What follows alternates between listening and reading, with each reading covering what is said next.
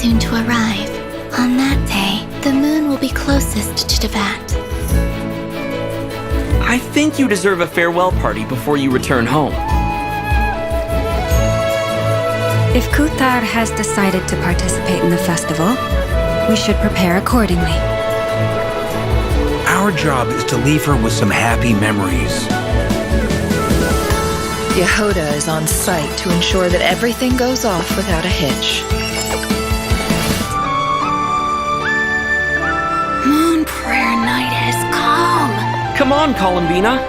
It's time to celebrate the best moon prayer night ever. Happy Moon Prayer Night. I have a message to deliver on Master Rhindaughter's behalf. My mother's dying wish was a book? It is where the seeds of this story lie. Child of M, prove yourself to me. So, this is the gate to the ancient kingdom of Conria. The limits and laws of this world are changing due to some unknown factor. Abyssal activity has been encroaching closer and closer to Mondstadt. It is the Animal Archon's duty to intervene in times of need. As such, I, Barbados, will bring forth a wind strong enough to disperse whatever storm lies ahead. I look forward to what questions you'll bring me upon our next meeting. We must hunt enemies to purify the forest. I bet this is where we find the turtles! If I fail in the task I've been given, will I create yet another tragedy? We have used every last resource at our disposal. All that remains is to wait, patiently and quietly. I can already feel the moon calling to me. I saw one of those phantoms at Star Sand Shoal. It was some sort of flying ship. When a new moon goddess is born, we will surely know her name. Thank you, Lady Harbingers, for providing such valuable information. You mean to defy one of the fundamental rules of this world? I'm afraid her intended method of returning to the moon is unlikely to work anymore. Columbina! Are you here? You might say that we stand at the crossroads of fate.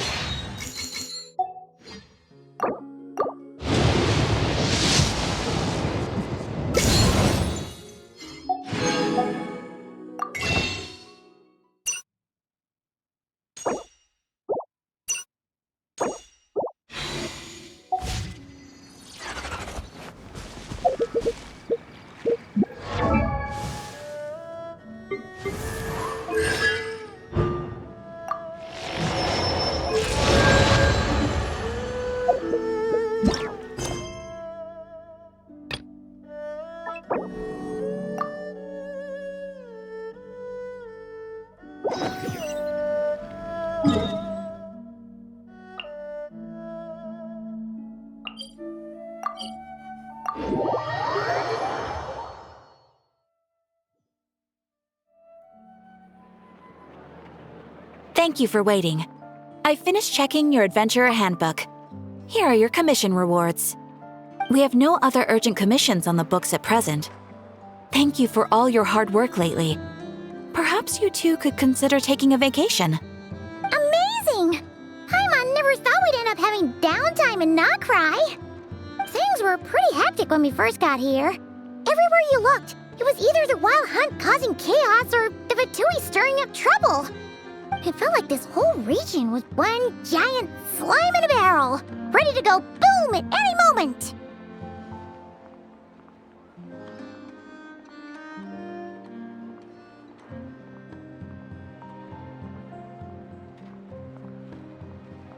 Sure have. Things were looking pretty dicey, but in the end, we managed to turn it around. Whoa! Paimon just got deja vu! Oh, that's right. It's because we've done this like a million times now. Ah, yes. Are you two aware that the Moon Prayer Night is soon to take place? Oh, yeah! Lama told us that was coming up soon. Wait, why do you mention it, though? Do people in Nasha Town celebrate it, too?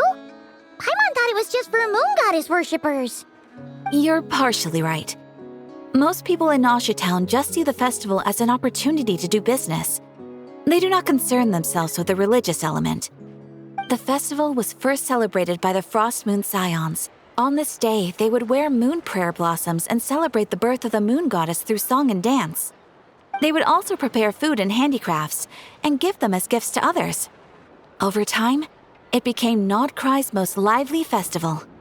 Oh, sounds like fun!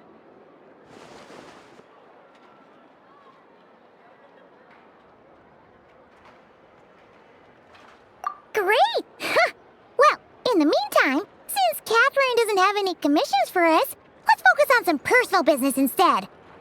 When we first got here, you mentioned that this was where your spaceship landed? We didn't get to follow up on it at the time, because we got wrapped up in that whole rare situation, but now we can finally start investigating it properly. Well, there's a saying Paimon's heard around these parts, which goes, if you lift up a rock, you'll find something you weren't looking for. By that logic, you'll never find what you're looking for while you're searching, but the moment you stop looking, it'll jump right out at you. Could be worth a try though, right? Anyway, Paimon suggests we focus on other stuff we want to do for now, and just keep an ear out for spaceship-related intel as we go.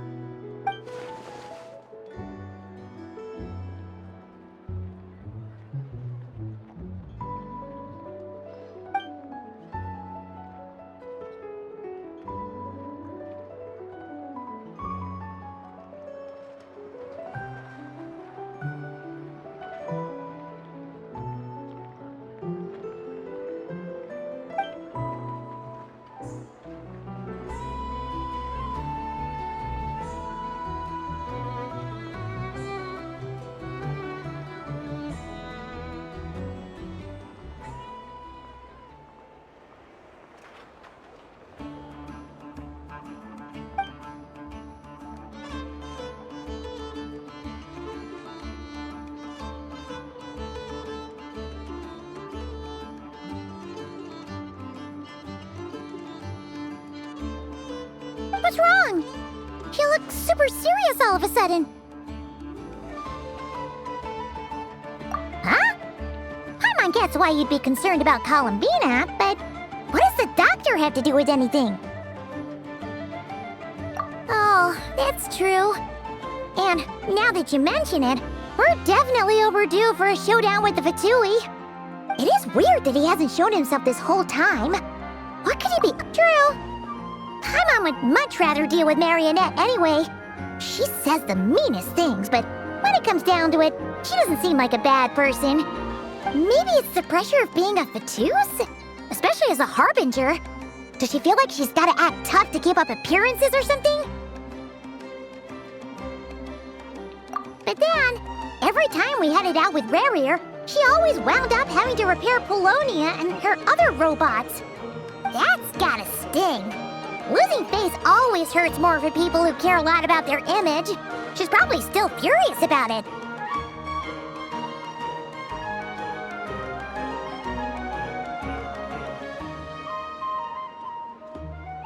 What? Relax! She's not even here! Huh? What's the matter? Oh, nothing. Sorry, we'll be on our way now. Where are we again? Oh yeah, Columbina? Right, yeah, let's go see Columbina.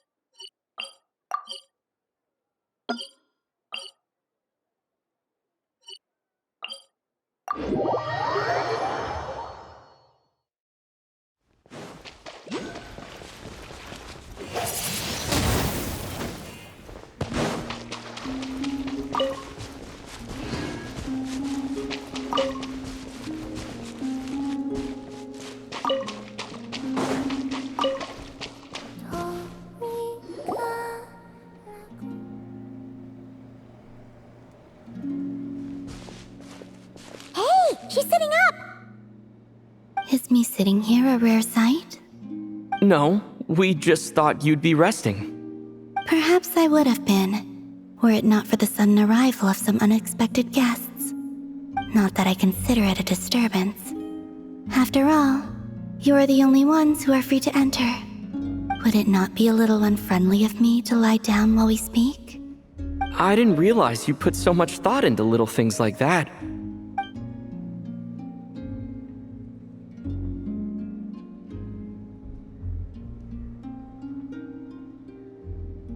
Only sometimes.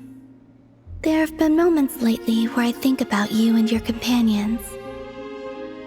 They are warm, mysterious, and cozy memories. Very few of my past memories are anything like that. They say that travelers return home bearing bags full of souvenirs. But my luggage was empty, and I believed it would stay that way. Return home? So, you're still planning on returning to the moon? Yes.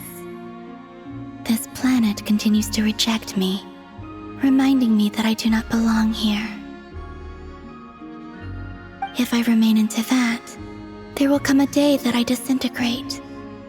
And I don't mean reduced to dust, or turned into food for the flowers. I mean, I will cease to exist entirely. Alright then. Well, we're sure gonna miss you. But it sounds like we'll have to say goodbye. How do you intend to return? The moon prayer night is soon to arrive. On that day, the moon will be closest to Tivat. The Kuvaki in this land will reach its peak at that time. I merely need to grasp the tide, and with relatively little effort. Oh, Paimon gets it! It'll work like a slingshot! You make it sound like she's gonna get blasted up to the moon. If I did that, I suspect I would crash into the false sky. I will be using a much gentler approach, but I do like the analogy. It's fun. You see? She gets Paimon's sense of humor. In the blink of an eye, the time has come to part ways. It does feel that way, doesn't it? Time seems to fly fastest when you are enjoying it. I have always thought of myself as a wanderer on this earth, and it has never expressed any desire to keep me here. Yet, just as I plan to depart, it tugs at my arm. Is this a gesture of affection? Or is the world mocking me? Oh. Were you hoping I can answer that? Yes. You are a traveler, so you must have a lot of experience in this area. Then, what I would say is, enjoy the moment. That's right! Don't overthink it! Happiness is happiness and joy is joy! The point is to enjoy it, not analyze it! I see. Then what I would say is, even though I am very tired right now, I am still happy. I can't tell from the tone of your voice. Oh, really? You don't think I sound happy? I'm just kidding. I could tell you were in a good mood today from the moment we saw you. Ah, a joke. Albeit not a funny one. Anyway, I assume you're here about you-know-what. Give me your hand. Actually, it's not that. There's something else we wanted to discuss with you. Oh. Then, do you still want to give me your hand? Or not? Sure.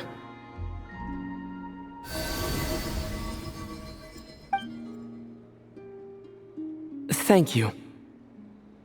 So, I've heard that in the Moon Prayer Nights of the past, people here would hold celebrations in the Moon Goddess's honor. Since you helped so much in our fight against the Rehir of Solnari, I think you deserve a farewell party before you return home. I haven't asked everyone else for their opinions on this yet, but I'd like to invite you to join the upcoming Moon Prayer Night. I've never joined a Moon Prayer Night before. I'm not sure what I would even do. Oh, don't worry about that! We take care of everything! All you need to do is show up.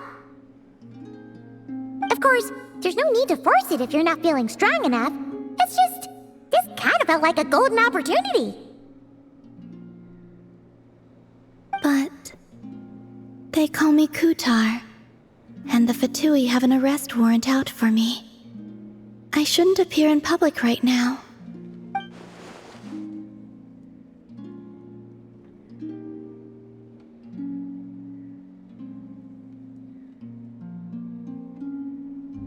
I'll make it work. You have my word. Yeah, we got your back. Well, he does. Paimon's actually not too sure what he's planning.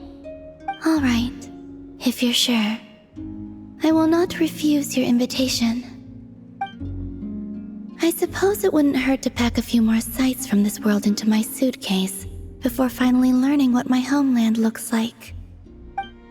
Oh, if you see Lauma, please tell her that my answer to the question she asked me is neither yes nor no.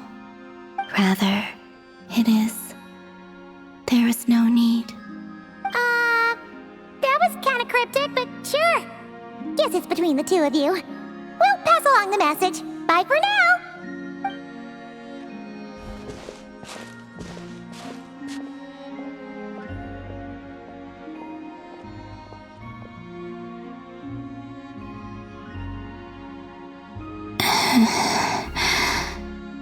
And also, I do not know.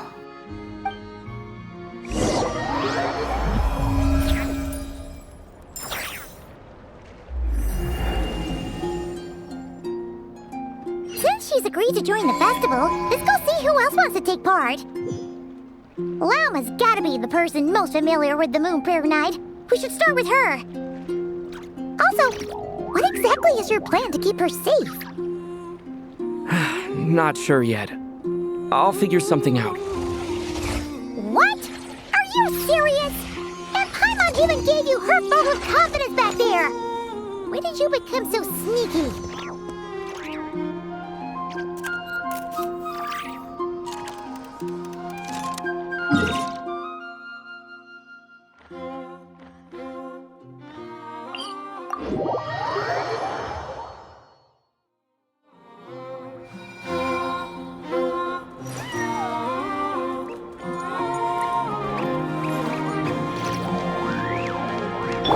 Hey,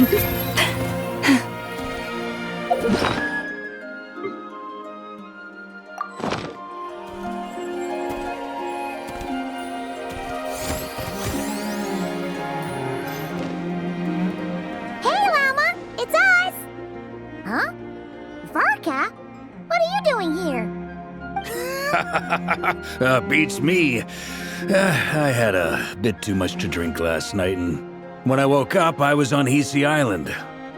Mr. Varka is helping to oversee Nasha Town's preparations for Moon Prayer Night. He is here to go over some details regarding the decorations and custom cloth designs. Right, yeah, that too. What do you mean, that too? Yes. Celebrating this festival is a long-held tradition here in Nodcry. On this day, the crescent moon at the top branches of the verdant crest turns into a full moon, and the moon prayer blossoms bloom with a special radiance. Our people take these to be blessed omens. It's an especially welcome event coming off the back of all that nasty business with Rare. Everyone got put through the ringer recently, and now they're looking to turn their fortunes around. The big shots in town all agree that a big, lively celebration is just what we need to rebuild people's faith in this place. No wonder Catherine said that people weren't so bothered about the religious element. That's right. It's become more of a local custom by this point. The celebrations have little to do with whether the religious stories behind this event are true or not. Even the Frost Moon Scions are eagerly awaiting the coming of Moon Prayer Night, despite now knowing that their past beliefs were founded on a falsehood. That's fair. It's a bit like the Lantern Ride in Liyue. It's a chance for people to enjoy themselves, not debate the existence of the Adepti.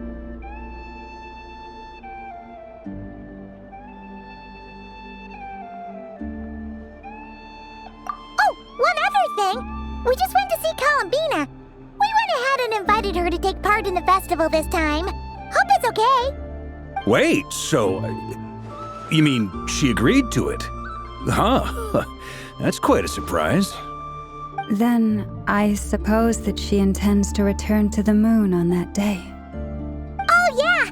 It's kind of a complicated process, but basically, it's like a slingshot.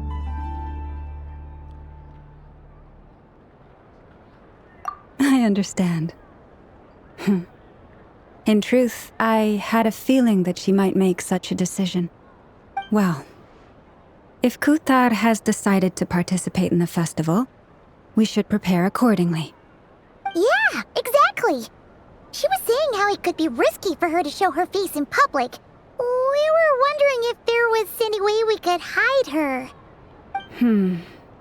Unfortunately, the people who carved the statues did an excellent job of capturing her likeness.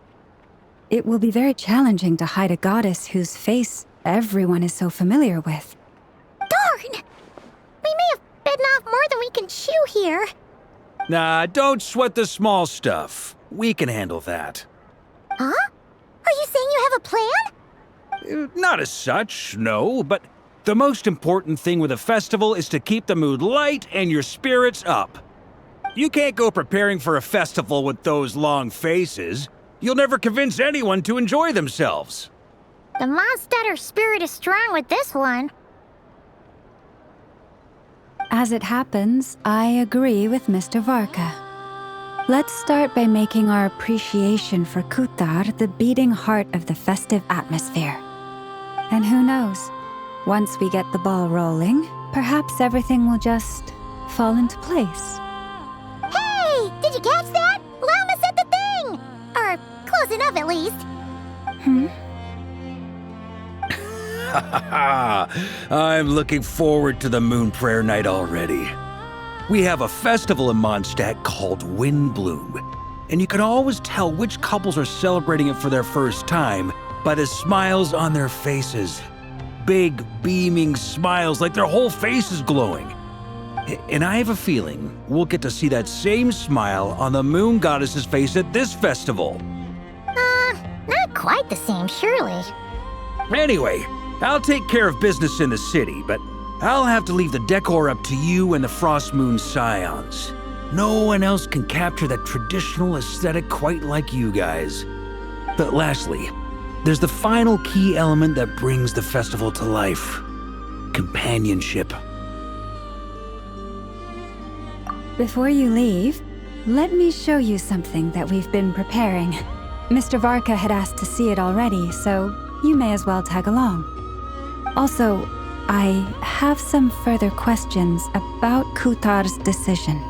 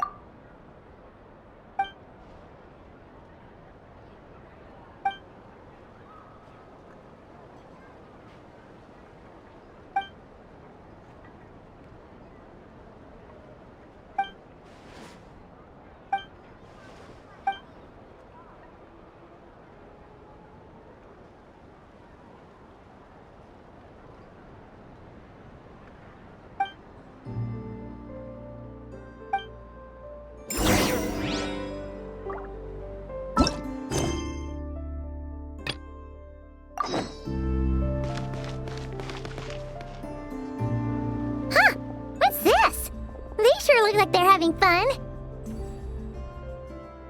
I believe so. Kuhenki seem very skilled at playing drums like these, although I'm not sure where they learned it from. Maybe it's an innate talent? In their eyes, they're probably just playing with toys.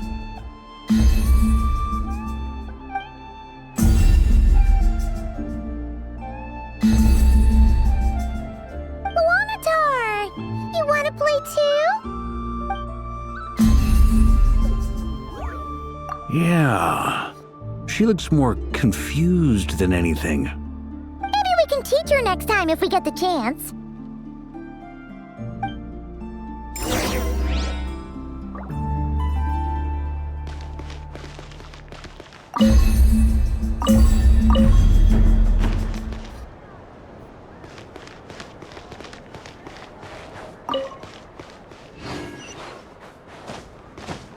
What are these floaty things? Moon veils. We hang them from buildings in the city during the festival.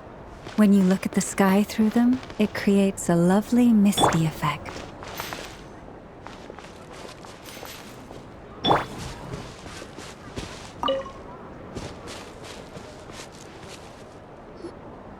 Everyone seems hard at work. They are preparing items for Moon Prayer Night. For instance, the sculpture being made over here, Mr. Varka and I were just finalizing the details of where it will be placed. Ah, there she is. I didn't know the finished article would be so large.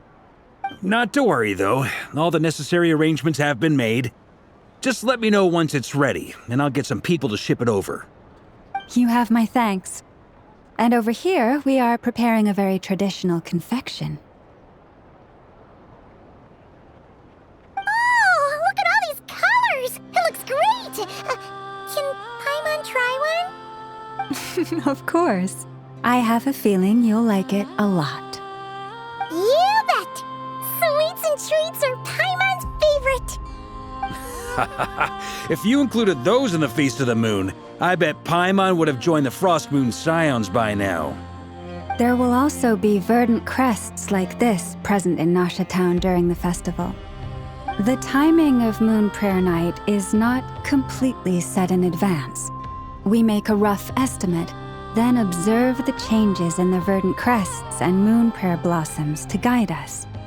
As such, the wait itself is a fun feature of this particular festival.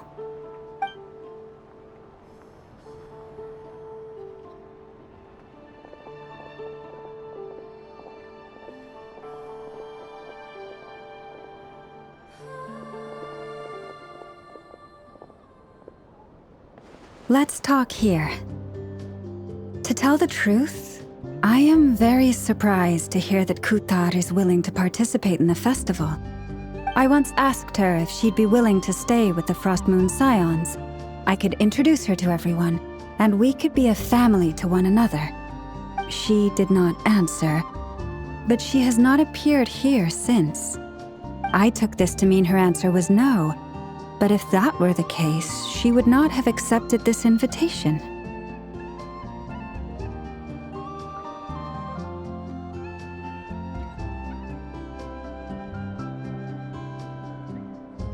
Ah. I see.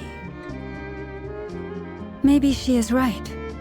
Maybe the Frost Moon Scions of today no longer need a moon goddess.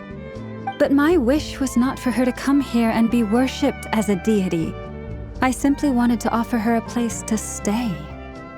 I'm sure she believes that showing herself here might invite Fatui intervention, and as such she does not wish to cause us trouble. But what really pains me about all this is that this is her birthplace. She ought to belong here, yet no one has been able to grant her shelter. I think I'm qualified to weigh in here. When someone's about to depart on a long trip, what they need is blessings, not burdens. We should wish her the best, not make the journey harder than it already is. Anyway, she's agreed to attend, hasn't she? All we need to do is simply respect her decision. I see your point. Yes, she will soon depart after all. Our job is to leave her with some happy memories. Besides, who's to say her journey to the moon is a one-way trip? It's not like she can't come back and visit if she wants, right? Paimon agrees wholeheartedly. Festivals are all about having fun, so let's keep it simple. All right, I'm gonna head back to Nausea Town soon. Want to come with? I'm guessing you have some other folks to visit there. Sure thing, let's go! Bye for now, Wilma! Thank you all. Goodbye.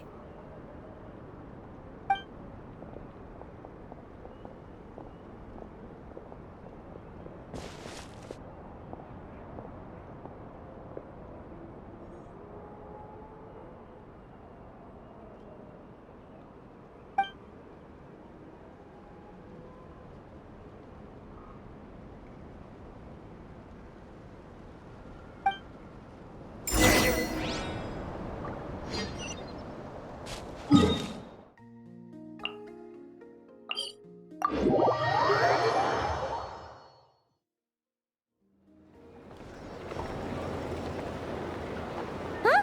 Hey, over there! It's Durin and Albedo with Flints! What could they be chatting about?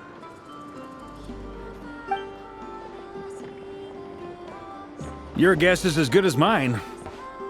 Ah, Grand Master, and the Traveler and Paimon. Hello there. It's been a while. Perfect. We have some new volunteers for our investigation.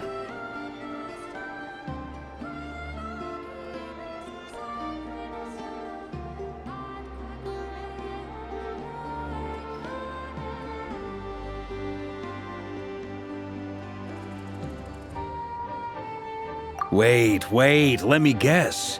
The righteous Lightkeepers are finally ready to hunt down the Abyssal Dragon? Haha. Yes, that too. Yeah, right! Oh, wait! Why does everyone keep saying that too? Well, to be precise, the facts match, but not the causality. Wait, so I guessed right? Half right! Don't act so impressed with yourself. Maybe I can explain. We ran into Mr. Flint's north of Nausea Town. At that time, we just noticed a few abyssal creatures out in the wild, but the strange thing was, I didn't detect any traces of abyssal energy on them at all. On closer inspection, we realized that they were not real monsters, but something akin to reflections in the water, or perhaps a mirage. Huh? What do you mean? Like, you could see them but not touch them? Exactly. It was very peculiar. They roared and tried to attack us, but we could not make any physical contact with them. I think I've heard of things like that happening in Nodcry before, but I don't know much about it. Yes, it's a known phenomenon. Mirage-like illusions tend to appear in Nodcry in the run-up to Moonprayer Night. From a distance, they appear quite real. I myself thought that Misters Durin and Albedo were locked in battle with abyssal monsters when I first arrived. But after sharing intel and investigating a little further, we can confirm that these illusions are harmless. There is no great cause for concern.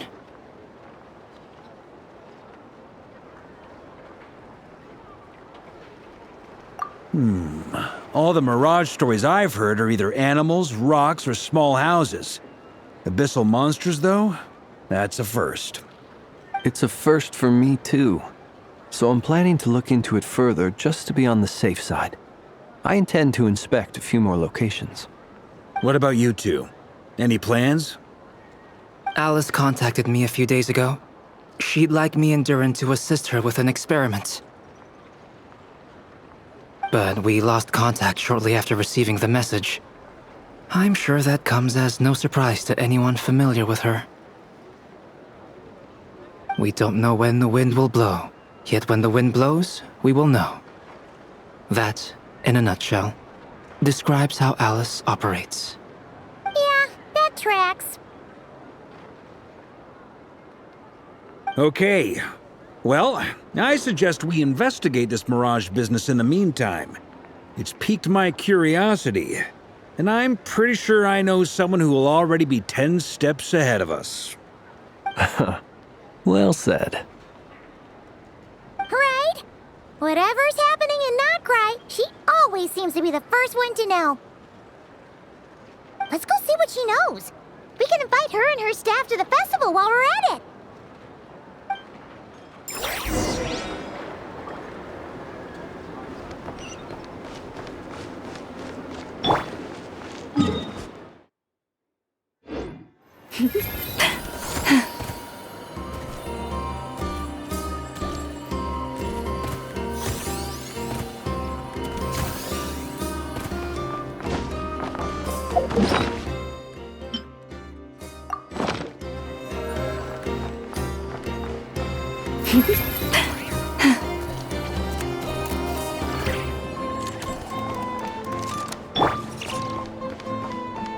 Can't hide the truth.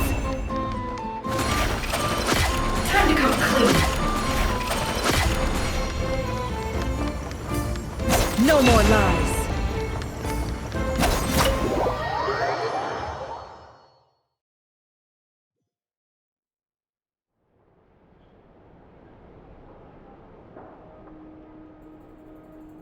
You're right, I have noticed. There's certainly something a little fishy about this situation. Only a little, though. Records indicate that this phenomenon can occur in the days before and following Moon Prayer Night. That said, it has always been a rare sight in the past. The odds of encountering these phantoms are similar to looking up in the night sky, happening to see a shooting star, and managing to make a wish before it disappears. But this time, either everyone's getting lucky, or they're appearing far more frequently than usual. Yehoda's out gathering intel as we speak. In the meantime, let me check off some points of interest. First, the Abyss. The ones we saw seem to be abyssal monsters. Indeed. But we have identified one location where many more of them have made an appearance. And not just monsters, but human phantoms, too. Given the scale and nature of the phantoms, it's almost as if someone's last memories are coming to life. Or perhaps the memories of multiple people. Oh. So you mean the phantom monsters are hunting down the phantom humans? Exactly. The phantoms can interact with each other, but we have no means of intervening.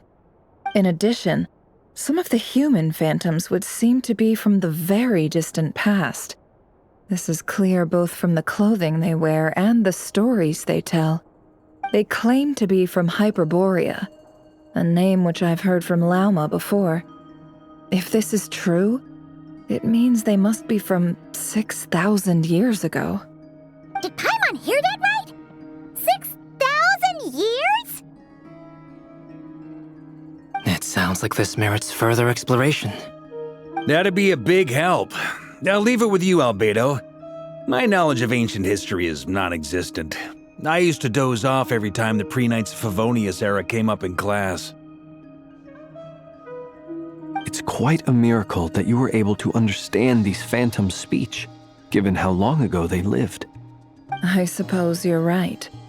But I'll leave the archaeologists to ruminate over that conundrum. As an intelligence broker, my sole interest is in the value of the information I gather. Which, in this case, hopefully means earning myself some good favor with our dear Lady Moonchanter. So calculating. Whew, this intel broker logic always catches Paimon by surprise. Sounds to me like we could split the work up. I think the abyssal phenomenon is best left to Albedo, Flint's, and me. Agreed. It coincides with my duty as a lightkeeper. For my part, I'd like to understand the Abyss better. Even a little knowledge would go a long way. This is certainly a rare opportunity to study the Abyss. But even rarer, perhaps, is the chance to make contact with the Ancients. The Curatorium will take the lead on investigating the Hyperboreans. We put in the work to learn what we know so far. It seems only fair that we get some quantity of exclusive intel. That just leaves our trusty team of 2 unassigned.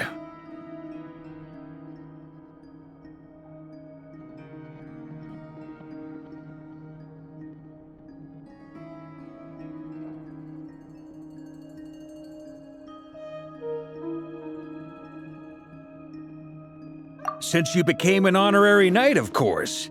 This was part of my grand plan all along. Ha ha ha! Oh yeah! By the way, we managed to convince Columbina to come to the Moon Prayer Night celebrations. Would you and Yehoda like to join too? She agreed to that? Huh. Quite an achievement. Never underestimate the traveler, I guess. I'd be happy to join. No point shutting myself inside when the streets are all decked out. I doubt any clients will be visiting during the festival in any case. And Yehoda loves a party, so I'm sure she'll jump at the opportunity.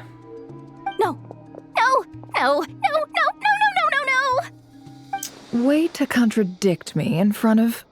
Wait, no, that's not what I have bad news, boss! So many people. Alright, everyone inside! Quick!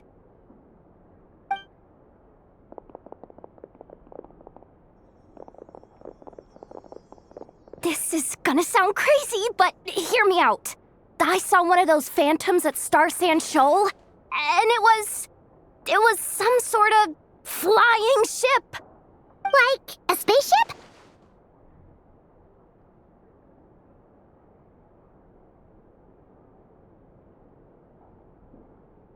That's gotta be the one you came to Tibet in! You said you saw the same thing through the moon marrow, right? Huh? You already know about it?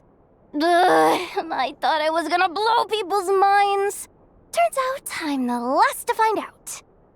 Wait, back up. You came here in a spaceship?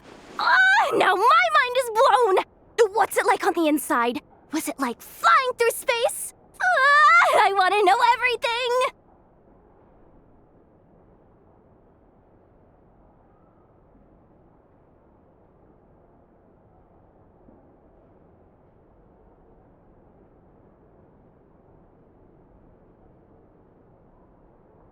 Yep, exactly. Huge discovery. You're the best.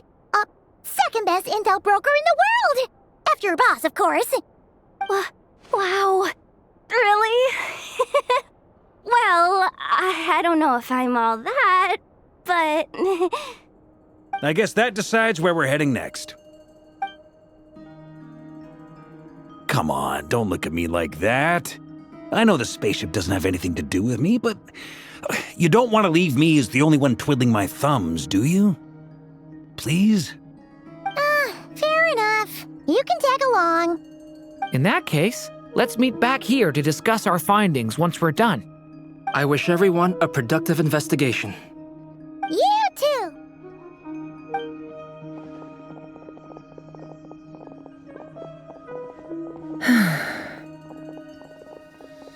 What's up, boss? Aren't we gonna head out? Tell me, Yehoda, when did the Curatorium start giving out intel for free? Oh, sorry, boss.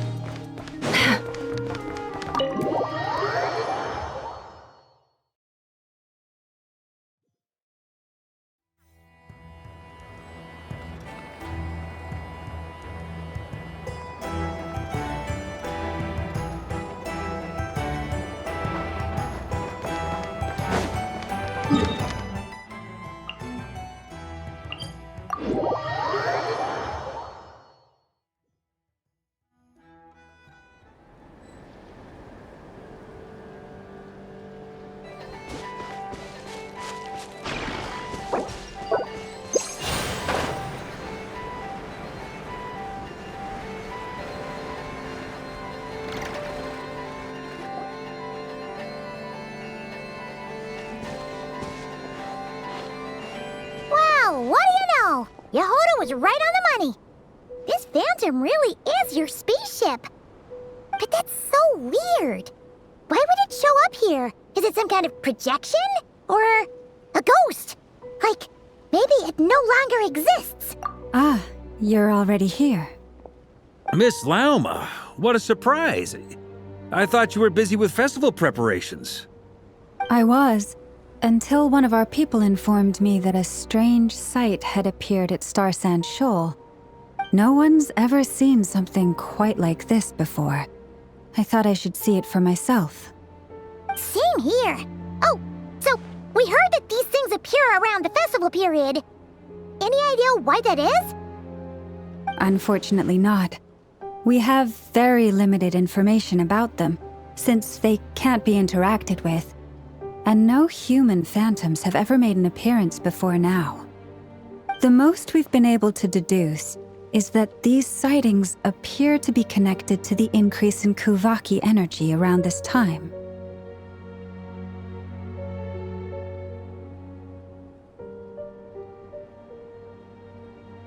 Yeah, seems like that's all we can do. This is all so confusing. Allow me to lend you a hand.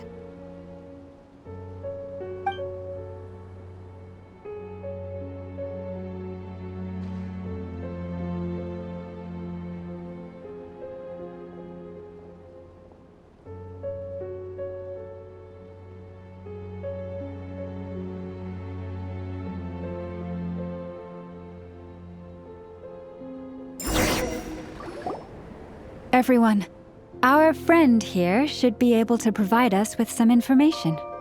Is that a phantom Rhyme-horn deer? I've heard about how the Frost Moon Scions live in harmony with the animals and can even communicate with them. That's coming in handy now, for sure.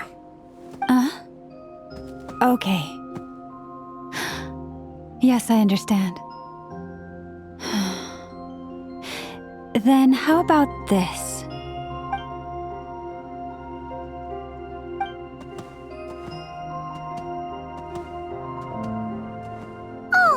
It's leaving.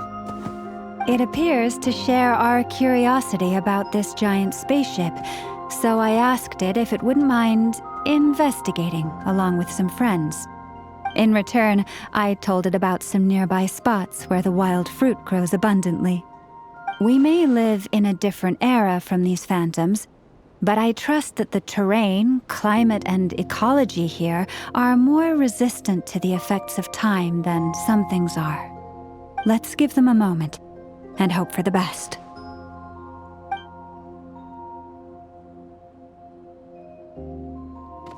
All back together. Must have been a lot of fruit. Indeed.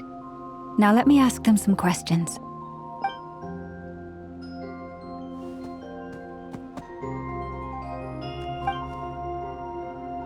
It did find a lot of wild fruit, enough for them to feast for a long while.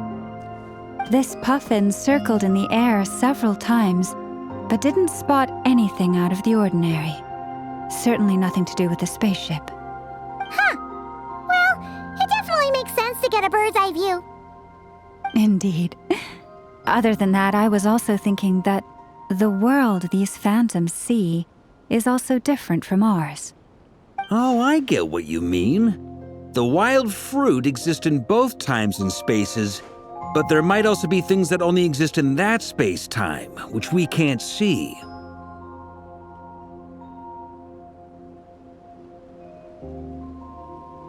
Good point. Great thinking, Lauma. Blunthorn rhinos can use Kuvaki to shift great rocks, but this one says it couldn't get that ship to budge by even an inch. The sniffer mole tried too, but despite being a skilled digger, it could not get through. They say that the spaceship looks robust and undamaged. It seems completely impervious to any and all attacks. Whatever lies within is well defended from harm. So, just like us humans, there was nothing they could do about this spaceship either. Yes. Still, they deserve our thanks. We are grateful for all your efforts, dear friends. Now go. and enjoy your feast. I've noticed some other human phantoms gathered nearby. Come on, let's go talk to them.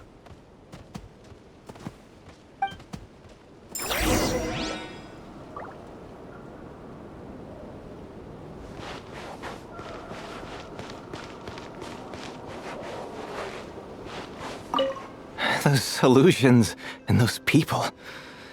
It's all a little creepy, don't you think? Nah, all part of the festive atmosphere.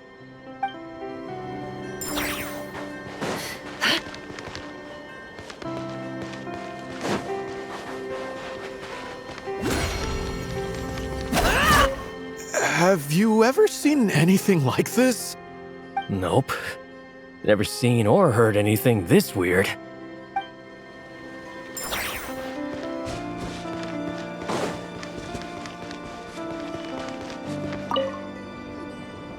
What is this thing? I've never seen it move, and there's no way to get inside. Goodness knows. My grandpa says it's been sitting here at least since his grandpa was still alive. What about his grandpa? Did he say anything to your grandpa's grandpa about it? Huh? I don't know. In all likelihood, it was here back then too. Hard to imagine something this huge could move. Guess that means that as far as they're concerned, this ship's been around a long time.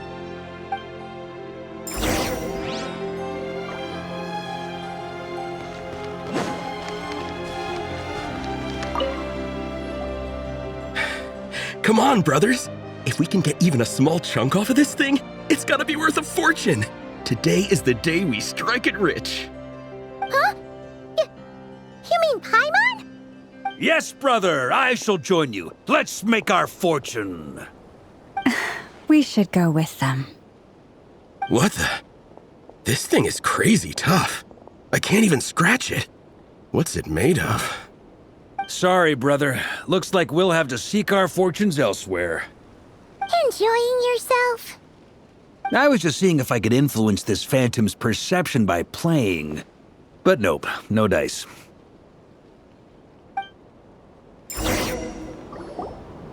I'm sure we're all starting to build up an idea of what's going on here now that we've spoken to some of the people. These phantoms are reenacting real historical events in Nodcry. It's almost like we're in some kind of interactive stage play. We can talk to the actors, but the plot is fixed and we can't influence it. It makes sense. History is set in stone. The objective facts of the past cannot be changed. Paimon totally thought you were just goofing around earlier. But actually, you were doing some serious investigating. Of course I was. Anyway, at this point, I think we're forced to conclude that although the Phantom spaceship is right there in front of us, we aren't going to learn much about it from these people.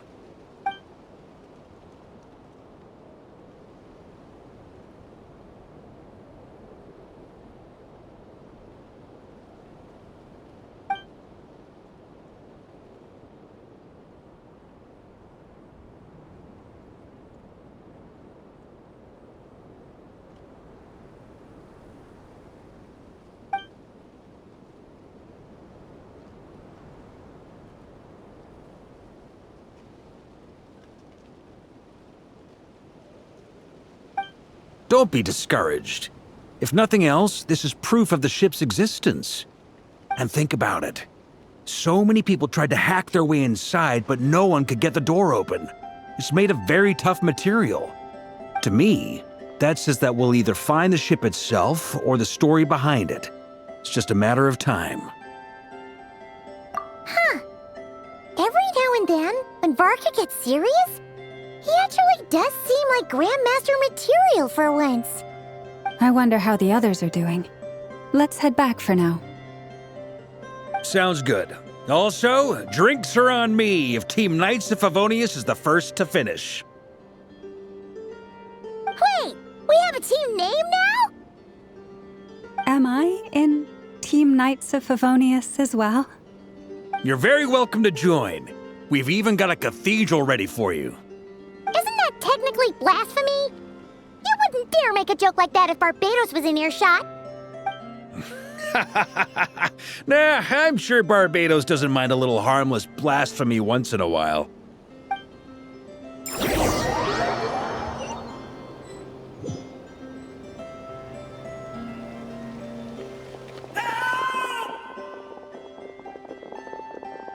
Oh, no!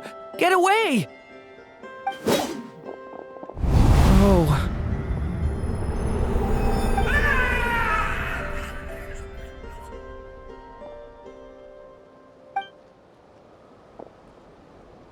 I know it's hard to stomach, Mr. Duran. But as I'm sure you've noticed, there is nothing we can do to intervene in that which unfolds before us. But we have to at least try. And try you have. But are you aware of how many unsuccessful attempts you've made now? I wasn't keeping count. I'm afraid this is the 39th failure so far. Or the 5th if we're only counting this particular victim. There are no indications that these phantoms may be altered in any way. You seem to have calmed down a little. I'll make us a fire. You should rest and have some water. Feeling any better now, Mr. Duran? May I ask a few questions? Be my guest. What exactly are we witnessing here? What happened to those people? My guess would be that we are seeing Nodcry during the Conrian Cataclysm. Would that be accurate? Conria. That is correct. As you know, once the Abyss senses even the tiniest crack, it floods in and spreads like wildfire. There was a time in the distant past when it permeated all of Nodcry, causing immeasurable harm. The people paid a terrible price to heal this land. Then, 500 years ago, the whole of Teyvat suffered an abyssal disaster. Once more, Nodcry was dealt a devastating blow. I see. In the face of the abyssal onslaught, all were like grains of sand tossed around by a tidal wave. Be they human, fae, or god. The moment you witnessed is but one drop in a whole ocean of catastrophe. All right. I guess that answers my second question, too. I wanted to know why there's nothing I could do. That would be my guess as well. As I understand it, history and fate are not all that dissimilar. The latter may be unseen to us, but both are immutable. Yes. Fate was determined long, long ago. I still have a couple of other questions for you, Mr. Flint. You mentioned more than one abyssal disaster that has struck this land in the past. How can you be sure that what we're seeing is from the Conrian incident? And also, how are you able to stay so calm when you're talking about these events? From everything I know about you, you're not cold or ruthless, and you're not indifferent to the suffering of others. Alas, I am forced to show my age. I must be 600 or 700 years old by human measure. Wait, so you... One is not easily moved by history when one has witnessed the truth firsthand. I'm sorry. You needn't apologize. Your passion is a good thing to have.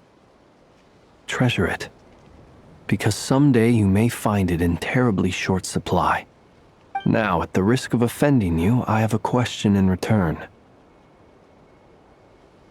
Your curiosity toward the Abyss, is it born from hatred or because you sense its call? I only ask because I kept a fragment of Rerir's body in my lantern for a short time. Specifically, his heart. So I know what a burden it can be to carry the Abyss with you. And I hear its power growling from somewhere within you. In my eyes, your mere existence is a miracle. My honest answer is... I don't know. I don't think I have the confidence to say for certain. What I will say is the Abyss is not the only issue that haunts me. Even before I became who I am today, The question dogged me constantly. Should I even exist at all? My doubts remain unresolved. But when we fought Rerir, something became a little clearer to me. Sometimes it is the darkness within us that allows us to achieve the impossible. I certainly got the sense from your 39 attempts that you were trying to achieve the impossible. It sounds like you've resolved to see the truth for yourself. Absolutely. In that sense, he and I are quite similar. Then I wish you every success. I look forward to the day of your transcension. Well, if everyone's caught their breath, I suppose we should head back. Oh, and one last thing. I'd appreciate if you kept our discussion about history a secret.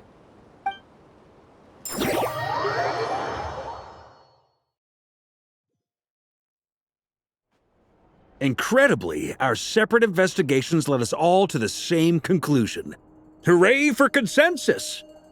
Yeah, but we barely learned anything, though.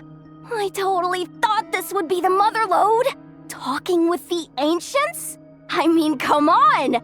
But nope. All we got was useless snippets of conversation. And all this stuff about moons and hyperopia. What a load of baloney. Seems like people back then had a few screws loose.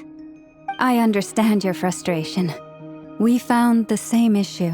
Each phantom only showed a very brief moment in time. There isn't much value to be found in these miscellaneous fragments of a civilization's history, no matter how glorious it may have been. If there's a silver lining, it's that these phantoms are harmless to the present reality. They shouldn't get in the way of the festivities. Paimon agrees. And not just because it's the first thing she understood in this whole conversation. You look disappointed, Nefer. Is something the matter? What do you think? We all worked our tails off, but the only one to gain anything from it was you, Lady Moonjanter.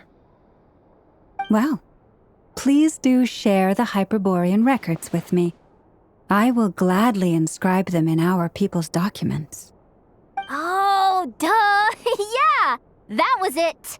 Hyperborea! Hyperborea. I'm serious. Only an expert in the Frostmoon Scions and their history can turn these records into valuable research material. The alternative is to let them gather dust on the Curatorium's storage shelves until the pages turn yellow. Nefer, you're wise enough to know that cooperating and sharing the profits is the best course of action here. Well, that goes without saying. Sure, let's do that. Huh? But didn't you say we aren't supposed to give out intel for free? Sorry. Shutting up. Now is not a good time to push Nefer's buttons. Anyway, back to Moon Prayer Night. I'm thinking that we should prepare something a little special, aside from the usual decorations and so on. You mean a parting gift? Can't go wrong with food. Although, does food go bad on the moon? Perhaps a lantern would be a better choice. It might be dark up there. It could prove difficult to light a lantern on the moon. Magical stones might serve that purpose better. What about a clockwork mecha model for— None of these sound like things she would be even remotely interested in. But we don't interact with her enough to know what she likes. Yeah. It would really save us the guesswork if someone could find out what she's into. Wait, what the? Traveler? They're all looking at you.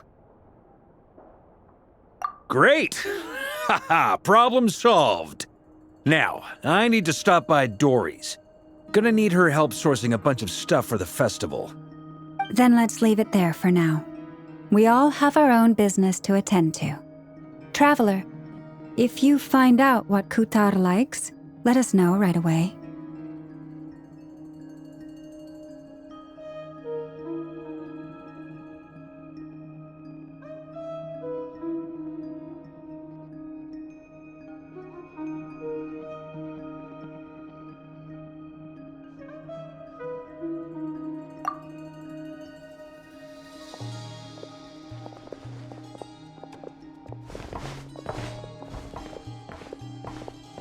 Is something the matter? I'm fine.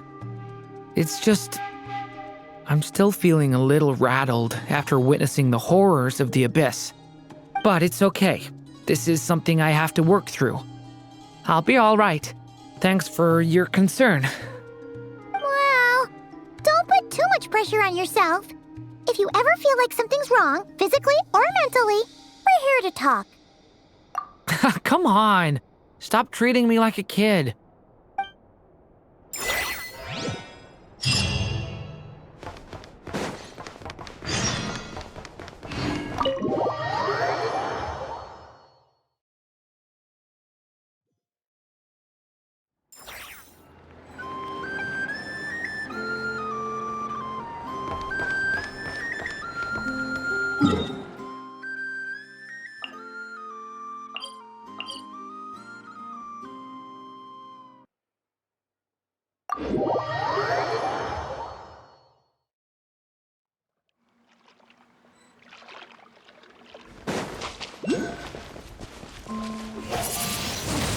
Windblade!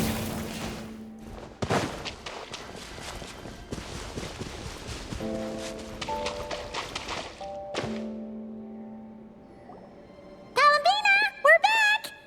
Huh? She's not here. Weren't there a few Kuhenki here last time too? Where did they all go? Walkies? For Kuhenki? You're not pets, you know.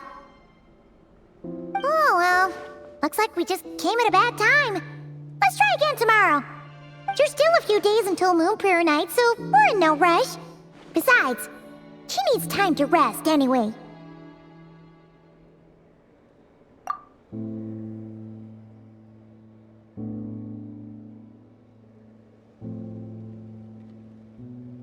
Columbina! Are you back yet?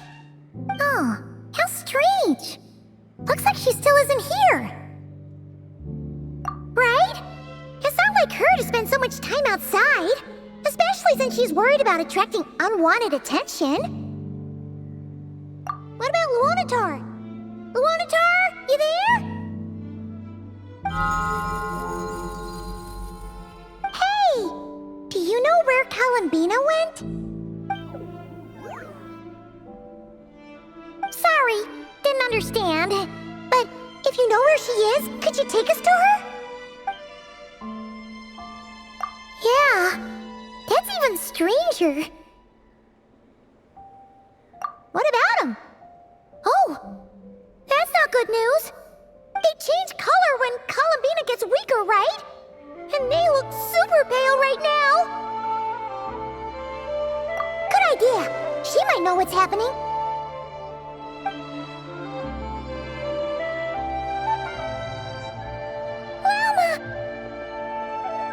Ah, it's you. How is Kutar? Is she okay?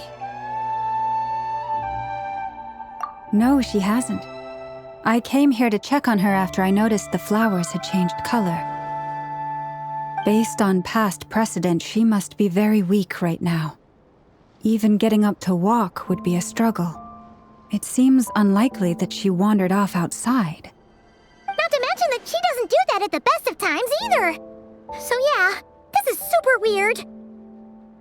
No. Very few people are in the know about Kutar's whereabouts. And if anyone suspicious had visited, they'd have left some sort of evidence. Come on, let's go to Nasha Town. If anyone has seen her, someone there will know about it. It's not Krai's information hub after all. Makes sense. Let's go!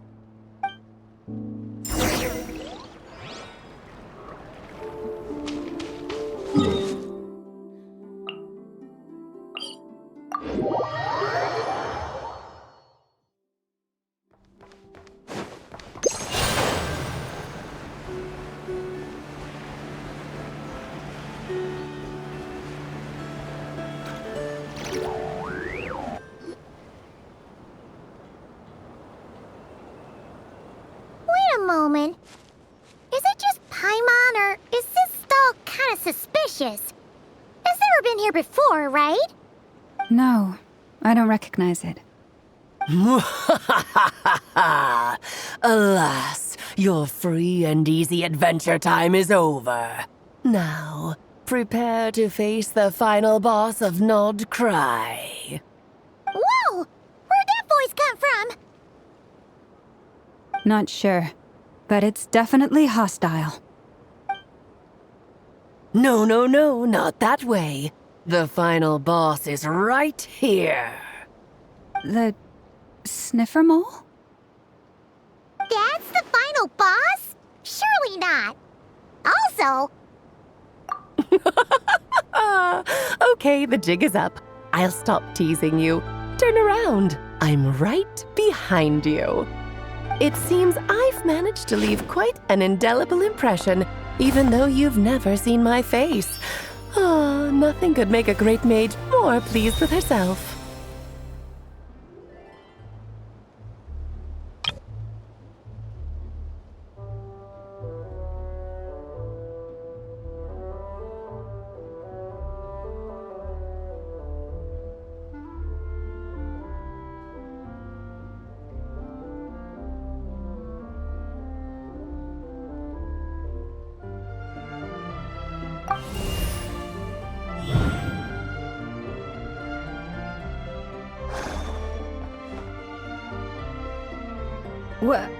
What is going on? I've heard that all the big shots in Teyvat have long, wordy titles that stun people speechless when they make their entrance. Unfortunately, none of them are affiliated with the Hexenzirkel, and we ourselves keep a very low profile. The notorious name-dropping doesn't quite work for us. Still, I, for one, think I'm really quite amazing. So that didn't stop me from coming up with a title anyway. Alice! It's really you this time? Not a lantern or a dodo but Alice in the flesh? Oh, that's right. So, what do you think? How does it feel to finally meet me? You look like... What is that supposed to mean, I'm the mother of Klee, Teyvat's #1 cutie. How old could I possibly be? So she's a friend of yours? Kind of. This is actually the first time we've seen her in person. I see. Madam Mage, that was, quite a powerful entrance. I certainly won't be forgetting it anytime soon. It's okay, Lauma, don't force it. Paimon will do the honors. This is Alice from the Hexenzirkel. She's a friend of ours. And of Arcus, too. That's right. She's a good person, just kinda... unpredictable. Well, what is the human heart if not unpredictable? If we could not do as we please, how would we differ from machines? I am Lauma, Moon Chanter of the Frost Moon Scions. It is a pleasure to meet you. Oh, I know. Before you got here, I spent a good, 15 minutes getting up to speed on Nodcry's present situation. In other words, I've read the whole in the last episode part, so we can skip the pleasantries. Fair enough. Well, Miss Alice, I can already tell that you have quite a unique personality. He'll get used to it. Paimon sure is. So anyway, what are you doing in Nodcry, Alice? Oh, I thought I told you already. This time, I'm the final boss. And what a formidable foe I shall be. Powerful, confident, decisive, and good luck finding my weak spot. You will never succeed. Oh, drat! My one weakness, and you found it in an instant. Fate has been dealt a devastating blow. Thus falls the great Dodo King. Why are you playing along with this nonsense? For funsies, of course. What's wrong, Paimon? Are you disappointed in me? Am I a gigantic letdown? No, it's just... you seem like a busy lady. And this is the one time you've shown up in person. Paimon figured it would be for something more high stakes than just goofing around. You're quite right. I'm here in Not Cry because something big happened. Something big enough it caught the attention of the Hexen Circle. It concerns the 3 moons, Tevat's borders, and of course, the moon goddess you are currently searching for. Kind of. Why don't we discuss this over a pot of tea? My main reason for coming on this trip to Tevat was, of course, to have some fun. But I do technically have a job to do as well, namely, maintaining the stability of Tevat's borders. I'll skip over the complicated parts, but to sum it up, abyssal energies are all that lie beyond Tevat's border. We'd find ourselves in a real pickle if they ever made it through. And the phantoms you've been seeing are a sign that the border has been disturbed. Ah, no wonder they tend to show up around Moon Prayer Night. Is it because the real moon is now so close to us that its power can cross the border? In part, but only a negligible amount passes through. Just enough to influence the verdant crests and so on. And as you've noticed, there has been an unprecedented number of phantoms appearing this year. The influence of the moon beyond the border cannot explain this. No, there is another far greater factor at play. The trilunar syzygy. A trilunar syzygy? Eons ago, before the heavenly principles came to Tevat, it was the then 3 moon goddesses who controlled the laws of this world.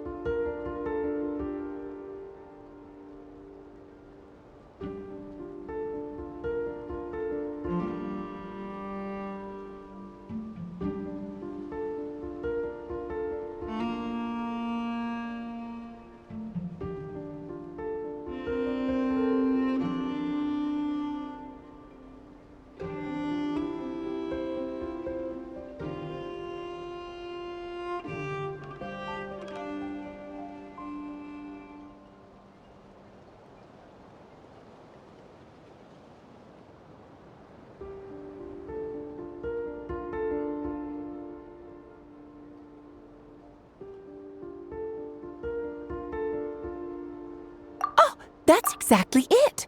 The 3 goddesses split these powers amongst themselves, promising never to consolidate them into one singular body. This was meant to keep the world stable. But, fast-forwarding to the present, the eternal moon's marrow is with you, while the iridescent moon's marrow, which should never have appeared in this world, has been retrieved. Add that to the presence of a moon goddess in the flesh and... the power of all 3 moons is gathered here in Not Cry. There hasn't been an event like this since the War of Funerary Flame. And it's having a noticeable effect on Tevat's borders.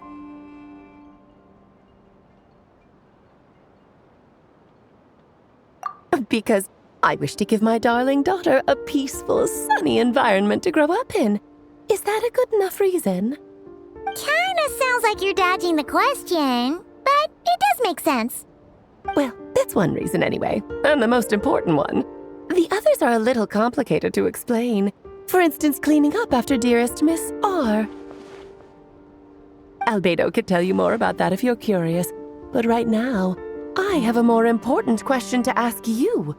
Why are you collecting the moon marrows?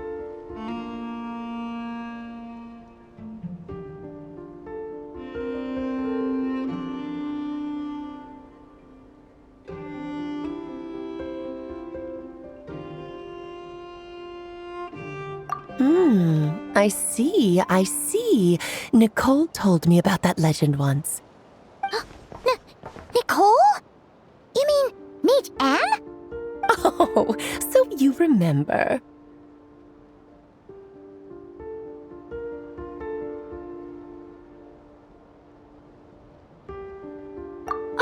Yes, of course. That was a story about fate, her area of expertise. But back to the story of our dear moon goddess. I'm afraid her intended method of returning to the moon is unlikely to work anymore. What does that mean? She may be missing, but she hasn't gone anywhere.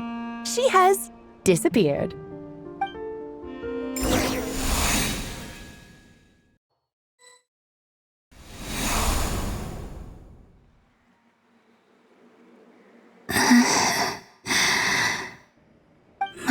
body is so heavy. Wait, no. It's my mind that's heavy. My arms and legs are as light as a feather. What's happening to me? I feel drowsy, like I've been asleep for too long. Is it daytime or nighttime? Is the moon out? I think I'll go for a walk.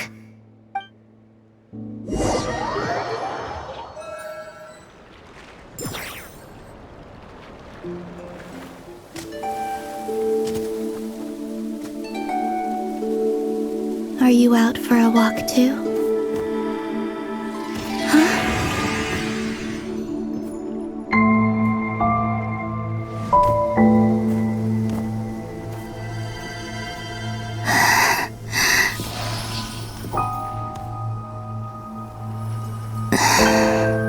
The day has come at last.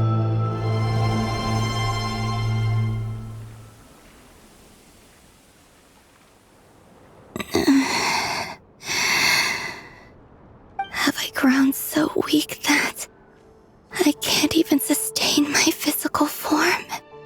But Moon Prayer Night is nearly here. I was so close to returning home. Death is near. Is this how it ends for me? Will I return to the moon after I disappear? Or... I don't want it to end like this. So far, at least, I still exist. Even if not physically, I can still feel. But as my power wanes, I'm sure that too will fade. I suppose I might take one final look at this world. The world where I was born.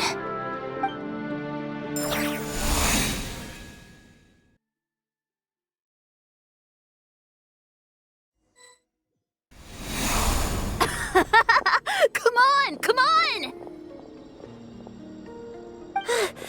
Wait for me! The Frost Moon Enclave. How much it has changed since I was born.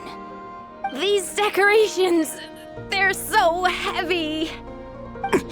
It's times like this when you kind of wish men could be priestesses and acolytes. How fascinating. I've never had the chance to be privy to people's private lives in this way. In the past, people would get so solemn and serious the moment I showed my face, like they were frozen stiff. Karina, Lametti, it's time to eat. Coming! I want to watch them a little longer.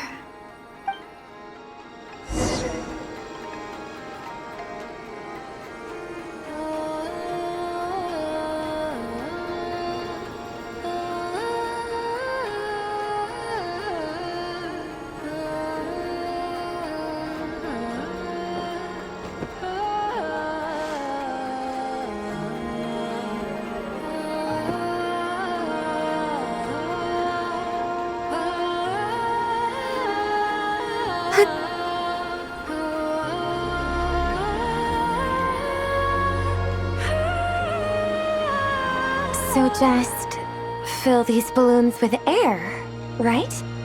Yep. Try a couple now to test things out. The rest can wait till Moon Prayer Night. Think fast. Rita! Teasing an acolyte of the Frost Moon Scions? Surely that's a punishable offense. Take this!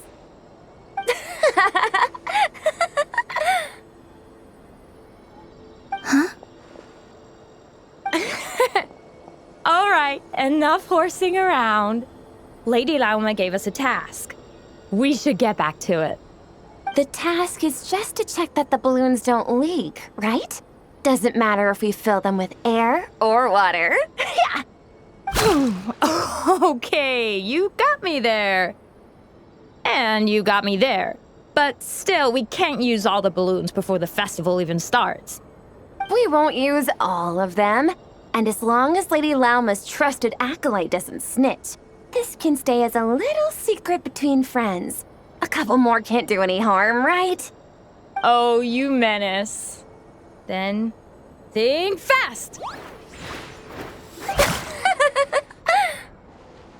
Is pumping a balloon full of water really so much fun?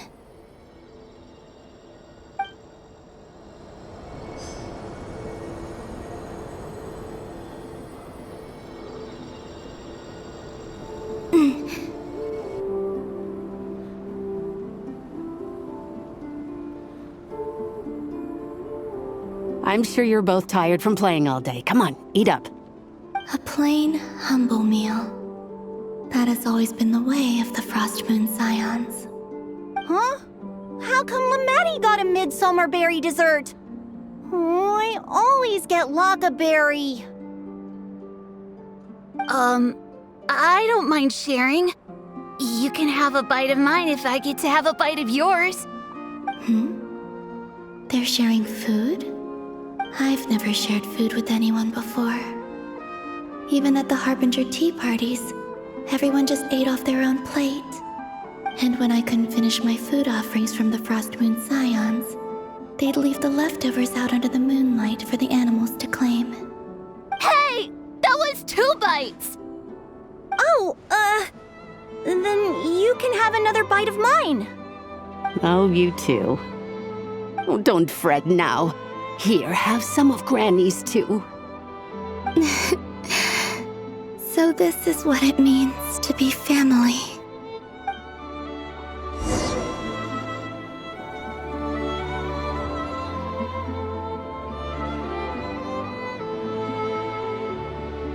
I'm seeing so much that I'd never usually get to see. They'd never act like this when I was around. It's nice, being able to just watch people in peace in these final moments. What a rare opportunity. I think I'll go take a look around Nasha Town, too. Maybe the Traveler will be there.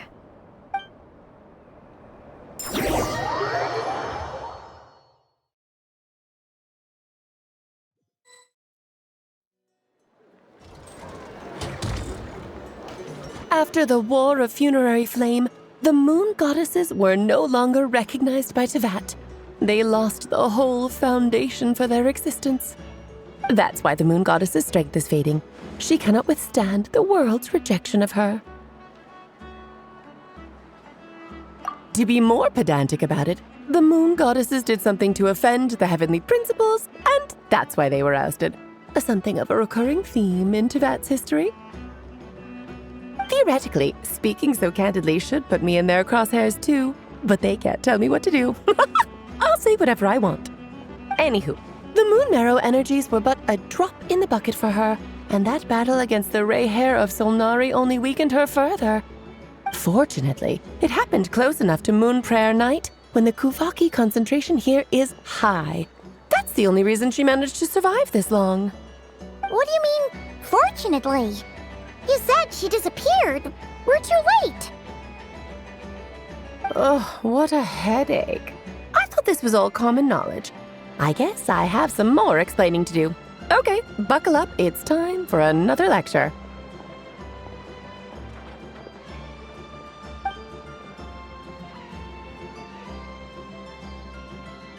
Now, I said earlier that the Moon Goddesses lost the foundation for their existence. The reason for that has to do with the natural order. Basically, the rationale for their existence in Tevat was lost. The same logic applies to the present Moon Goddess too. Consider her existence so far. Her comrades in the Fatui called her Damselette. And she was worshipped as Kutar by the Frost Moon Scions. But these connections have now been severed, whether by her hand or yours. So, the rationale that once sustained her existence is now gone. Wait, we did that to her? Oh, well, Strictly speaking, yes. But let's not start pointing fingers, shall we? I'll only end up as the big bad villain, and that's not the kind of final boss I want to be. Of course I do. I'm only the greatest mage in the whole entire world. Now, if you wish to find your moon goddess, there are two problems we need to solve. Firstly, we'll need to strengthen the connection between her and Tevat, at least enough to sustain her until Moon Prayer Night. Strengthen her connection. But does that mean I'll have to rally all the Frost Moon faithful behind this? I'm afraid a bygone faith and a former home won't be of any help to her now. Do you know her name? Her name? Oh, yes. Names are very important things. A name is a fundamental concept that anchors one's entire existence.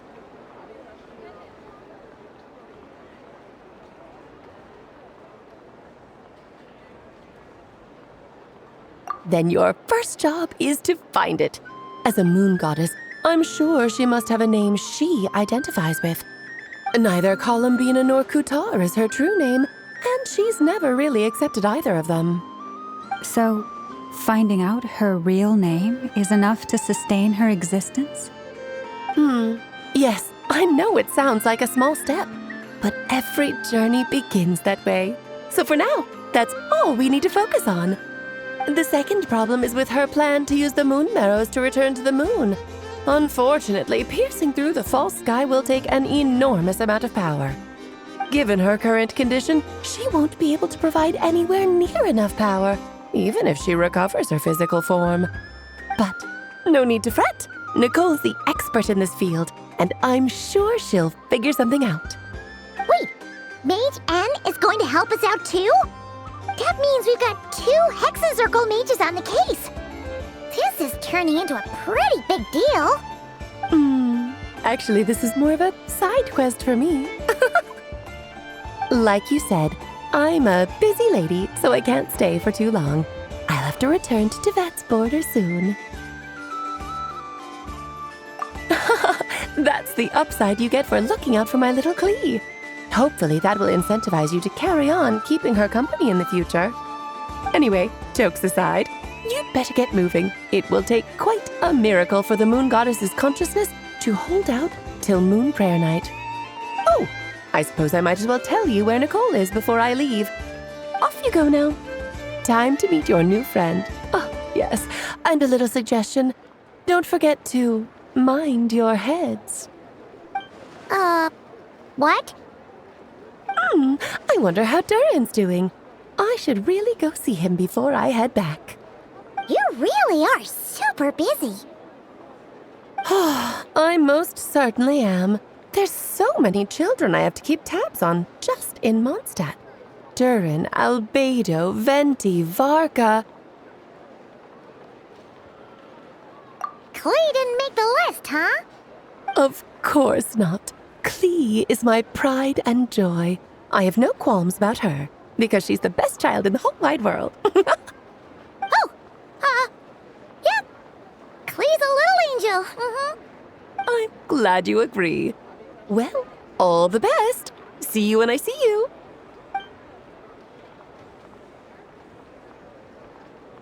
She left in a hurry. Yeah, she didn't pack up her stall. Should we handle it for her? I must say, I'm now very curious about her daughter. That's a long story. Come on, we'll fill you in as we go.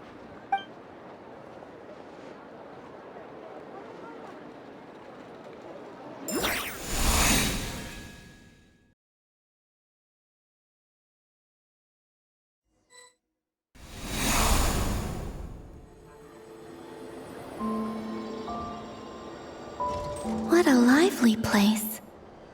I've never experienced Nasha Town like this before. Hey, you old geezer! Your hammer's rusted through! Who are you calling old geezer? Are they quarreling? I'm looking right at him! You've really gone downhill since giving your daughter free rein in the workshop. Can you even swing a hammer anymore? It shouldn't take you days just to fix a single chair. You might as well use that hammer to massage my back for all the good it's doing. Don't run your mouth, or you'll get a back massage that'll put you in bed for the rest of your life. Look, the materials haven't arrived yet, all right? You know how busy it gets in the days before Moon Prayer Night. I'll bet you send all the materials to your little princess. Blood's always thicker than water, huh? All right, you've made your point, Uncle Koski. As soon as the materials arrive, fixing your chair will be the #1 priority. And Dad, if you've got time to chat, why don't you lend me a hand, See? Lolka knows what the score is. I guess they're friends. But the way they spoke to each other was so ugly. Then again, it wouldn't be the first time I've seen something like this. Columbina! Sing outside my door in the middle of the night one more time, and I'll unscrew your vocal cords. You hear me? Oh, Sandrone. So that was her way of trying to be friends with me. What a pity. I won't get the chance to say any ugly things in reply.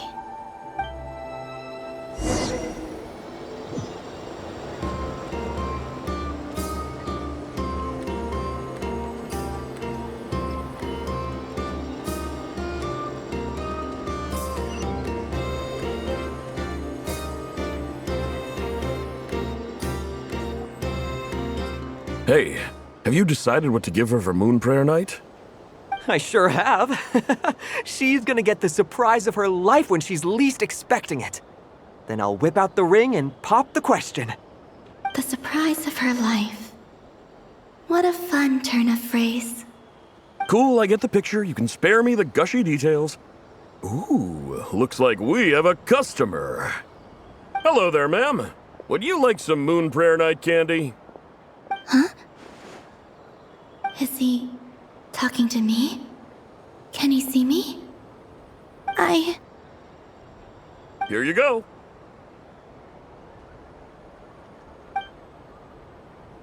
Oh.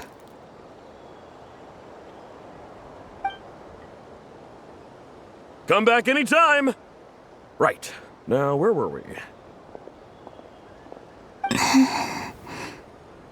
I don't know why, but I still held out hope.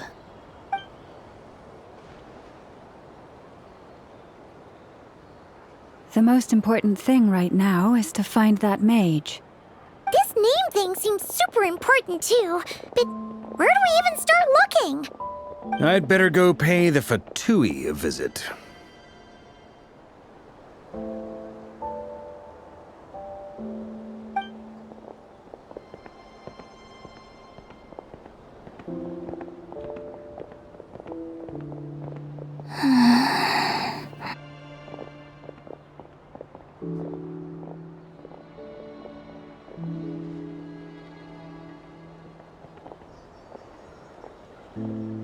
Columbina?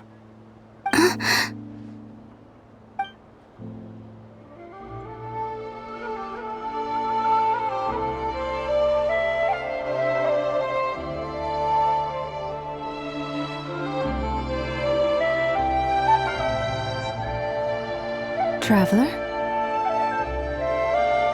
Let's go! This is no time to be spacing out!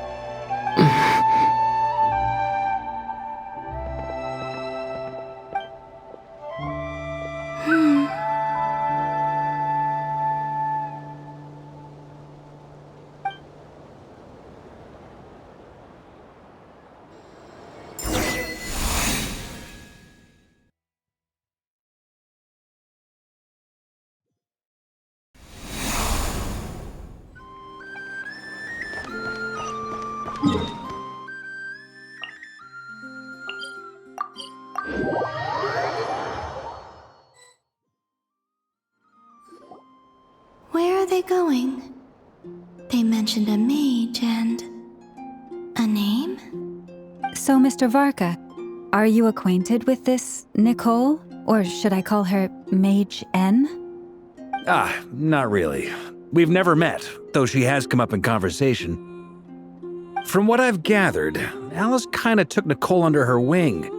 Taught her how to speak in a more ladylike fashion, that kind of thing. Huh. Hard to imagine Alice as an etiquette coach. Yeah, Alice is a larger-than-life personality, I'll give you that. But then again, that's why she's able to draw such an eclectic mix of people into her inner circle. If I remember correctly, being an interesting person is actually one of her main entry requirements. So, if you ever wanted to join the Hexen Circle, I'm sure you'd both be eligible to apply. Hey! Don't go around making promises on Alice's behalf! I wouldn't dare. I'm just trying to paint a picture of the Hexen Circle for you. Okay, sure. Anyway, since none of us have ever met Nicole, how are we supposed to find her? We can't just go up to every woman in sight and ask, "Hey, are you Nicole?" Maybe something she's wearing will give it away? Like, a wind bloom pinned to her chest or something. Wait a minute. Alice never said Nicole was from Mondstadt. Oh, true.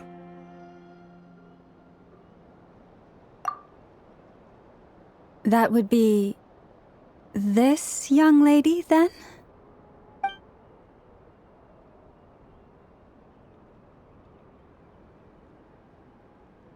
Hey there!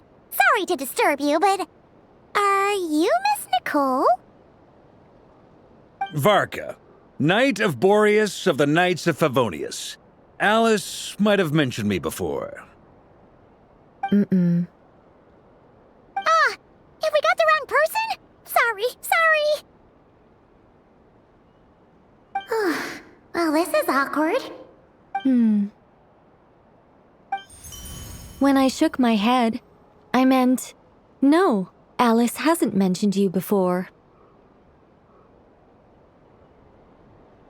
Huh? Where is this voice coming from? My apologies. For certain reasons, I am unable to speak.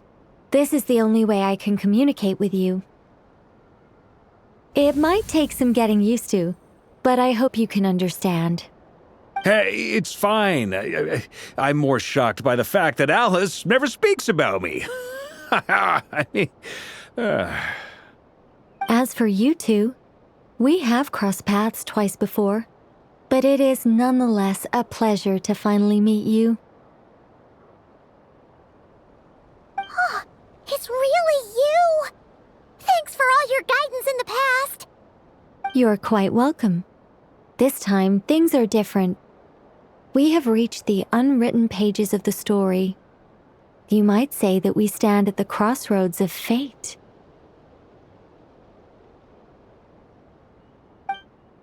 Now then, allow me to formally introduce myself. My name is... No, stop! Alice! I can't believe it! I had a whole speech prepared. I'd agonized over every single word. She always picks the worst moments to ruin other people's plans. I'm so sorry about that. Alice took the liberty of devising some bespoke self-introduction magic for each member of the Hexen Circle. But I could have sworn I deleted all of the triggering conditions for it. How did it bypass everything? Oh gosh, this is so embarrassing. This is a very different side of Nicole than what we're used to. Is she not used to face-to-face interactions? Don't worry about it. We've seen that introduction magic once already, so it wasn't too much of a shock. Please go on, Miss Nicole. We'd love to hear what you have to say, or, well, communicate. Huh? Are they talking to this lady? But... Will you all promise to forget that horrendously embarrassing introduction? sorry, embarrassing. When?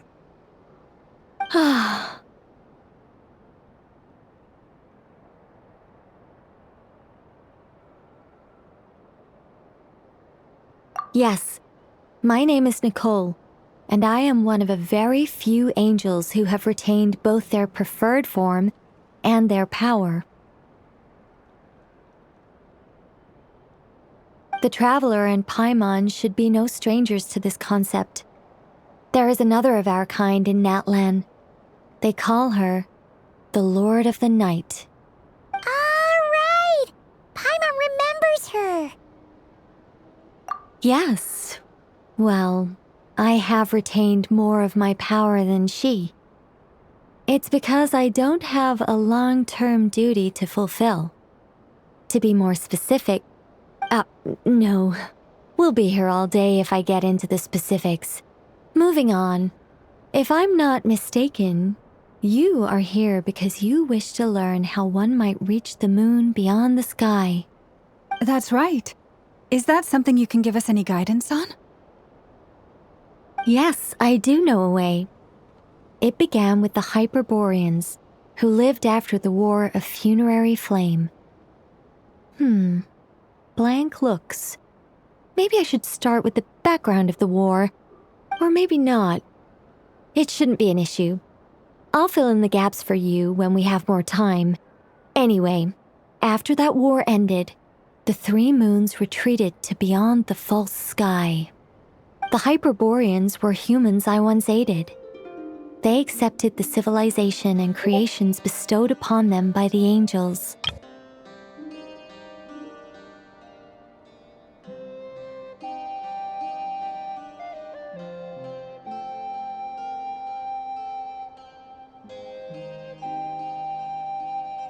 But despite accepting many blessings of the angels, many among them still held on to their faith in the moons. They were reluctant to accept the new order, even after the War of Funerary Flame. They sought to contact the moon goddesses beyond the sky and receive their guidance. But all three had passed away by that point.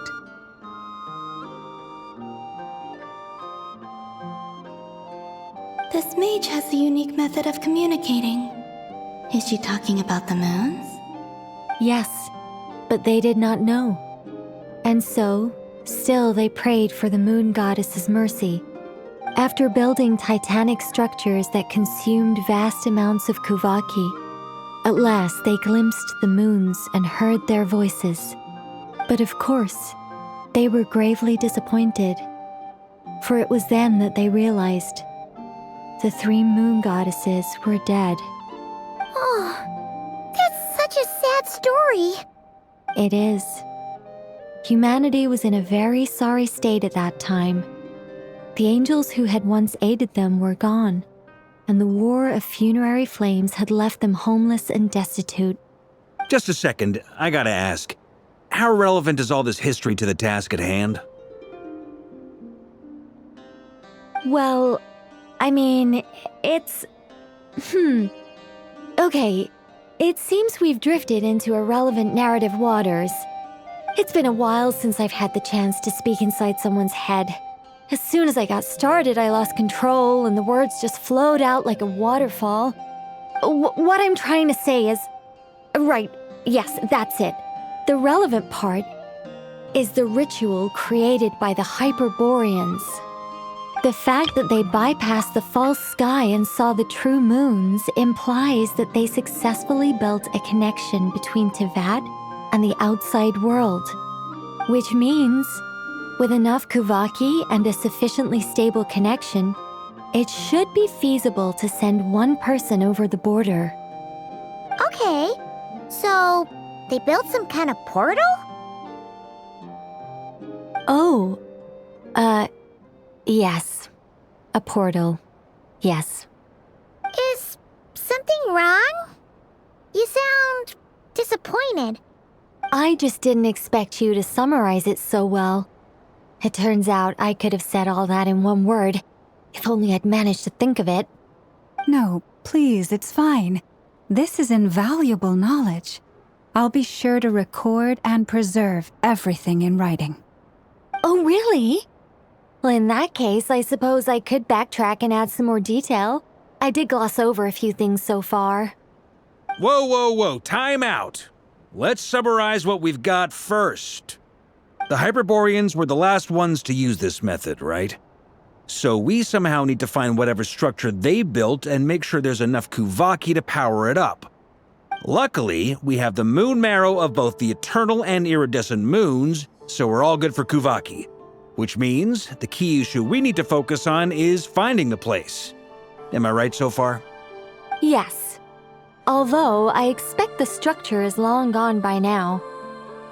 That said, what if we could take advantage of the phantoms to travel back to a time when it still existed? Well, travel back isn't quite accurate. It's more like we'd be creating a handshake between 2 points in space-time. We wouldn't even have to pick a time when it still existed. It could just be a time when it still appeared in phantom form via projection, or we could project our own phantoms, fold them together at... You look lost. Was that too hard to follow? Yeah, things got a little, technical there. Paimon's brain is reaching capacity. All right. Let me think about how to put this more simply. Okay, got it. Over the next few days, I'll search for phantoms that we can use. Once I find one that meets the criteria, I'll let you know and we'll regroup. By completing certain rituals, specific individuals will be able to enter the phantom and make it to the Hyperborean structure. If everything checks out and it looks feasible, we'll just need to wait for Moon Prayer Night, and we can send the Moon Goddess back home. I'm really skimping on the detail here. Is this making any sense at all? I think so. For now, we'll just wait to hear from you. Yes. Basically, yes. Great. Counting on you. In the meantime, we'll focus on finding the Moon Goddess's name. My name? Are they looking for a way to stop me from disappearing? Excuse me, Miss... Go on, Miss Nicole. This conversation was a little all over the place. I didn't catch your name. I am Lauma, of the Frost Moon Scions. Ah, I did wonder. I noticed that you listened very intently when I spoke about Hyperborea and the moon's history. If you'd be interested, I'd love to visit you this evening and go through it again in greater detail. Also, if you were serious about making a record, it would be too risky to simply write down the raw details as is. I would suggest some tweaks. Maybe rewrite the stories as fairy tales or fables, perhaps even prayers. Anyway, we can cross that bridge when we come to it. So, see you later then? Oh, and no need to prepare anything. Just a cup of tea will do. See ya! She seems friendly. It's just... It's so nice to find someone who's actually willing to listen. I've been dying for a chance to finally go through all this systematically from start to finish. Any longer and I'd probably start forgetting it.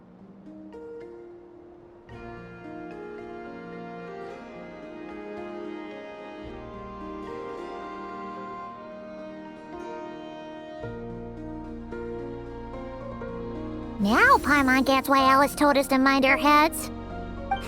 Ha ha ha ha, what did I tell you? A lot of quirky people in Alice's orbit. Now then, the next order of business is, where do we start looking for the Moon Goddess's name? Maybe the rest of what Nicole has to say might give us some clues. Once I've heard her out, I'll summarize the salient points and share them with you all. I'm also inclined to review our other documents. Yes, our faith was first established by our Hyperborean ancestors, but many of the more factually accurate records are from after Kutar's birth.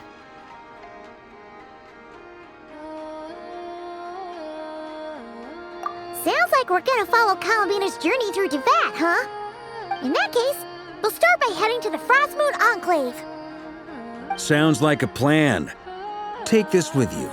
I'll see about getting in touch with the Fatui. It'll probably just be Arlecchino and Sandroni again. They're the only ones who would want to help. Thank you, Mr. Varka.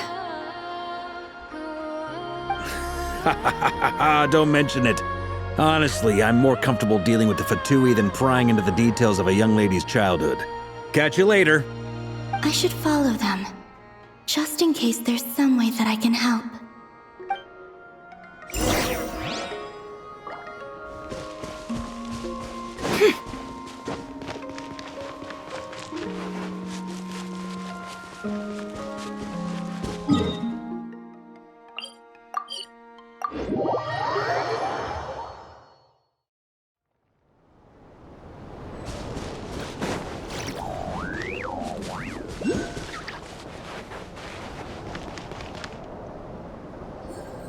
A while ago, I took the time to organize all documents in our possession that pertain to Kutar.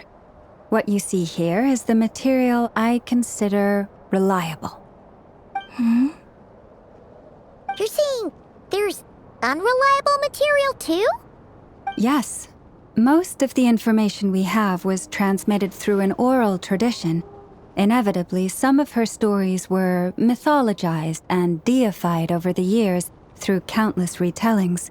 That's why I organized them into reliable and unreliable. There's no sense seeking answers in history unless we can ensure the veracity of the historical record. Makes sense. All right, let's take a look through.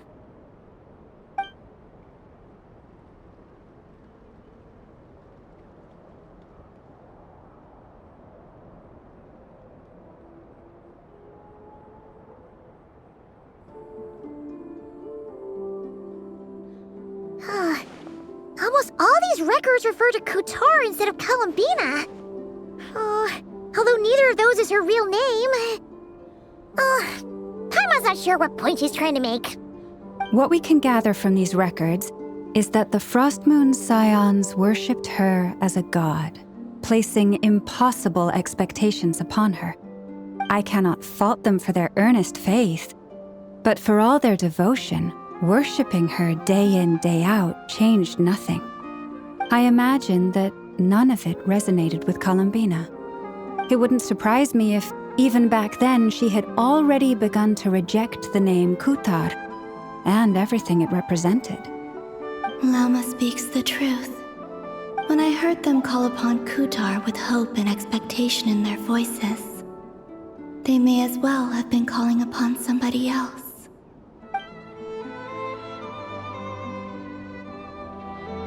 Well, that's a bit complicated. I looked at the level of detail, perceived authenticity, prose style, and how realistic their portrayal of Kutar seemed to be. Amongst the Frostmoon Scions of today, only I know of her existence, and I alone have spoken to her face to face. As such, I know that there are certain things she simply would never do. That being said, I have sensed some changes in her lately. Changes? Me? Seems like this is getting us nowhere. For what it's worth, why don't we check the unreliable sources too? Sure. Give me a moment.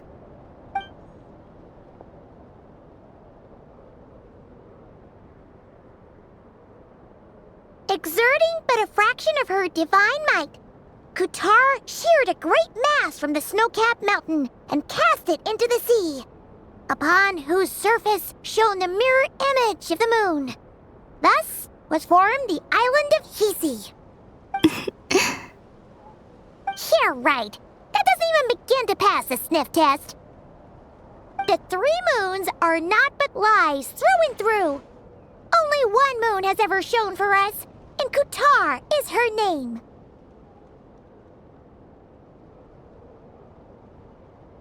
The vast majority of ancient texts are filled with fanciful tales like these. I trust you understand my criteria a little better now. Kutar did not speak, merely gazing into the distance in silence. And where her gaze landed, this was her prophecy. Clearly, whoever wrote this text never even met Kutar, Otherwise, they'd know that her eyes are always closed. What about you, Traveler? What are you reading? Come on, let Paimon see. The child wished to build a wooden nest with which to shield a fledgling bird from the cold. But being so young and lacking in strength, the child could not snap the branches from the trees. Qatar was passing by. Upon seeing the child, she summoned forward the Kuhenki, who built a beautiful nest for the child. I remember that.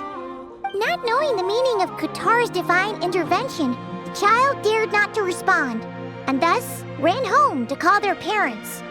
But Qatar was gone. The Moon Chanter declared the event a miracle and took the nest as a relic, placing it on high for all to see. The child was named as one favored by the goddess and was greatly respected amongst the people. Yet, no further miracles were bestowed, and this matter was forgotten in but a few years. Huh. Any thoughts after reading that? Yeah. Columbina probably just wanted to join the kid in making nests. Ah. I'd originally considered this a fabrication, because Kutar did not perform any similar actions in subsequent records. But now that I think about it, it does seem like something Columbina would do. It's just that... She didn't know how other people would interpret her actions. She was probably worried about making things difficult for people. And so, she gradually stopped joining in. Yes. Oh, that's so sad.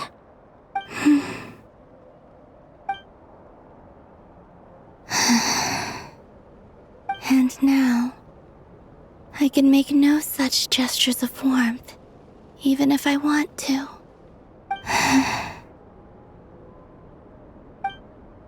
Still no name. That's a bit of a shame. But we did learn some interesting stories. That's gotta count for something. Barca said he was gonna set up a meeting with Arlecchino and Sandrone, right? Let's go back to Nasha Town and see how he's doing.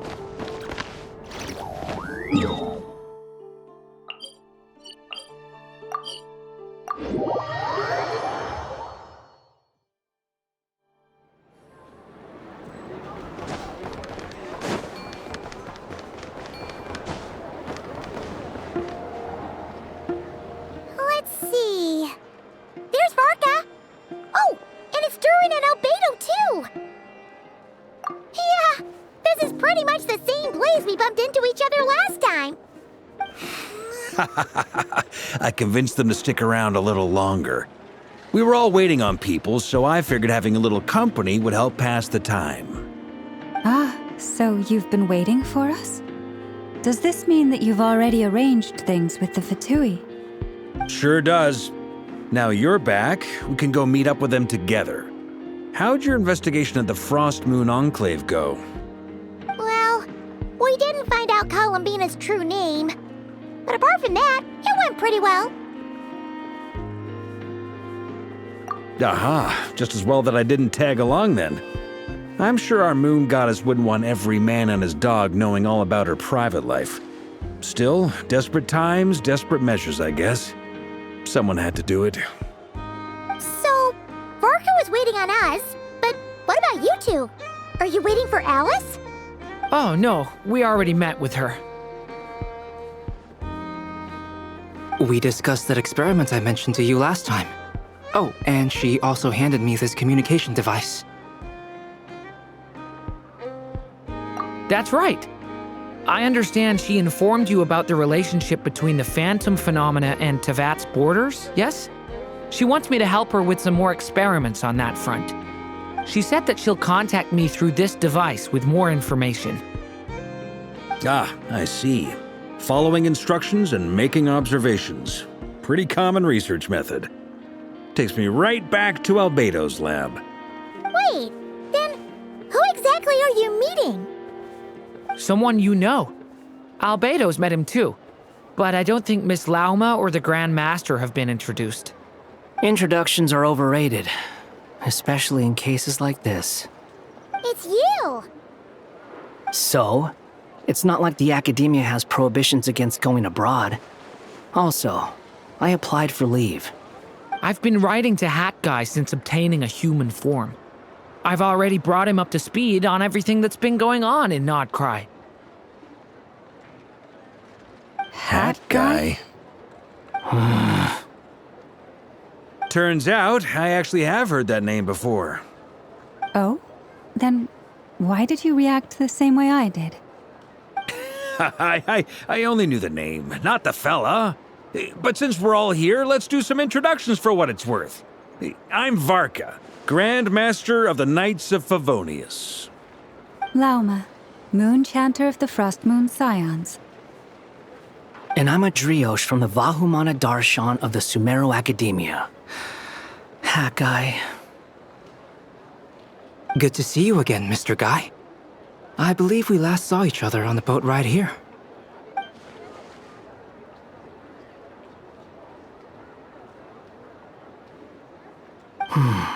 Mind you, the only reason I came here is because there's someone I want to look into. Who's that? The Doctor, also known as Dottore, second of the Fatui Harbingers.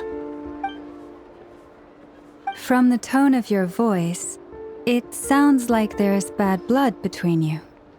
I was reviewing our archives and noticed that a lot of information about him was missing. Left a bad taste in my mouth. That's all there is to it.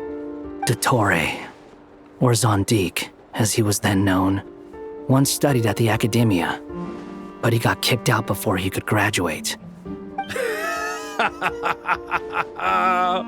So the Harbinger's #2 man is a college dropout?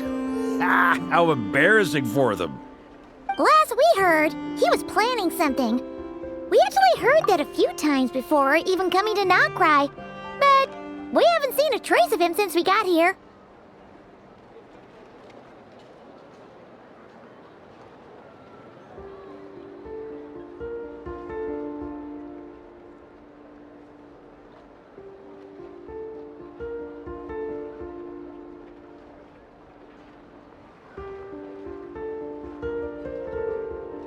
He only appears when something interests him. For all we know, he might have left already. But the fact he did something here at all is worth noting. It'll fill a couple extra lines in his file. Why does it sound less like a file you're writing and more like a criminal record? Anyway, we were just about to meet 2 of the other Harbingers. Want to come along? You might learn a thing or two about him there. Sure. Even though they're Harbingers, well, they're old acquaintances of ours, so, you know, when you talk to them, try to be... I got it. The Frost Moon Scions' relations with the Fatui remain tense. Forgive me if I do not attend. In that case, we'll continue assisting Miss Alice with her experiments. Good stuff. Everyone's having a fruitful time. All right, we better get going. I'll lead the way.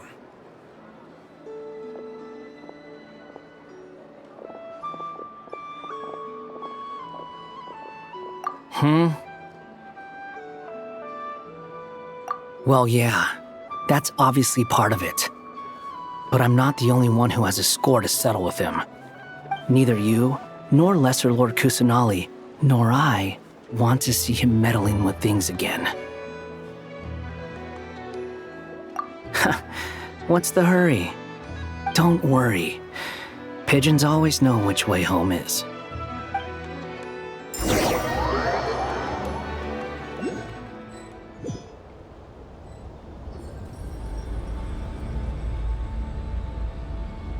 You made it.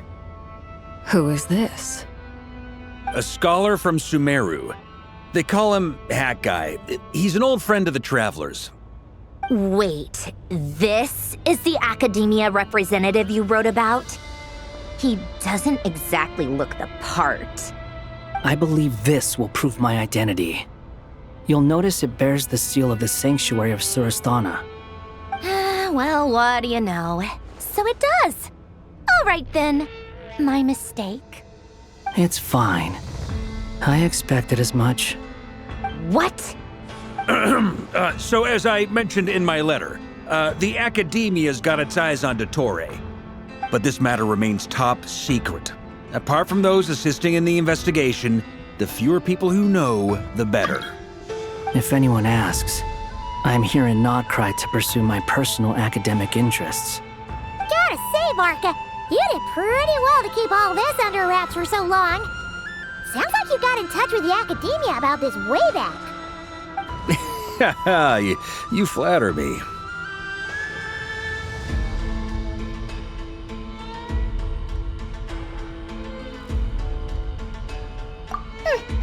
Where do I even start? Remember that time we fought Rerir at Star Sand Shoal? He sure let me have it then, didn't he?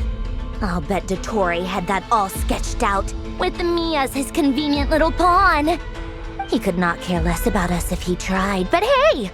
The feeling's mutual. Does Dottore really strike you as the sort who values his relationships with his colleagues? Fair point. Definitely not. Which is why I always keep my guard up whenever he starts making suspicious moves. To that extent, our motivations align. On top of which, I consider you trustworthy people. Now, back on topic. In the wake of the Reikir of Solnari episode, Sandrone and I grew suspicious about Dottore's complete inaction during the entire affair. So we tried to find out what he'd been up to, but unfortunately to no avail. He never lets anyone in on his plans. The more he cares about something, the more secretive he gets. Indeed.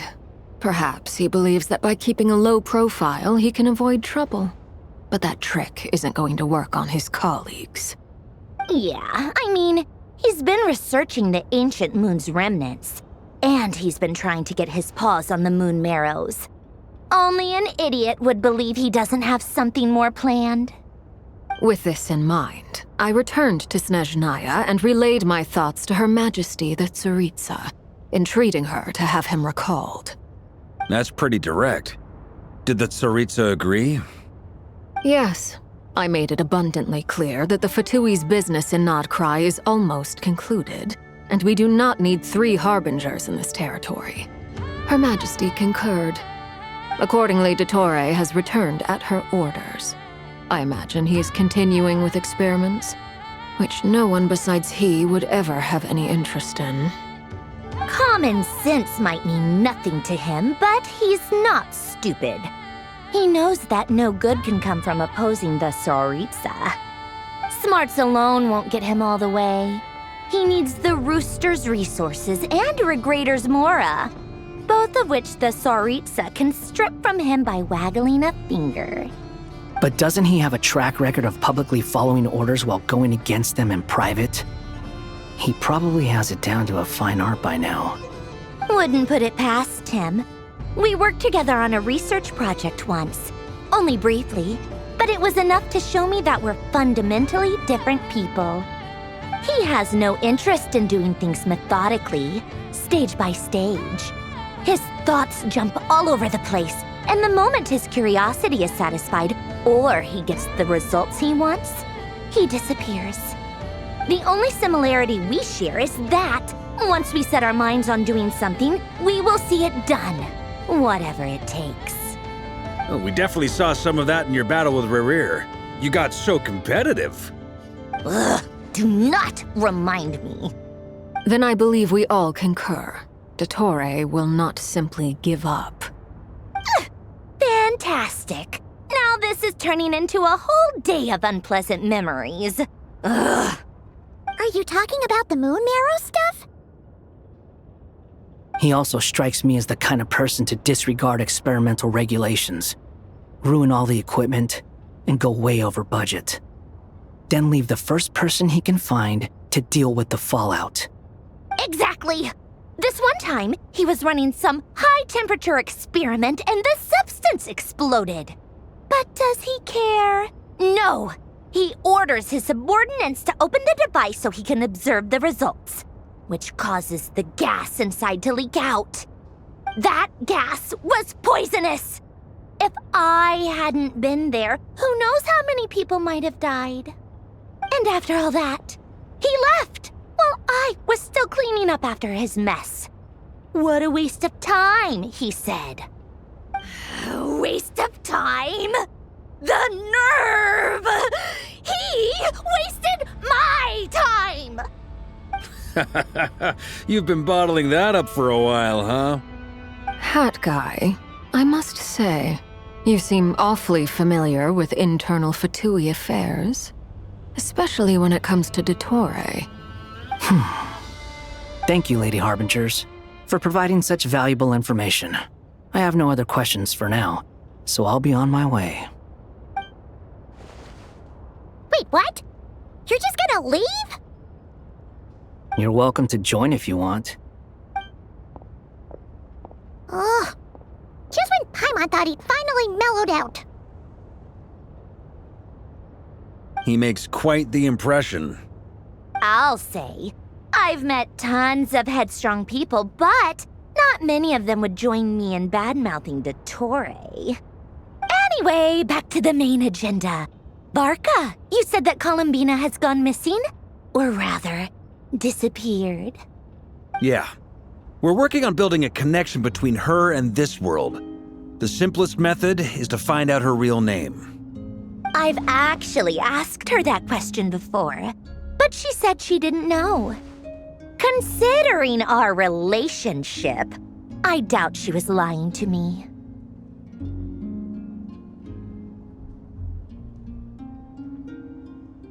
As far as I recall, she was never dispatched by Her Majesty to claim a gnosis or anything like that.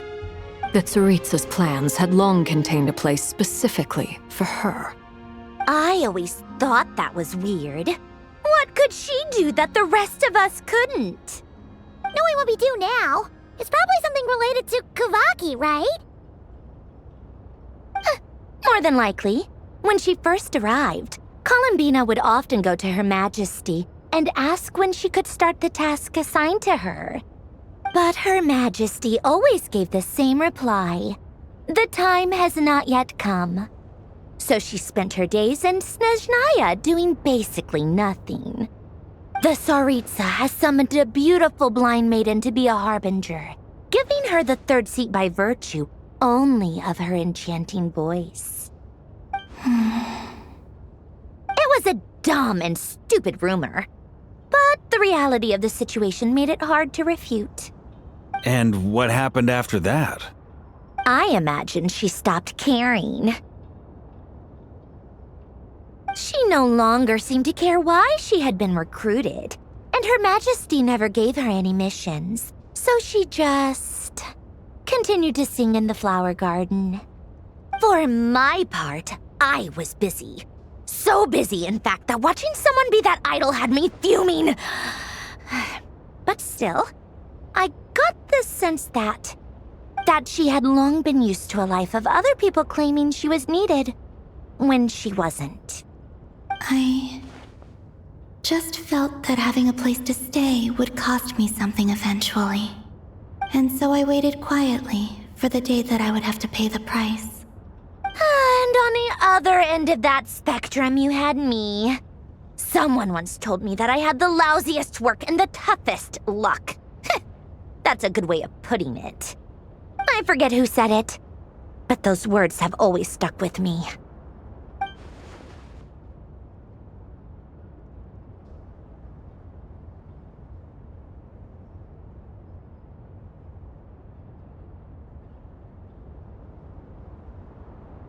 But you've done your job exceptionally well all this time. Because at heart, you are a conscientious person.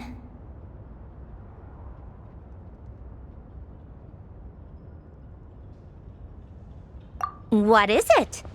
Something come to mind?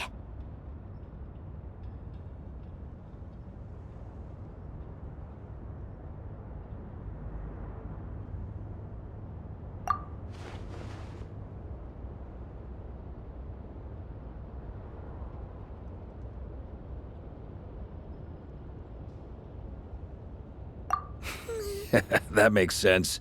Nothing screams you are needed like your name shouted from across the town. Well, good luck with it. But if you ask me, Colambina is still the most shoutable name. I'm just so used to it now, after all the arguments we've had. I can't be bothered trying to remember another name for her. Nor I. Sandrone. Harlequino.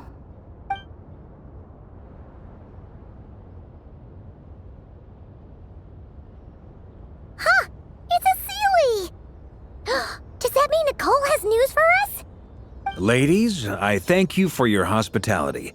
If the chance ever comes up, I definitely owe you both a drink sometime. I'm sure it will. You can make your own way out. Heck, you've been here enough times, you probably know your way around better than I do.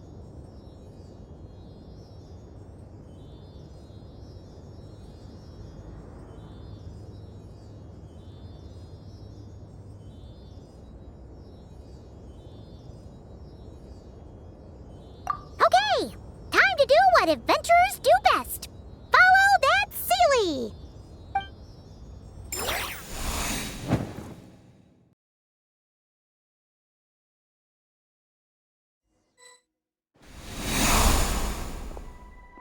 Here you are.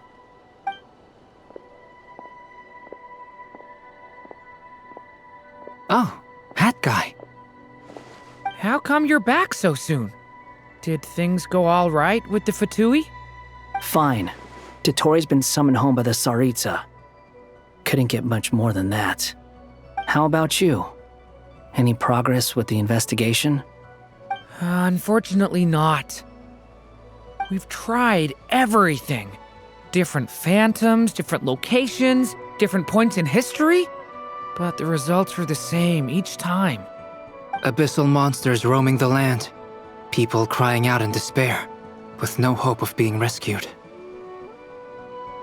Every time I see it, I can't help but think, is this what it was like in Mondstadt when Dragonspine Durin attacked? And if I fail in the task I've been given, will I create yet another tragedy? That's just meaningless speculation. When we encountered similar phenomena previously, I tried to interfere with those illusions, using sounds and lights to guide them. However, we could not change their fates. At most, we were able to extend their existences. The events of the past are like fate that has been written into Irminsul. There isn't a living thing in Tevat that can escape its past. But Miss Alice instructed us to try to find ways to change the outcome that these phantoms face. It's an impossible task. Can't you just refuse? Since she asked us to do this, I feel like it can't truly be impossible. Or if it is, well, mages can make the impossible possible. I could not have been born as Durin otherwise. But you also said that your past 39 attempts were fruitless. That's true. But you're still going. Yes. After this many futile attempts, surely you realize that you're not doing this because you still believe what some mage told you. It's because you want her hypothesis to come true. It's something you wish for deep inside. So, think for yourself about what you want to do. As long as you don't believe it's futile, it isn't. Yeah. Previous experience indicates that we cannot touch the phantoms, which limits the effectiveness of our interventions. If we want to clear this hurdle, we need to break this rule somehow. Same thought here. Following the same rules means repeating the same failures. Reducing ourselves to mere playthings of fate. So you mean we need to figure out a way to make contact with them despite knowing that we can't? Yes, and I suspect that's something only you are capable of. Everything in Tevat is logged in Irminsul, but the withering that once occurred in Sumeru was a sign that the Great World Tree was being corrupted. This corruption allowed things that should not have existed in Tevat to appear. This is tantamount to rewriting reality to an extent. You're saying abyssal power might be able to affect those phantoms? No one's ever tried it before. If you're gonna try it, it'll take courage. And you have to be confident that you can control it. Is anyone there? Has anyone seen my daughter? She's missing. I have to find her. I hear someone inside. Spargana? Are you in there?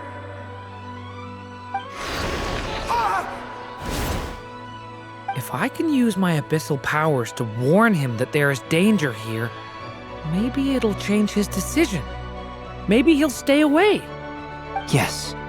The important thing is not the nature of the power, but rather how you use it.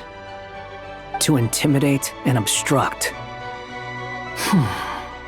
Sounds about right for the Abyss. Let me try. I should be able to influence that thing. Have you seen a little girl? What? This isn't the time for that! Just run!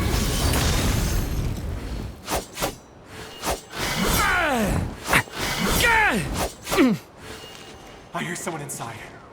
Spargana? Are you in there?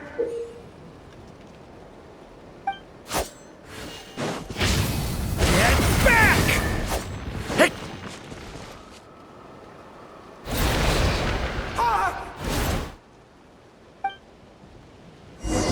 Have you seen a little girl? What? This isn't the time for that! Just run!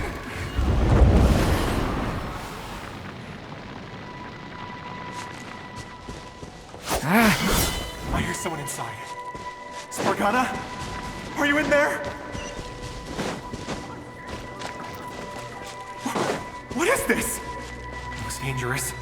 I should get out of here.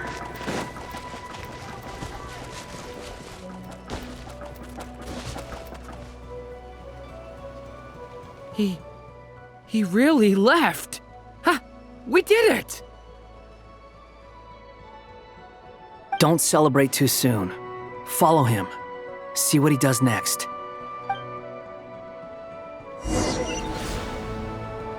Monsters approaching from the front. You need to stop them and create an opportunity for him to hide.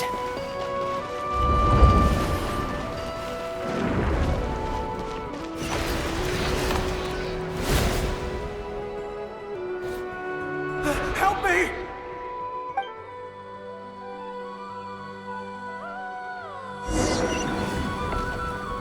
Monsters approaching from the front. You need to stop them and create an opportunity for him to hide.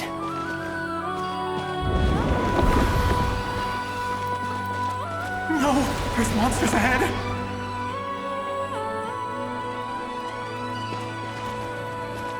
Wait, is that the barrier I saw earlier? Why is it appearing now? It's as if someone's controlling it.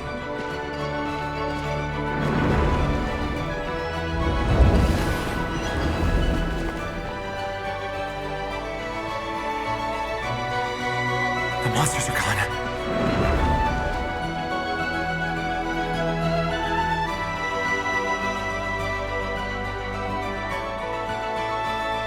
The barrier's gone too.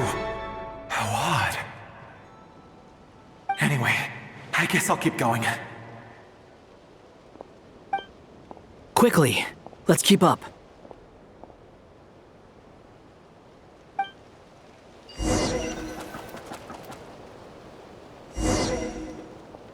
Wait, there was someone else here? Don't go any further. We've got anti-monster traps laid out everywhere.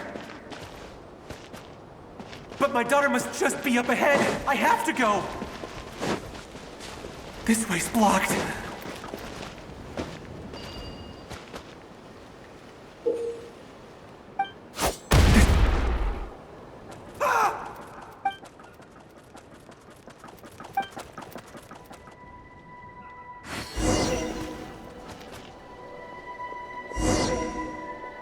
Wait, there was someone else here? Don't go any further. We've got anti-monster traps laid out everywhere. But my daughter must just be up ahead. I have to go. This way's blocked.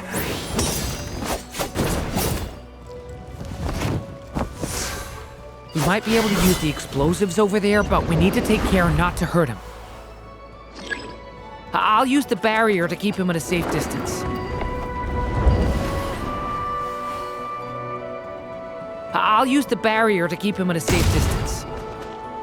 This barrier seems to be helping me somehow. Hey, wake up! Oh, gotta keep moving ahead.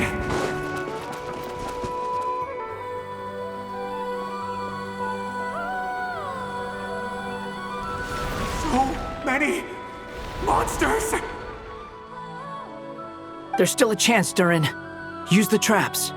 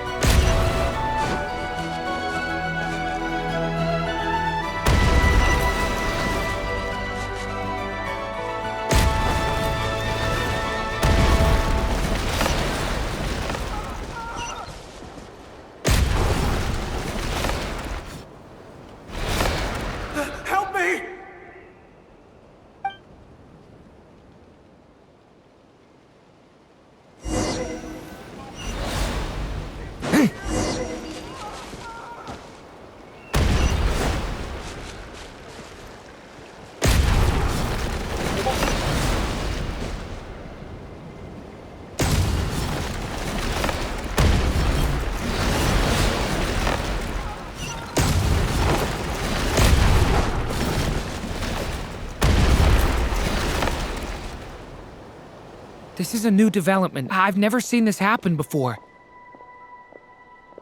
We might just be able to save this person.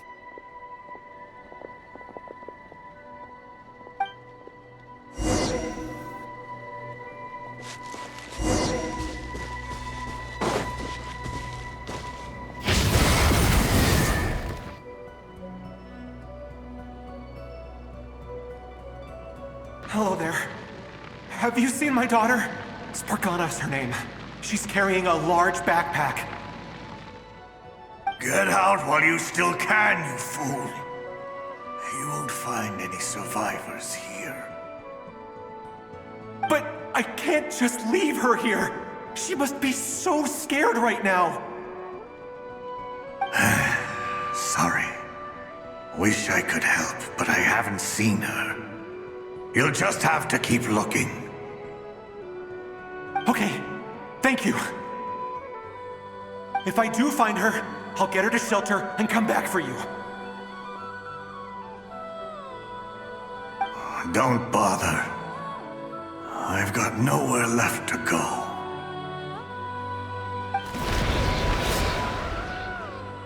What's that noise? Monster! No, if he goes inside, he'll be walking into a trap. Let's try this once more. This time, we have to stop him.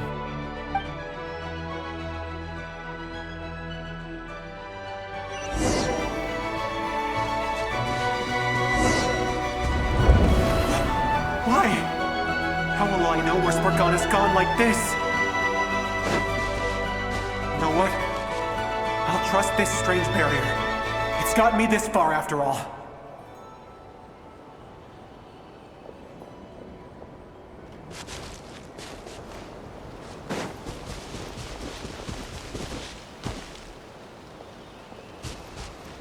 Spargana, are you there?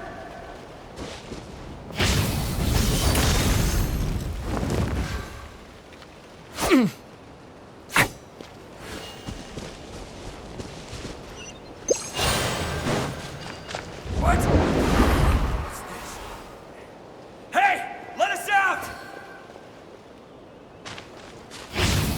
Thunder!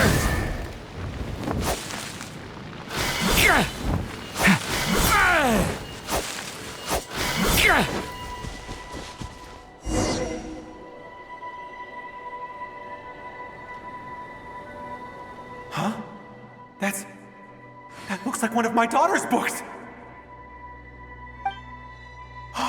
Thank you. Thank you! Yes, it's one of hers for sure. That's her name on it right there. She left her backpack here.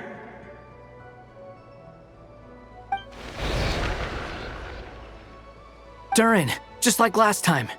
Use the explosives.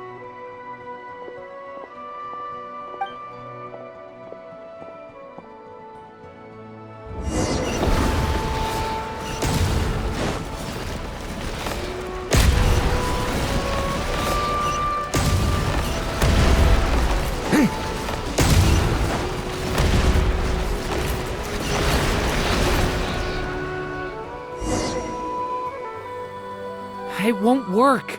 There's not enough left. If he makes it in, he'll die. But then, this clue could be the key to him finding his daughter. It might not be the only one. Better he misses that clue than loses his life. I guess so.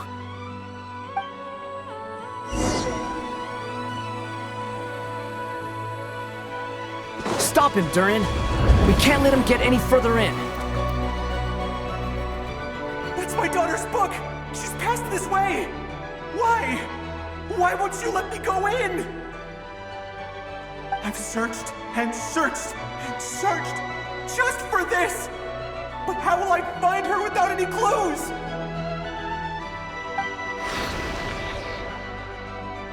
I no longer have anywhere else to go.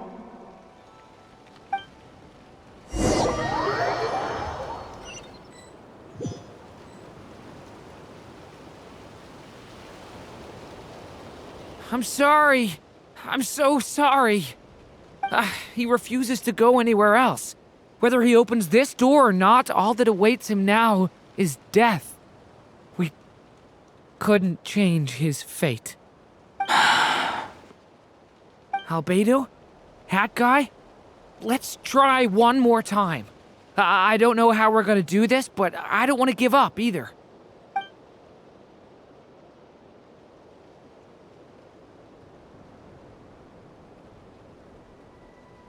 Why am I here? What's going on? All these scenes running through my head. Where are they from? Huh? What's going on? His reactions have changed. How many times have I... What's happening to me? Huh? Wait. Who are you? You can see us now? I feel like I always could, but that I only just realized you were there. I'm sorry, I don't know how to describe what I'm feeling. But you were the ones guiding me using that marked barrier, right? I haven't done anything yet, but those monsters, those deaths, they feel like memories. Like things I really did experience. I won't find my daughter. In fact, I'll ultimately die trying to find her. Isn't that right? What? No, it isn't. Yes, it is. Even so, we're trying to find a way out of this. You've not seen my daughter either, have you? It seems she really isn't here.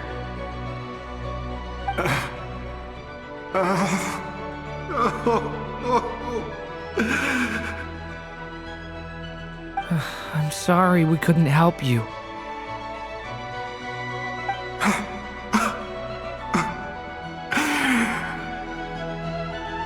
I'm just tired. Maybe this is destiny. Maybe it doesn't matter how hard I search. How long do I have left? Experience says 15 to 20 minutes. 15 to 20. Thank you for all your help. Let's rest a while. You look exhausted too. Now's not the time for you to start pitying us. It's not pity.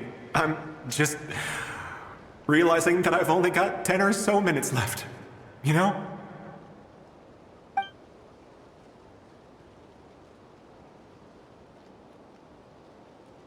You say you're from Mondstadt, yes? A place with windmills, where people enjoy limitless freedom? And you're from Sumeru, where they've built an academy into a giant tree? Yes. It seems you've never heard of either place. Those names are unknown to me, I'm afraid, yes. Have you heard of Hyperborea? I have, but I heard that it was destroyed in the distant past. I see. That was where my ancestors once lived. What about Delphi Pytho? Was it later rebuilt? I've never heard that name. Then what about Sal Vindagnir? I have seen that name on stone tablets on Dragonspine. But I'm afraid the only things left of that place are its ruins. I see. Sure enough, there was no way to turn this around, huh? I'm sorry. I was the one who asked to chat, but it seems like we're too many ages apart. There's barely any common ground to start from. It's all right. We did hear something new, at least. From how you speak of your lives, things must be going all right for you, I guess. They are. Mondstadt is a place of freedom and happiness. There's a lot of good people in the church and the Knights of Favonius, and even outsiders find that it's an easy place to feel at home. We have festivals a few times a year. Everyone gets together to drink, sing, and be merry. Sumeru is a lot more uptight. Not really the kind of place where you can relax. It's a nation fraught with problems wherever you look. But if all you want in life is to seek knowledge, I guess it's pretty much paradise. That's wonderful. In other words, after this all-devouring black tide passed, humanity did not merely avoid extinction, but rose to build prosperous civilizations anew. I mean, I can see you all right now. That must mean the future isn't a total mess, right? That's true. Well, time's almost up. Let's part ways, I think. Might be best if you don't waste too much time on me. The chances are slim, I know, but I'd like to spend these last few minutes looking for Spargana. If things work out, I'd love to tell her about what I've heard. May we meet again.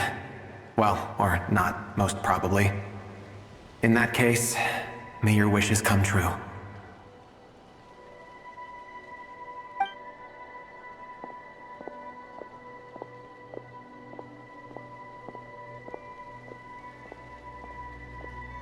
He's gone. In a few minutes, he will meet the end that was his to begin with. The ending of this tale did not change, but I believe that we've just made the most progress we have yet. May your wishes come true. If only it were so simple. Hat Guy, could I ask you a question? You've never talked about your past. It seems complicated, and it weighs heavily on you, too. Would you be willing to tell me about it? I mean, sometimes it's better to get things out in the open. Take that guy we try to help, for instance. At least he said goodbye with a smile, right? I know about Albedo's past. Our experiences are very similar, and he created me. As for you, you're my first friend, and you've witnessed every step I've taken. But by comparison, I know nothing about you. Either way, I mean, we're still best friends. But if I knew more about you, I might understand your thoughts a bit better. I've told you about myself. I'm a student at the academia. And what did you do before that? Prepared for the entrance exam? All right. If you really don't want to talk about it, I won't press you any further. I was a puppet built from the branches of a white tree, using technology left behind by the Conrian schools of mechanical engineering. A white tree? You mean an Irminsul tree? Yes, a branch of Irminsul that was once connected to the main tree. So you had a human creator too? Yeah. But my creator abandoned me after deciding that I was a failure. After that...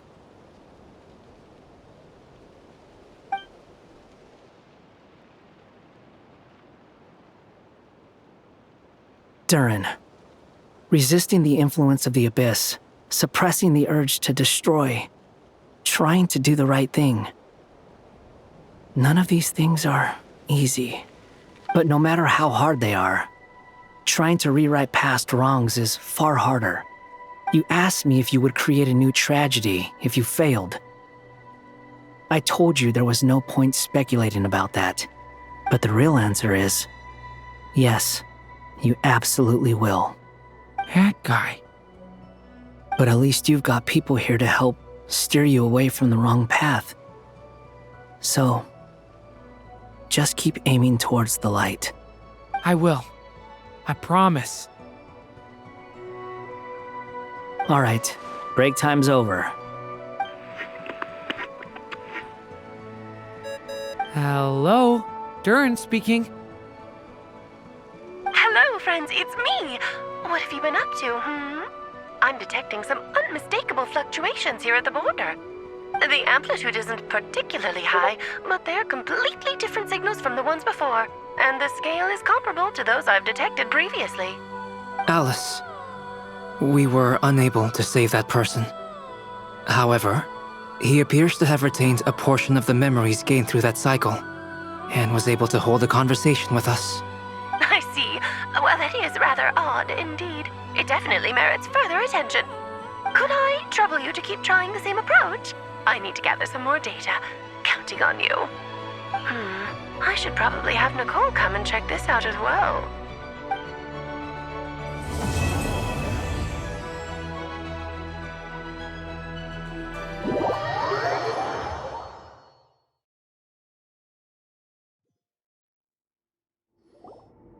There you are. I was worried you might stop to collect treasure chests opened by the Seelie along the way. It would have taken you so much longer to get here. Another conversation I cannot hear. I am delighted to see that you understand what takes priority, and that your adventurer's instinct has not swayed your resolve. Really, I must applaud you for it. You should know. Paimon's head. Okay, I'll try and keep it short. My senses are telling me that this is where we shall find the entrance to the ruins. Oh, cool! Well, what are we waiting for? Let's open it up and see! Patience. This was a sanctuary of great importance to the Hyperboreans. A special process is required to open the gate. Oh! Like the place that housed the Eternal Moon's marrow?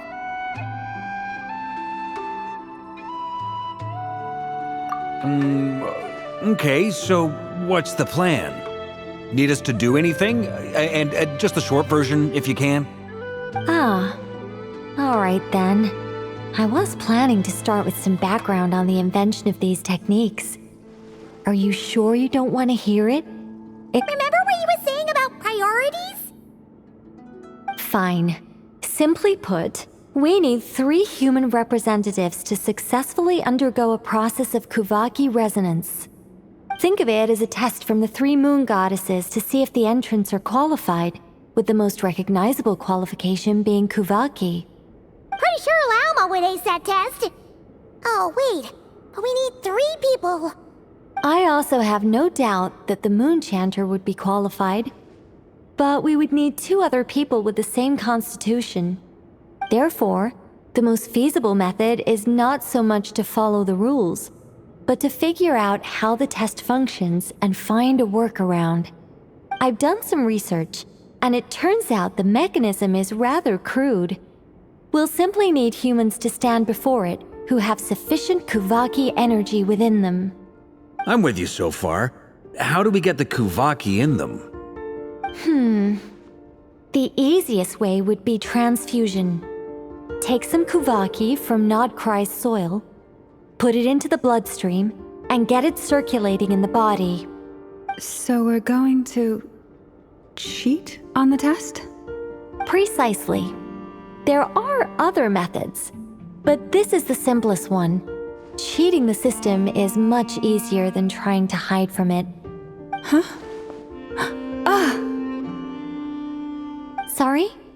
Does the idea of cheating upset you, Miss Lauma? No, that's not it. I suddenly had an idea. Oh, what is it? It's about Moon Prayer Night. I figured out a way for Kuthar to join in the festivities. Huh? But as Paimon said, we need to have our priorities straight. Let's get back to the test. I'll follow up with Nefer on the festival arrangements. Oh, okay. Anyway, is this really the best method we have? A Kuvaki transfusion sounds dangerous, no matter how you slice it. If you think that's dangerous, wait till you hear the other methods. I'd be more than happy to go through them if you'd like. There are several. No need, we're good. Let's go with this one. Very well. Kuvaki transfusion it is. Now, I should mention that the risks can be greater or lower depending on individual compatibility. It would be rash to simply infuse the Kuvaki and hope for the best. If the body rejects it, the reaction can be quite severe. The symptoms are similar to another condition that some people living here suffer from, known as congenital Kuvaki sensitivity. So, before we execute our plan, I will perform a simple test of my own to see who is compatible and who is not. Once that is done, we will have to complete the resonance process as rapidly as possible. The participants must remain stationary while the Kuvaki circulates and bonds with them, and they mustn't eat or drink anything. What? No eating or drinking? That's some hardcore fasting. They'll all be monks by the time they're through. 3 days. Oh, that's so long! And we still need to find 2 more people who are not just compatible, but also willing to volunteer. Fasting? What are they talking about? Really? Don't you want to think this through? Haha, count me in too. 3 days without food? I can handle that. Miss Nicole has made it clear that this is the easiest way. The way I see it, there's nothing else to discuss. It's time to step up. Yeah, you're right. In that case, Paimon volunteers to be captain of logistics. She'll keep the fires lit and grab some spare clothes to keep you comfortable. Then we'll start with you first, Traveler. Please step forward.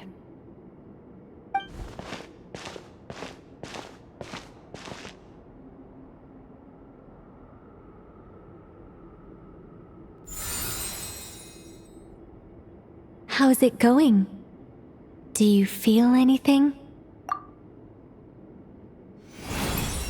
How about now?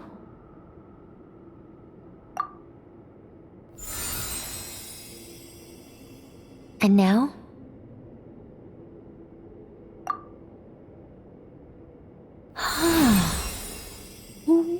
What about now? You guys, it's not a competition, you know. All right, I'm officially impressed. Even as a descender, you can withstand far more than I imagined. It's like I summoned a giant stone titan to arm wrestle you, and your arm hasn't even moved an inch. In my last attempt, I infused 5 times the amount of Kuvaki required. Yes, safe to say, compatibility won't be an issue for you. You're eligible to join. You're next, Mr. Varka. Sure, here goes nothing. All right, I'll start where we left off. 5 times the required Kuvaki dose. Whoa, whoa, whoa, hey, wait a minute. How's it going? No, not great. I kind of want to puke. Feels like I've been drinking too much. A few bottles of wine, then a big stein of Dark Horse, with some hard liquor from Liyue mixed in. You think this is funny?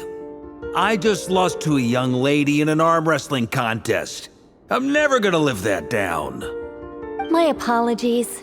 I'll lower the concentration and try again. Oh.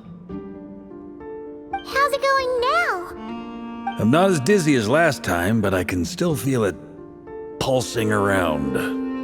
In that case, you wouldn't be an ideal choice, Mr. Varka. Let's try someone else. Okay. Let's go ask some of our other friends then.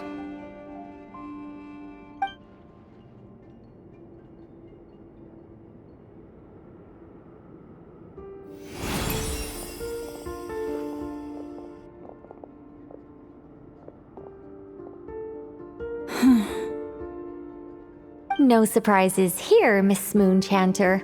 You're perfectly compatible. You may join.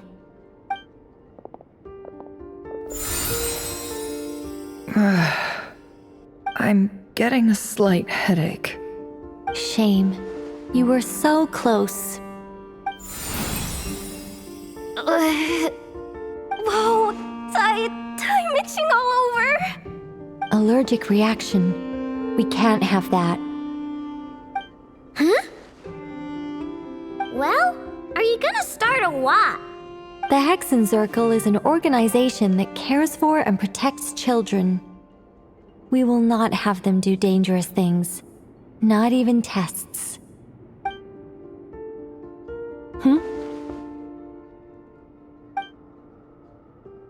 Is something the matter? The candidates have to be human. I guess that rules me out too. Huh. Everyone except the Moonchanter got beaten. Guess I don't need to feel so bad after all. I mean, looks like this isn't gonna be as easy as we thought. Perhaps I could ask for volunteers among the Frost Moon Scions. I'll see about talking to some trusted Lightkeeper colleagues. Itlua springs to mind. In fact, I think we had some former Frost Moon Scions join our ranks recently.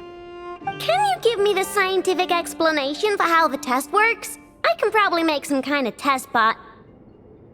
Then we can just zip through Nasha Town, going up to people and pressing a button to check their status. Wouldn't that be way easier?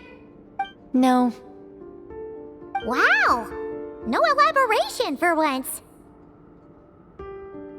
How about I contact the Knights of Favonia's garrison in the Wave Chaser plane?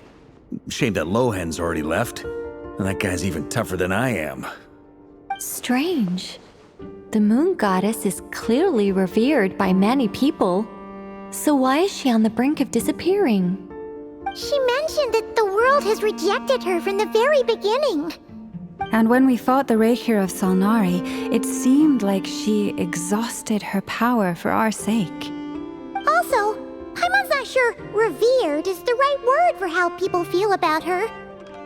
Gratitude, certainly. For my part, anyway. It's basic reciprocity. She helped us, so she deserves our help in return. Yeah. Even though she looked like she didn't care, she still saved a ton of people, including me. A review of the relevant data leads me to conclude that Miss Columbina is a good person. Yep, you bet! They really think so? I'm super surprised that Columbina isn't her actual name, though. I think it really suits her. It's light and graceful and... yeah, just a really pretty name. I know, right? Unfortunately, that's not our decision to make. Columbina. That was the code name the Fatui gave me. But it also came up in the song I heard when I was born. But... is that really all there is to it? What do I truly think of my own name? Is there anyone left who will still call me by that name?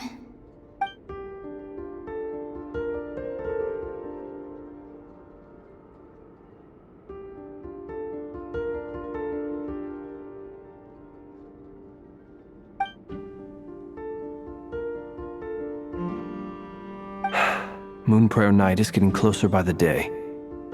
We're running out of time. We need to look for other candidates. Then allow me to try. Huh? What are you doing here?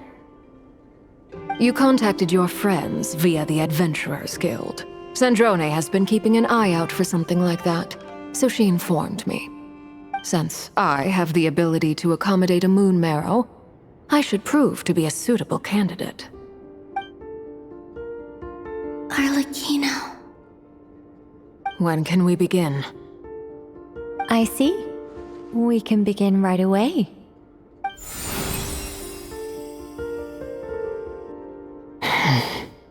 How was it? Did you feel any discomfort? Not at all. Then it seems we shan't need to look for additional candidates after all. Great! Cool. Alright, like Paimon said, the rest of us can take turns making sure the three of them stay warm and comfy. Then, my job is to take care of the caretakers. I will ensure everyone receives food and accommodation. I'm ready as well.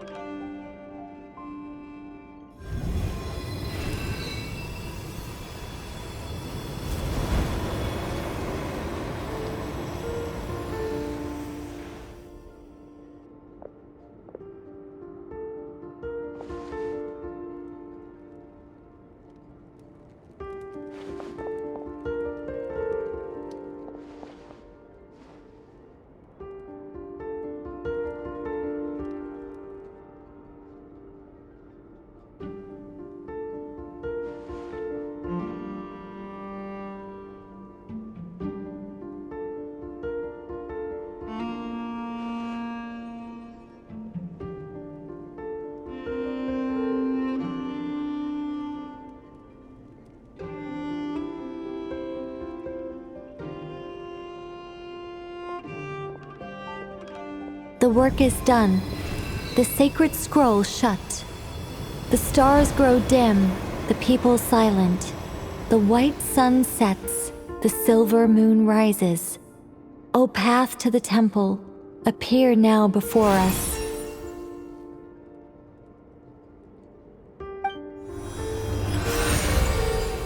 Wow! It really opened! So that's what all this is about. They've been trying to open this gate. Come, let us enter.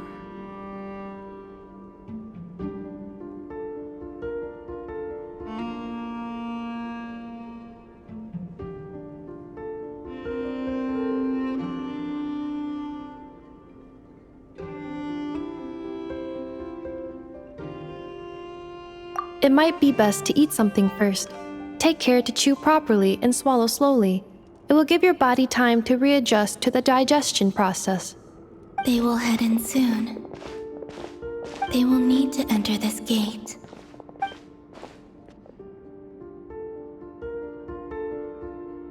Huh? I cannot pass through. Is it because I have no physical body? It has been 3 days. My strength has all but completely faded. Can I really hold on until Moon Prayer Night?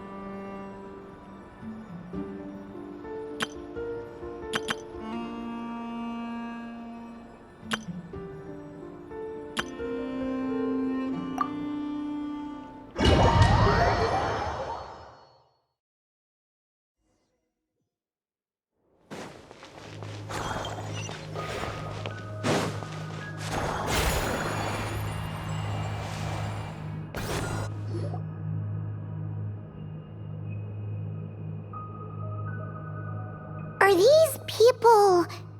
Judging by their clothes, they appear to be phantom Hyperboreans from the distant past. That could mean they have some clues about the moon goddess's name, right?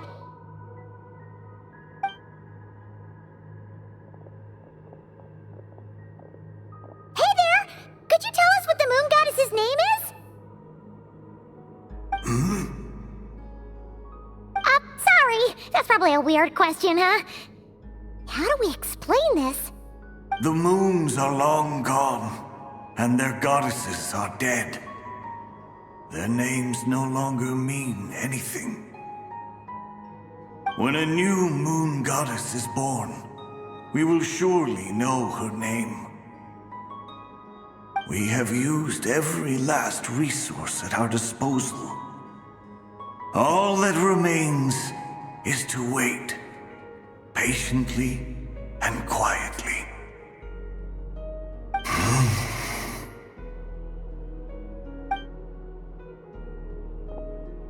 Were the people of the past all this devout? It looks like this phantom doesn't intend to converse with us any further. Surely the new moon goddess he speaks of must be Columbina. Alas, Kuthar's birth came long after the age in which he lived.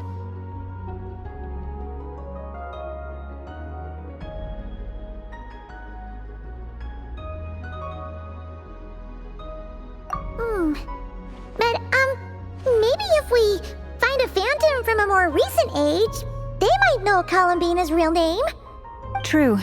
Keep an eye out. We should be able to tell which era they're from by the clothes they wear.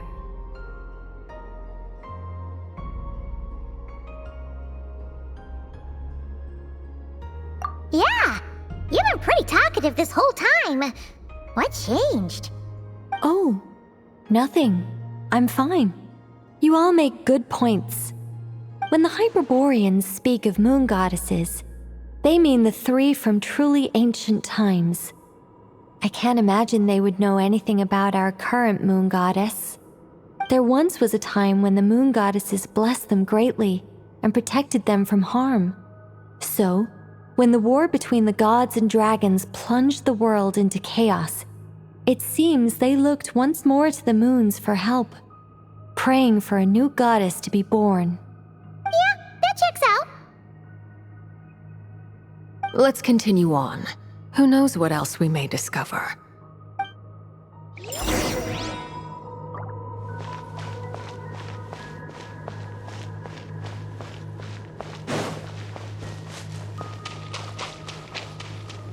There's a door blocking this path. Not a problem. Try this. Whoa! How did that door suddenly collapse? This device was maintaining the door's integrity. Remove the core, and the device stops working. Is this our destination? Impressive. More precisely, this is a device that will help us reach our destination. Let's go. We still have a long distance to cover.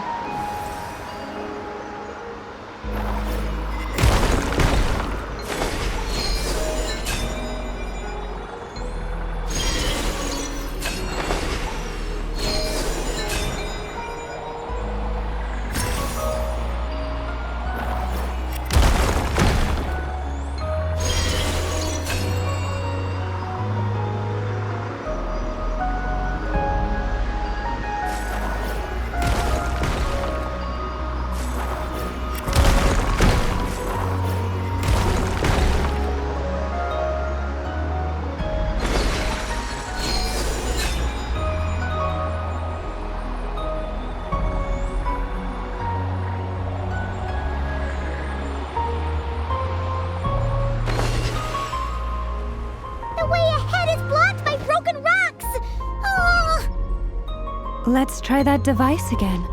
Remember the door from earlier?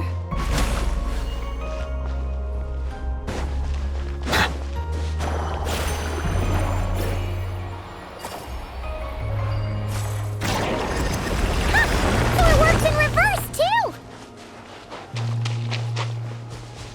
The humans we see are all phantoms, but the monsters are real. What a fascinating place. There'll be plenty of time to admire it later.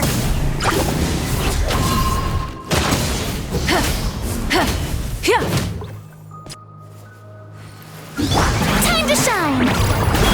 Shower me with Barbados, guide us. Light of the blazing sun! Bow your head. Be sanctified.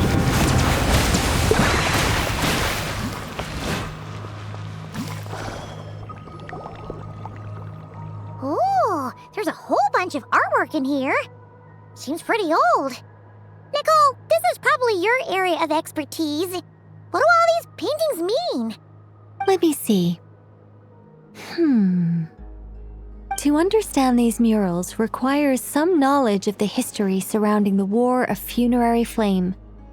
I shared a little of this with Lauma before. Yes, I think I follow. The dispute between the Moon Sisters, the transformation by Nibelung.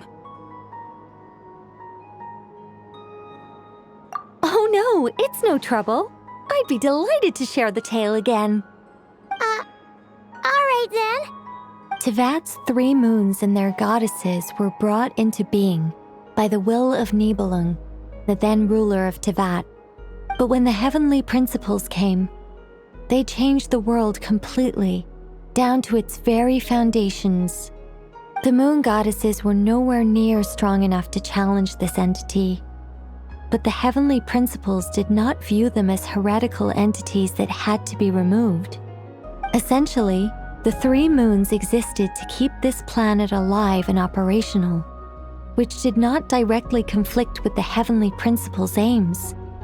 Nevertheless, the inherent precariousness of this arrangement would soon be revealed. Nibelung returned, yes. He did, and thus began the War of Funerary Flame, a battle for dominance between Nibelung and the heavenly principles. Discord would soon emerge between the 3 Moon Sisters. One would voice the opinion that they should follow Nibelung, for it was he who first hung the moons in the sky. Another would argue that taking sides in the conflict would only bring the world closer to ruin. There was no telling where it would lead, especially since their creator had returned, bearing the perilous power of the abyss. Nibelung would eventually discover their disloyalty. He had all 3 imprisoned before transforming the moons into weapons with which to fight against the heavenly principles. What? Weapons? Yes. The very moons that had once defended the planet became instruments of death and destruction, striking terror into the hearts of all living things. And although the heavenly principles and the 3 Moon Sisters had once been at peace, it now seemed that the moons posed an unacceptable threat to Tevat. It is possible that the heavenly principles did not know of the goddess's imprisonment. If so, the weaponization of the moons would surely have been viewed as an intentional breach of the peace agreement. Regardless of who knew what, when, the heavenly principles shattered 2 moons and flung the other beyond the skies. Whether the goddesses managed to escape Nibelung's captivity after his fall, nobody knows. But this much is certain. From that day on, the moons no longer belonged to Tevat. The rejection slowly drained their power until eventually they passed away. So that's the full story. You say the moon ceased belonging to Tevat from then on. Why then would Columbina be born here? That is perhaps due to the lingering connection between the Frost Moon, which was not shattered, and this world. You could see it as the 3 sisters' dying wish. They never desired war. All they ever wished for was to protect this land. I see. If the final fate of the 3 goddesses is as you say, then Columbina faces the same grave danger. Our investigation has yet to bear fruit. We must hurry. Yeah, you're right. Let's keep going.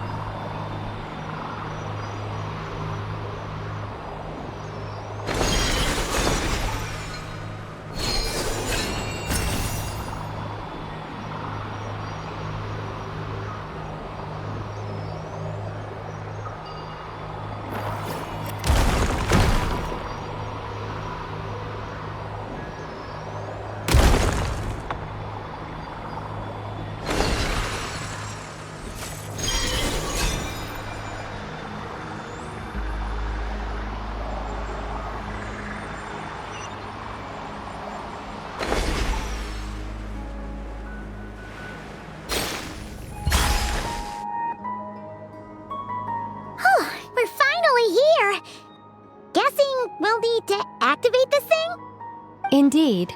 I was a little worried about that at first, but as we got closer, I sensed that the Kuvaki within it flows unimpeded. It should be functioning normally. The only issue is how to activate it. It's looking a little worse for wear. What about the cores from some of the other devices we've seen? Can we repair it using those? In all likelihood, yes. I imagine that would have been the Hyperborean's backup plan. Let's look for some cores.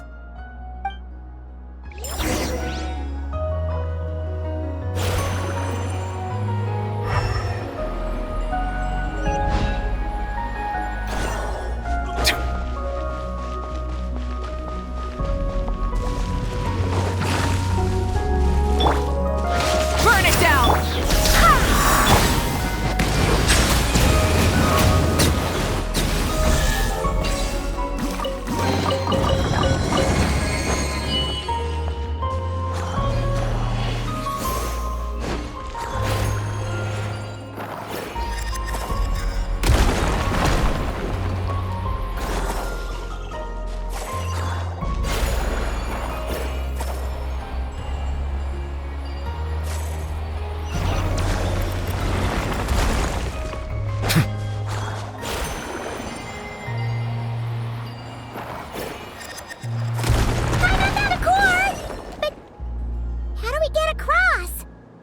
Walk up, then jump down.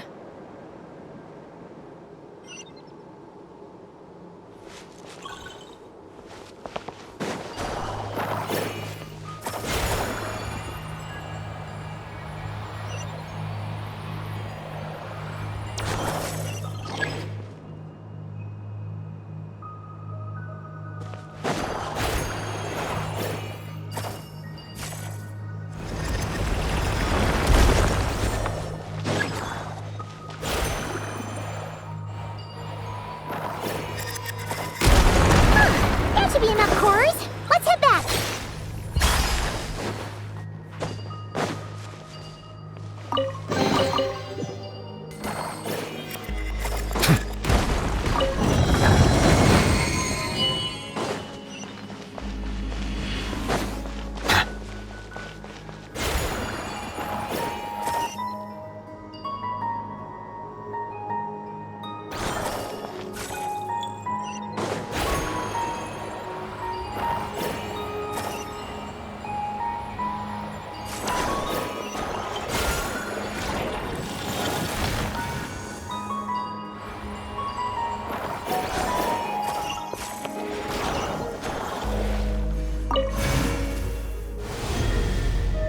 The device is up and running.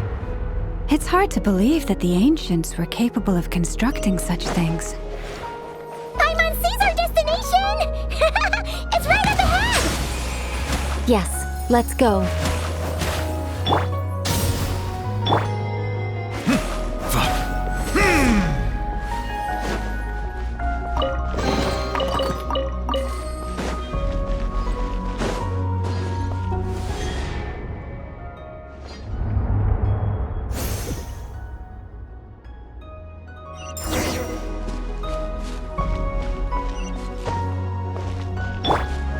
Full throttle!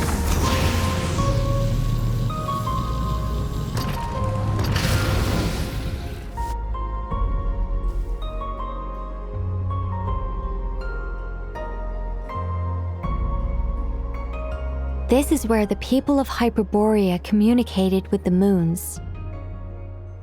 We need only place the moon marrow upon this platform on Moon Prayer Night, and we shall be able to open a portal to the moon and send our moon goddess back home. The assumption being, of course, that we can find her first. That's right. You want to know if it's safe there, don't you? And yet, she has no choice but to return. You know this. Oh, that's not the only issue here. This is the end of the line, right? We've explored everything we can. And despite looking at historical artwork and talking to people from Hyperborean times, we're still no closer to learning Columbina's name. If it's not too much trouble, could you tell me exactly what Alice said to you about finding her name? Oh, sure. What she said was... Then your first job is to find it. As a moon goddess, I'm sure she must have a name she identifies with. Neither Columbina nor Kutar is her true name, and she's never really accepted either of them. Is it not also possible that she has never had a true name? Not at any point in history? That would be a hard pill to swallow. But at this point, we may have to accept that that is the truth.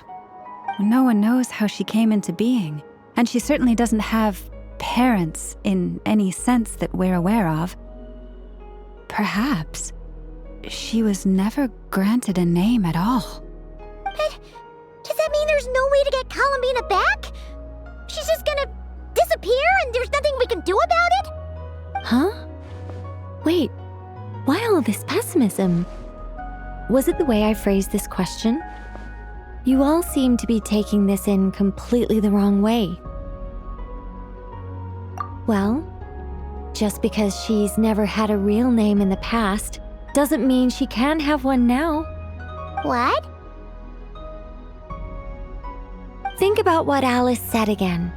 She never once said that you'd have to find a new name, did she? Are you saying what I think you're saying? Yes. Names are anchors that connect us to the world. If she doesn't have one already, then all we have to do is create one, no? It's like... yes. Traveler, when you first arrived in Teyvat, do you think you would have turned around if someone behind you shouted, "Hey, Tumaini"? But what about now? I understand what you mean. Life is a long journey. Even the friends and family by our side can change over time. When people call you by different names, what matters isn't so much the words themselves, but what they symbolize. And of course, whether that resonates with you. Lumine. So, close your eyes and picture the moon goddess in your mind. If you were to call out to her in this moment, what would you say?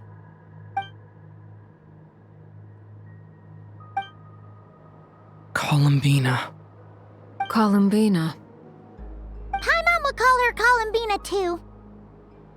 Well, she has long forsaken everything that Kutar represents. I think from now on I should call her Columbina too. Well, it sounds to me like you found your answer.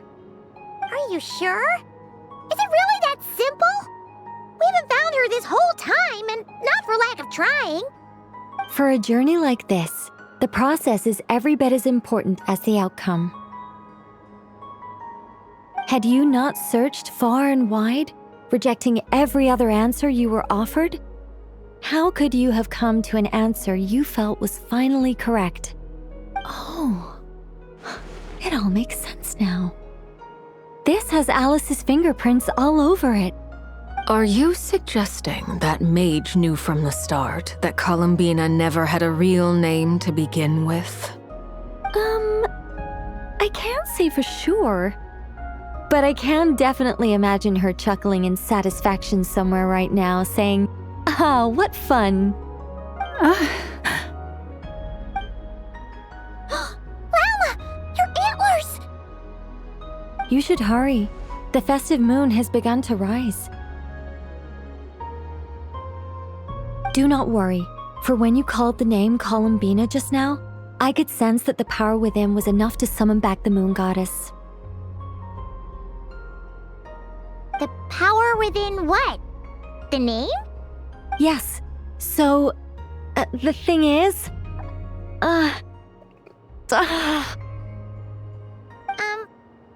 What's wrong now? This is so annoying. I really want to explain how that whole thing works. Starting from the founding principles of Teyvat and... Oh, I could talk about this for hours. But... Deep breaths, Nicole. deep breaths. You're an angel. A sober, sensible, solemn angel who has her priorities straight. Okay then. Sorry for asking. Clearly a bad call on Paimon's part.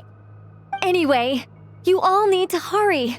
Last thing, remember how it felt when you called out that name. Then it is agreed. By the name Columbina, we shall find her. Then we'll throw her the best Moon Prayer Night party ever! And at last, we will send her home.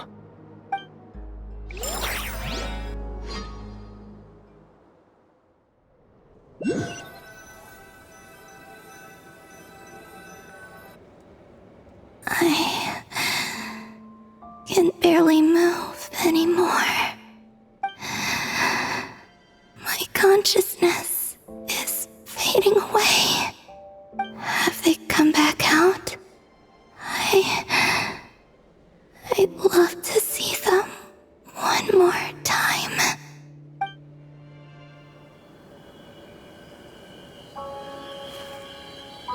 They didn't make it.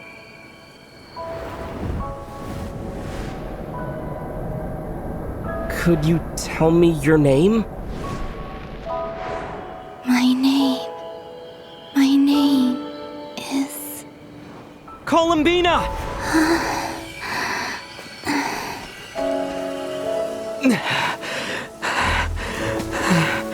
Columbina! Are you here? Columbina! That's the name you gave when we first met. And it's what I've called you ever since. Columbina. It's a fine name. I have many fond memories of Columbina, and so do all of your friends.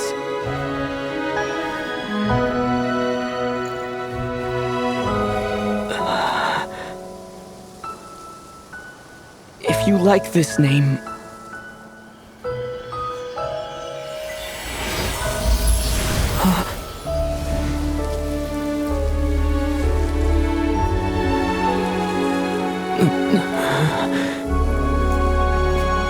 Looking for me?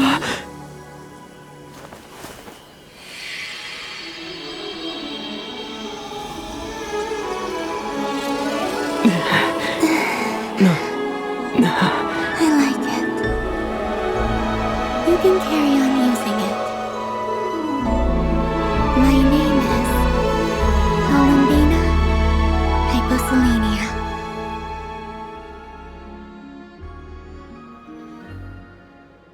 Columbina Hyposelenia.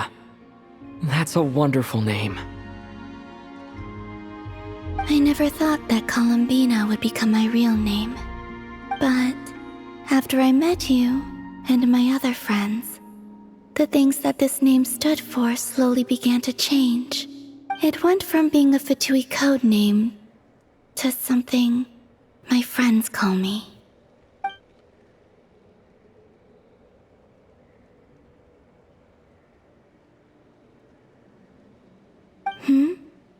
What is it? Why aren't you saying anything? I'm just so happy for you.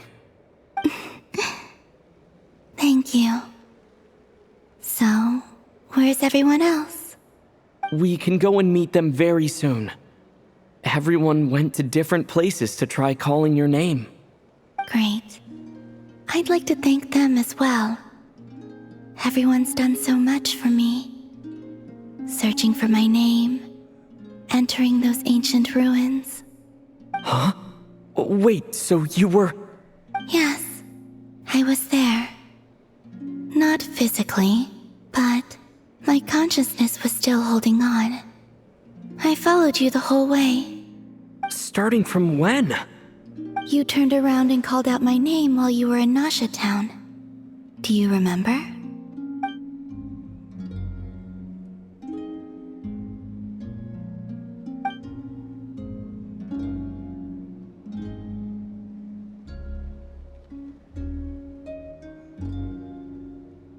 Let's go. We don't want to keep them waiting. Sure. In that case, come with me. But... Hmm? Before before that, could you call my name one more time? Sure. Come with me, Columbina Hyposelenia.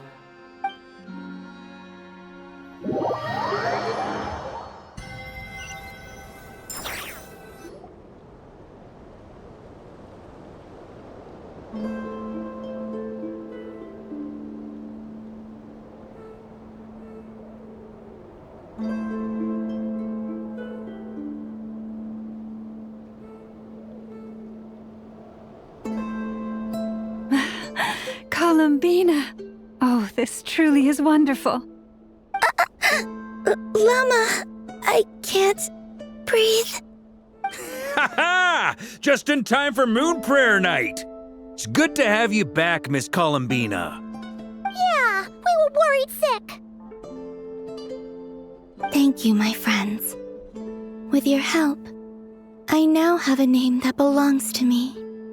Columbina Hyposelenia. Where's the second half from? You added it yourself? That's right. It means... Born beneath the moon. Yes. And by extension, it can also mean born beneath this world. A fine name. Now, as much as it pains me to interrupt this beautiful reunion, I feel obliged to remind you that the Moon Prayer Night celebrations in Nasha Town have already begun. Don't you want to enjoy the festivities? There's so much to see and do. And some of the ambient lighting and entertainments were sponsored by the kind souls in the Hexen Circle. Nicole?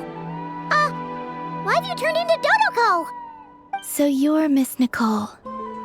Thank you for helping us, and for helping me find my name. It's nice to finally hear your voice. You're quite welcome. Guiding lost people to hidden treasure is what we Seelie do. And if you ask me, spiritual treasures are far more precious than material ones.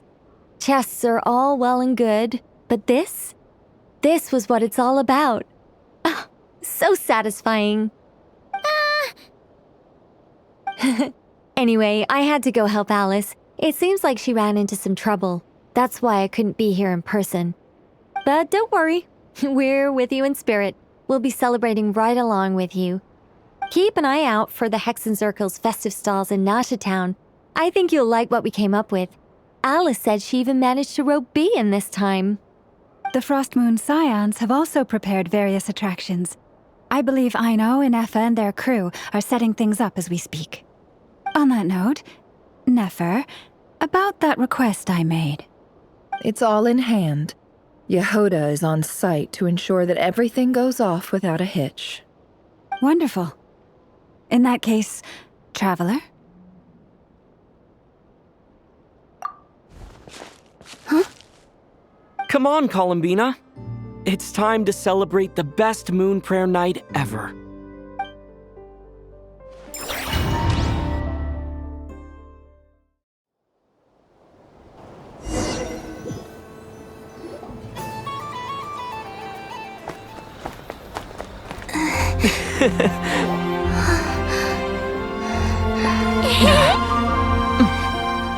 Hey, young lady! Would you like some Moon Prayer Night candy? Happy Moon Prayer Night! Oh, yeah, I almost forgot to say. Welcome home, Moon Goddess.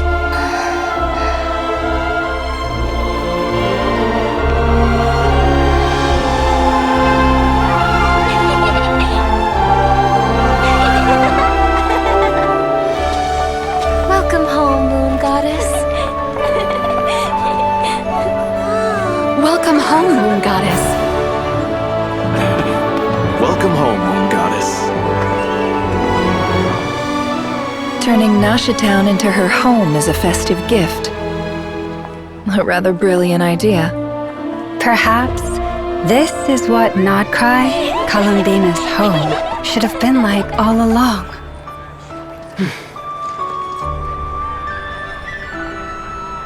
Thank you for the gift. I like it a lot.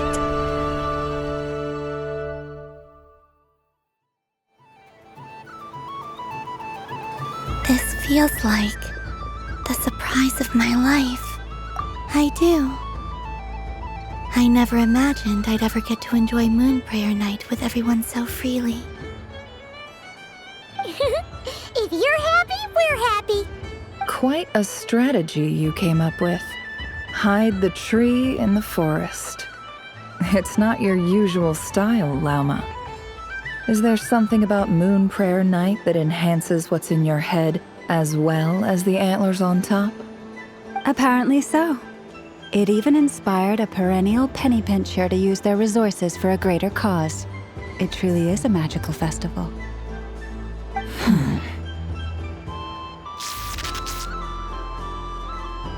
I see it now. This bickering is actually a sign of a strong relationship. Huh? What's everyone doing here? Oh! Miss Columbina, you're back! Yes, I'm fine now. Thanks for your concern. How's your progress with Alice's assignment? Very well indeed. I've never heard her sound so excited. Not like this. This time her excitement seems more serious. Seems like she's had a major breakthrough. She said she'll contact us once she knows more. In the meantime, we're free to relax and have some fun. Enjoy the time off while it lasts. I have a feeling that our next task won't be so simple.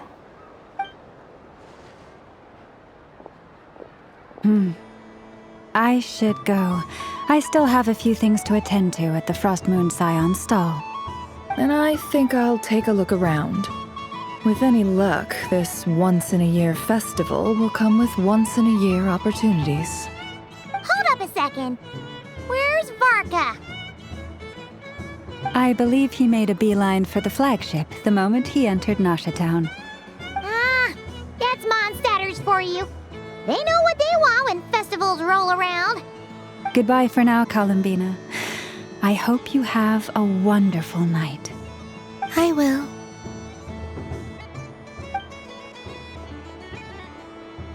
Well, in that case, don't just stand there.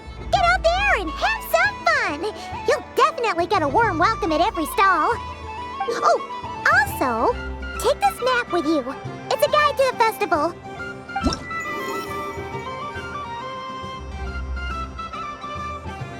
The Frost Moon Scion stall is over here. Lauma's invited a whole bunch of cute animals to celebrate too. Over there is the Hexencircle section. Alice seemed more excited than anyone about this festival, so she insisted on making it a grand affair. Oh, and then there's the Nasha Town local specialties, including... Actually, forget that. Better if you go check them out for yourself. Thank you. It looks like a lot of fun. You're not coming with me? We'll be around. But don't you want to browse by yourself for a bit first?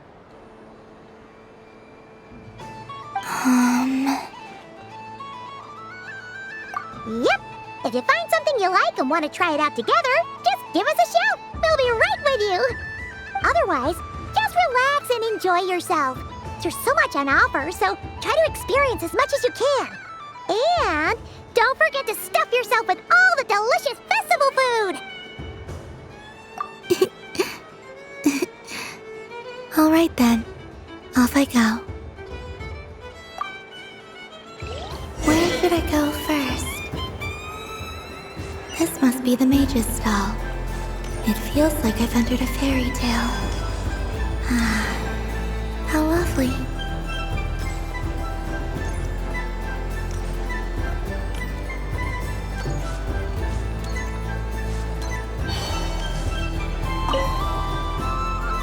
A soft and furry creature that bounces and jumps.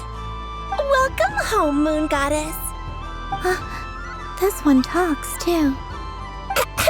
Allow me to introduce myself. I am a Dodico from a distant archipelago, the most mischievous of all my Dodo brothers and Dodo sisters. When the going got tough, I powered through, and when I met obstacles, I boomed them away. That sounds like a lot of fun. Doesn't it just? But then the trouble started. Recently, I found a lovely beach, the same beautiful jelly color as my hometown, and so I dove in to have a look. Only to find it overgrown with seagrass and nasty little spiky fish everywhere, looking to turn me into a Dodoko kebab. I made it back to shore by the skin of my teeth, but my tail was sorely hurt. Couldn't you just boom them away? Oh, I wanted to, believe me. But I've heard that you, Moon Goddess, can understand animal speech. The last thing I wanted was to cause a gigantic fuss and get taken to court by a school of spiky fish.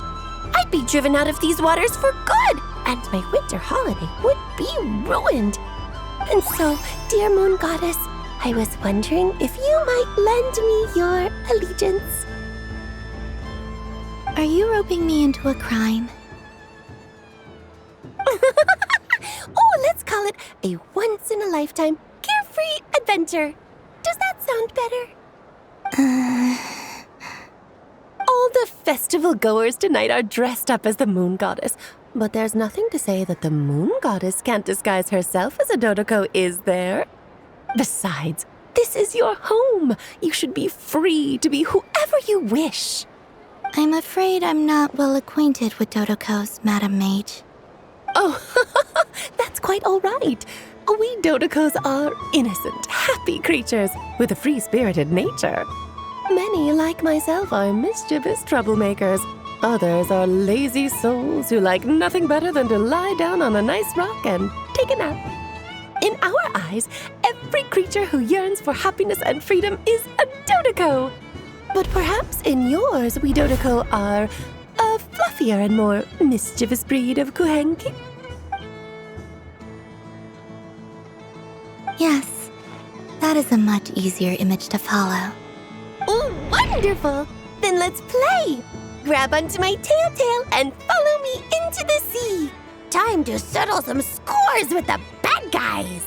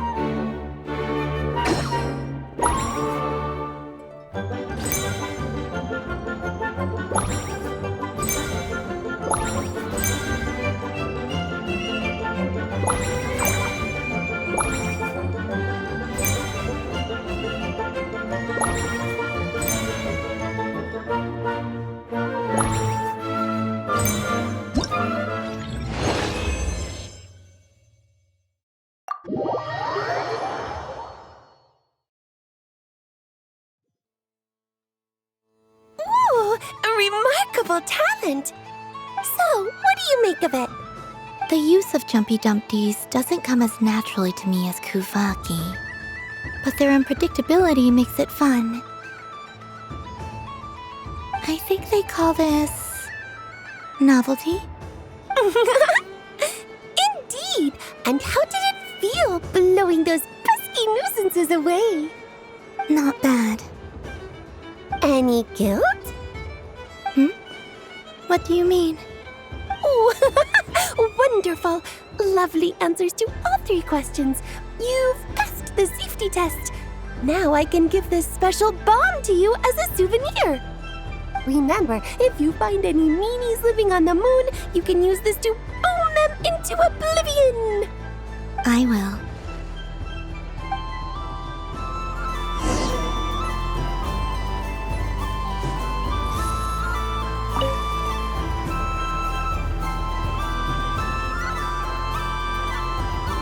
I wouldn't say it's unfair, exactly. I mean, your voice goes right into people's heads. How would you explain that to the kids? You can't just explain it away as magic. Is something the matter? Ah, Miss Columbina! No, nothing you need to worry yourself about. Impeccable timing. Stick around for a second, Miss Columbina. I need your input on something. This self-proclaimed Knight of Justice has yet to give me a satisfactory answer. I, for one, would like to hear your verdict on the matter. Hey, now, I left the flagship just to help you out, Miss Nicole. What's going on? So Alice and I are both using long-range remote control spells that work on similar principles, allowing us to attend this festive fair in Dodeco form. Sorry, let me backtrack a little. While similar, there are some key differences.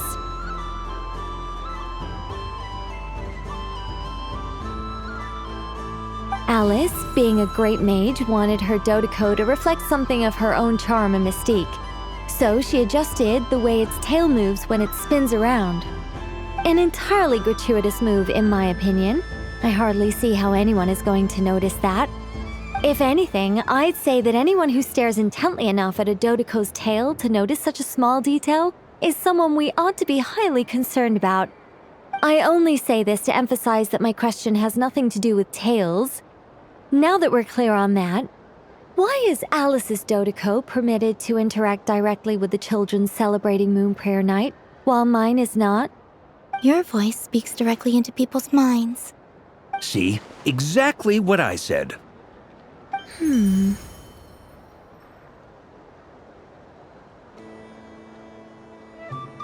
Miss Nicole? I can't stand it. I know that probably makes me sound like a whiny child acting out in front of their parents.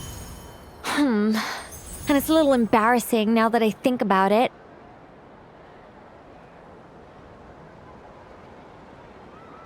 But hey, I said it now, I can't take it back. That would be even more embarrassing. Also, don't go reading too much into that analogy. It was off the top of my head. I'm actually an awful lot older than either of you. Miss Nicole, are you saying that you'd like someone to play the game you've prepared? I'm not so invested in that. It's just something cobbled together using items I borrowed from Alice. She probably didn't even make them herself. The point is, I want to know everyone's thoughts after they receive their prizes. But as you've said, I can't just ask. I've been biting my lip for so long, and I've had no one to vent my frustrations on. I thought this was going to be a nice, straightforward festival where I'd get the chance to guide people to treasure. Well, can I play? I can't guarantee that I'll win a prize, but... You will? I'd like to try. Then what are we waiting for? Let the game begin! It's like they forgot I was ever here.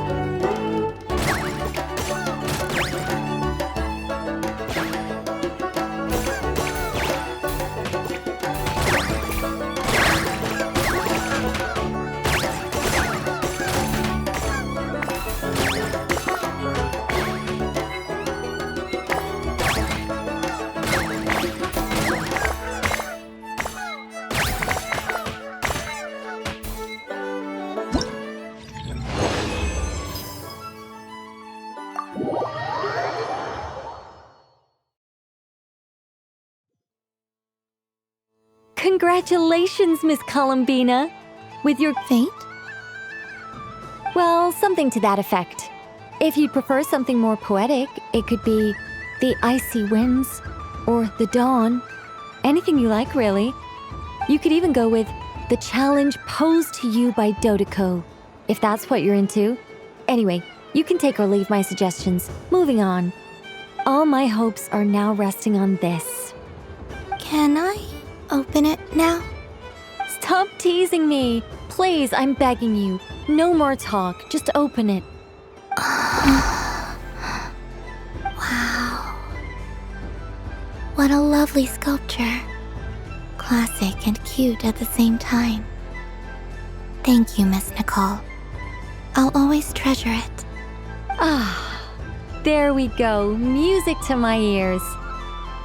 You have my sincerest gratitude, Miss Columbina.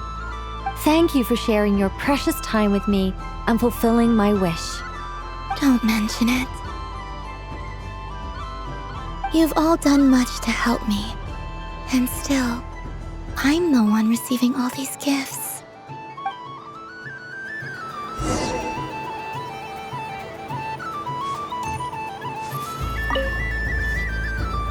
Welcome home, Moon Goddess. Oh, you're the genuine article. Alice was right. This Moon Prayer Night was worth watching after all. Another one that talks. Greetings. Pleased to make your acquaintance. I am the Hexenzirkel member they call B. Barbeloth Trismegistus. Columbina Hyposelenia. Pleased to meet you too. Hyposelenia.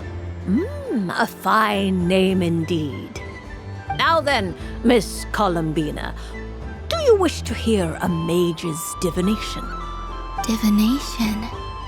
The Frost Moon Scions used to ask me what would happen in the future. Is this like that? From the perspective of the one seeking answers, perhaps. As you look to your journey ahead, if you seek to understand the unknown, resolve your doubts, and soothe the confusion in your heart, divination could be for you. The unknowns on my journey.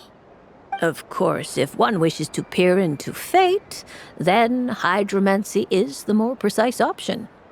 But that is a complex affair, and to relegate that majestic art to the status of a festive amusement would seem somewhat uncouth.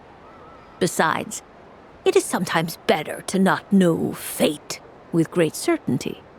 Hence, I shall use the suitably festive Luna Arcana to tell your fortune instead. It is more popular with the youth in any case. Lunar Arcana. Indeed. Unlike hydromancy, this will only display possibilities and trends. People like to think of themselves as creatures of agency and free will.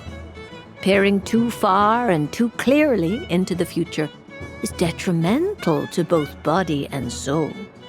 I'd like to give it a try. Of course you may. Come then, take a seat, Miss Columbina. Before we begin, are there any specific questions you would like to ask? Let's stick to general possibilities and trends, like you suggested. Very well. Then I shall use the basic Lunar Arcana deck. Now, try to relax. Cast your mind upon the things you have experienced and the things you are soon to experience. I will shuffle the deck. Would you like to cut the cards yourself? You do it. No problem. Now then, to make things easier for the seeker, that is to say, you, I shall decipher the cards from your perspective.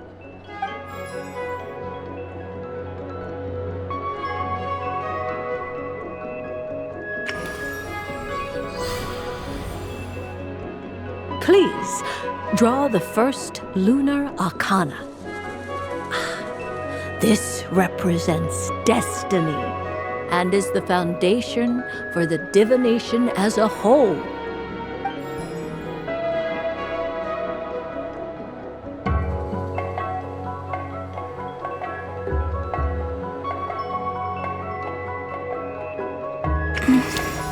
Now, draw your second card. This will stand for the past, the sum of all your experiences that have come before. And now the third arcana.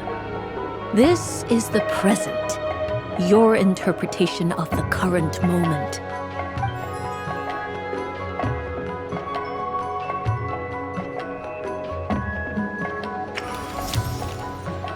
Finally, the last card. This shall speak of the future, which...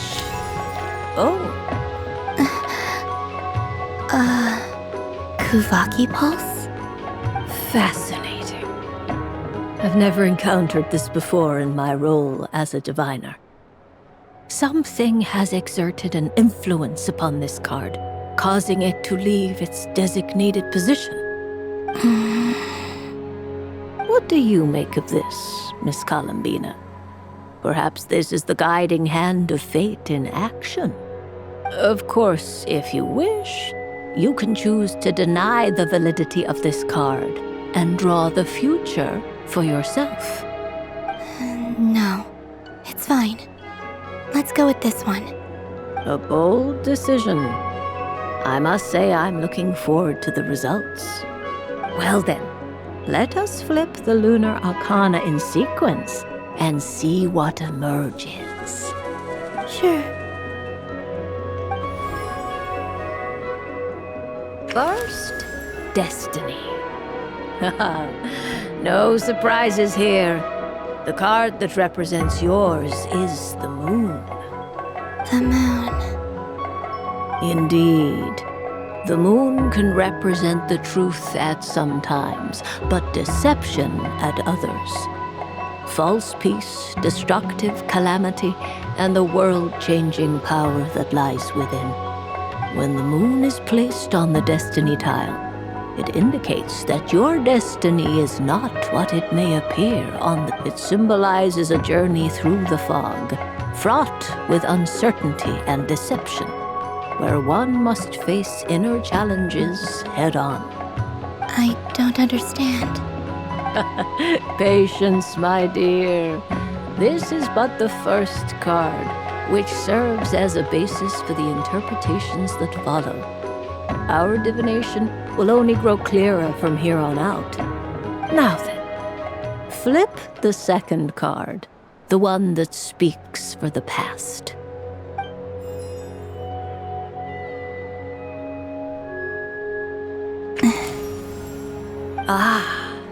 The Hermit, but inverted. Inverted? Yes. The Hermit symbolizes solitude, combined with the moon as one's destiny. The Hermit inverted represents a choice you made to stand alone in the past. It was a choice made not out of fear or arrogance, but for reasons that others could not perceive. You fumbled through the darkness without a guide, but you did not find your way. Rather, you went astray. More than once, it would seem. Is this about how I became Kutar despite not wishing to become a god? And how I joined the Fatui because I yearned for a place to belong? I suspect only you know the answer to this question. All is not lost. The past is in the past, and so it shall remain. Shall we look into the present now? Oh my. The Lovers. One of the most interesting Luna Arcana. What does this one mean? This means that you have had an unprecedented emotional experience. The joy of finding your soul becoming intertwined with that of another. A precious and wonderful thing indeed. It's true. I've made a lot of friends recently, and they are very good to me. I like them a lot. That sounds lovely. I am most delighted for you. The lovers can also represent important decisions, perhaps related to a parting of ways. Now, if I were to guess... Yes. My return to the moon. I understand. Parting with friends is never easy, Columbina. But rest assured, this is not the end of your journey. There is always another story waiting to be told. The future always lies ahead. The future. Well now, it's finally time to flip this most mysterious of cards. Why did it appear? And what does it wish to tell you? I'm ready. Very well. Flip this card and see what lies on the other side. Oh. Miss Barbeloth? What is it? This card is death. That doesn't sound very good. It depends on how we interpret it. It is true that it can represent an agonizing death, a complete and utter end, but at the same time, it can also represent rebirth. Do not forget that your destiny card is the moon. That lends your future many different potential meanings. If death spells the end, is it unavoidable? As I have said, divination can only display general trends. It is a rough guide, but it does not show predetermined outcomes. Allow me to summarize it for you. In the past, you may have lost your way, but now you have gained new connections and new strength.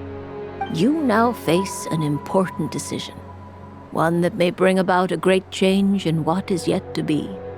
This change might, in turn, be the end of all things, or their beginning. But remember, everything is subject to change because of the moon present in your destiny. You must see the truth clearly and face your innermost thoughts. The truth. My innermost thoughts. Thank you, Miss Barbeloth. Don't mention it. Some people dislike divinations, for fear of glimpsing an ending to their story that they wish was not so. But I can see that you're different. The result of this divination will not sway your decision. This is a rare quality, and one that diviners always hope to see in the seeker. We are here merely to guide, not to exert undue influence. I understand. Go then and illuminate your future, Miss Columbina. The moonlight that shines from you now is most captivating.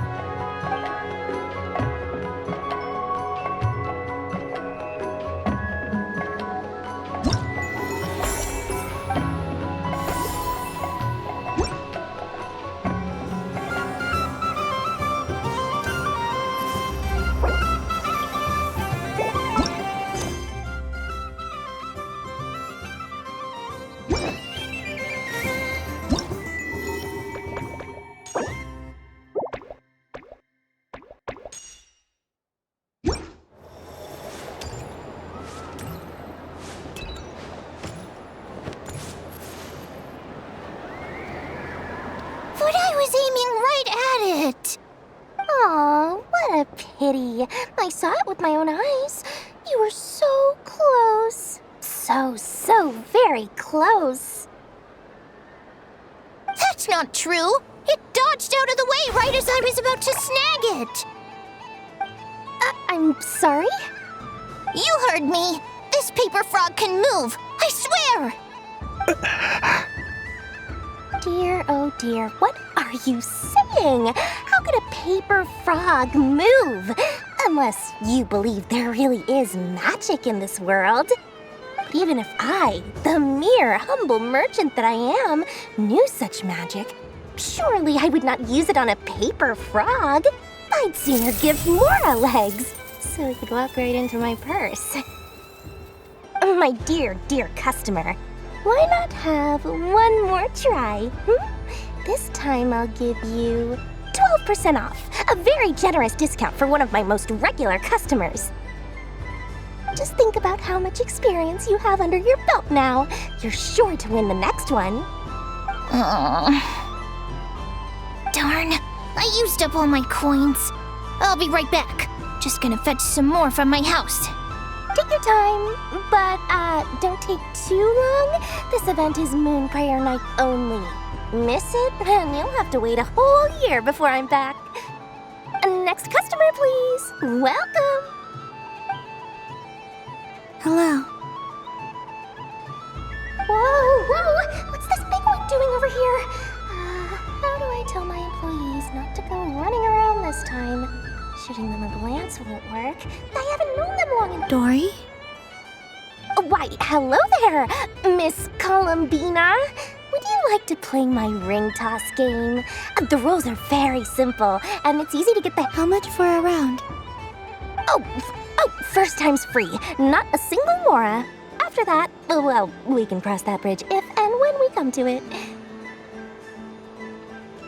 But with your sharp sharp skills, I'm sure you'll win all the prizes in one fell swoop. That was an obvious enough hint for them, right? Right?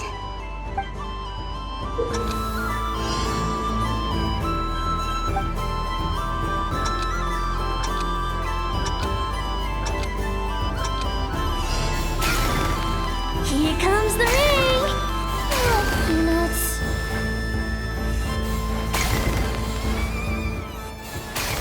Change tracks!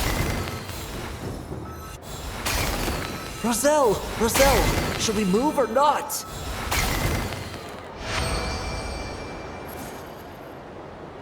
Let's see. Wow. And here's your prize. Now, how about another round? Happy Moon Prayer Night, Miss Columbina. Happy Moon Prayer Night, Durin and Hat Guy. Are you here to play the game? Yes. You said we were just coming here to say hello. I did, but then I recognized a few more people as I got closer. Do my eyes deceive me? Is that... It's our little dragon. He's all grown up. Someone's popular. Well now, since you came all this way, why don't you try out this lovely game we have going? First try is free. He'll have a go. I'll pass. It's only one free try per customer. You can't give your try to him. I'm aware. How has Elder Almond been lately? He's in great shape. He goes for a run in the forest every morning to stay fit and healthy. He tried to go boat racing with Firecracker a while back, but he couldn't even make it onto the Lotus Leaf. Firecracker was in fits of laughter. How about you, little dragon? Can you still fly? Yes, I can. But you've become less chatty. Has growing up been tough on you? We call that maturity. You know, the thing people sing about. The knight wields a sword of stone to defend those hearts that are made of gold. Stone is very heavy. That's what keeps him from talking too much. That's awesome! I want to be a knight when I grow up too. Ring, here I come!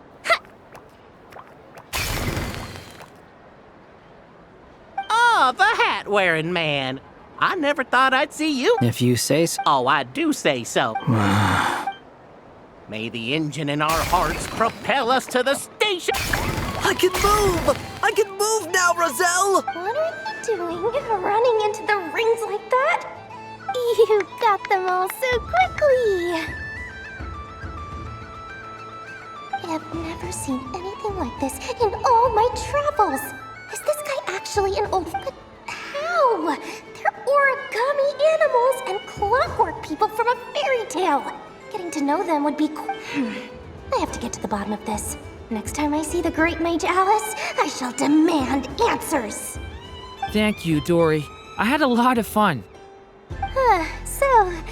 Now for your prize. Where did I put it? Give me a moment to dig it out. Oh, sweet grand prize. How I wish I didn't have to let you go. Good thing I've already turned a profit from the customers earlier in the night. Okay, What? I leave for 2 seconds and someone's already claimed the grand prize? Oh, well, these things happen, you know? Perhaps you'd be interested in one of the other prizes instead. We've got all kinds of wonderful goodies here. Is this the thing you wanted? Here, you can have it. Huh?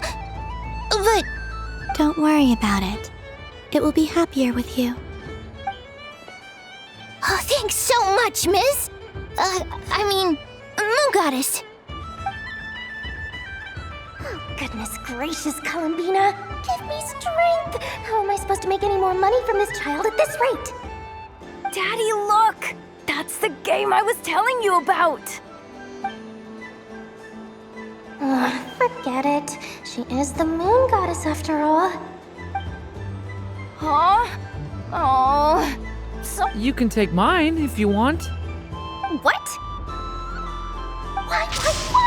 Why are all these bleeding hearts coming here to ruin my business? Happy Moon Prayer Night, everyone. Happy Moon Prayer Night.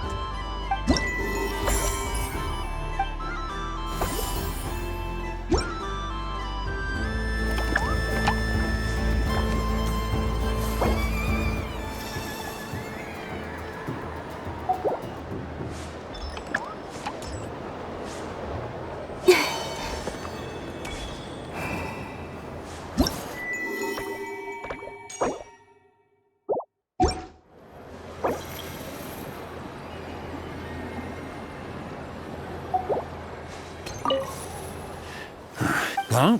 Albedo? This sketch is for... Oh, the North Wind.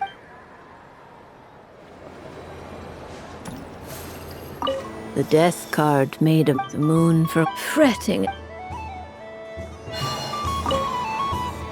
for another round of fish boss? Of course, of course.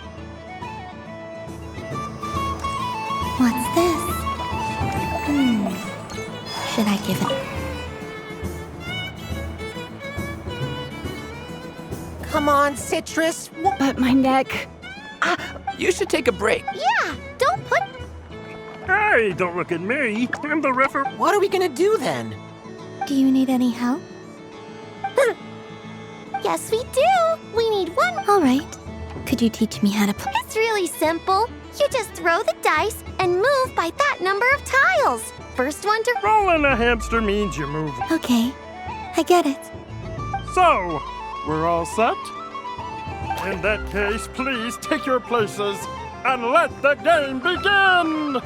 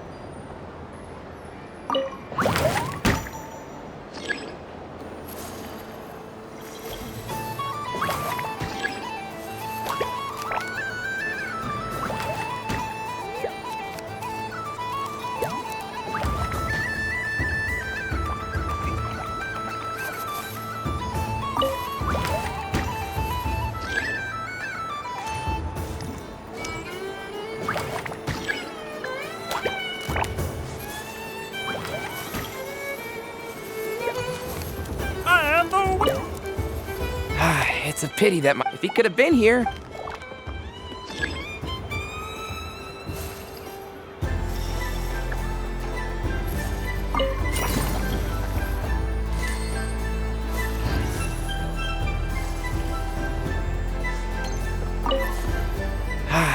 pity that my good friend Faro Bear, if he could have been here.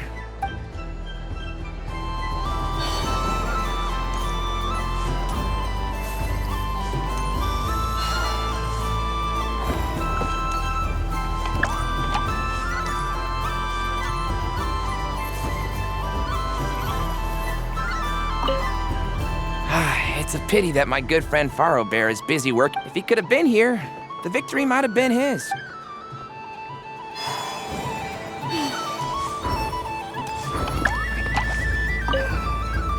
Done being a duke? Thanks for coming here with. Are there any. Why does that I know you don't mean. Even if you won't admit to taking some. Otherwise, you'd have taken off your.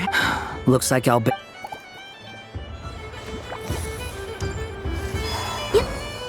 So this is the Frost Moon Scions area. If this were any other day, I'm sure it would. Doesn't it look like this rhyme-horned deer has 2 sets of antlers?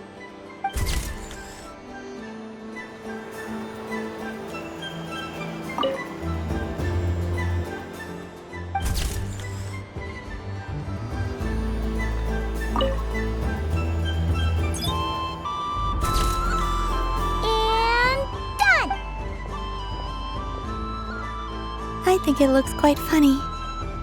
Well, Paimon thinks it's super cute. It looks like a silly chic badger and a rhyme-horned deer that's about to fall asleep.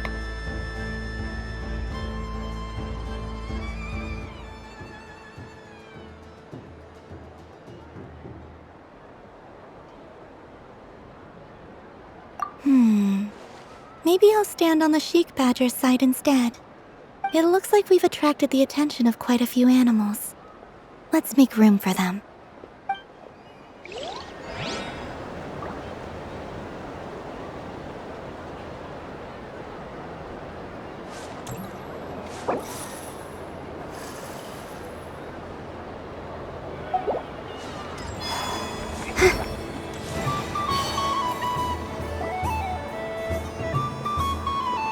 Dodoco's Whirligig!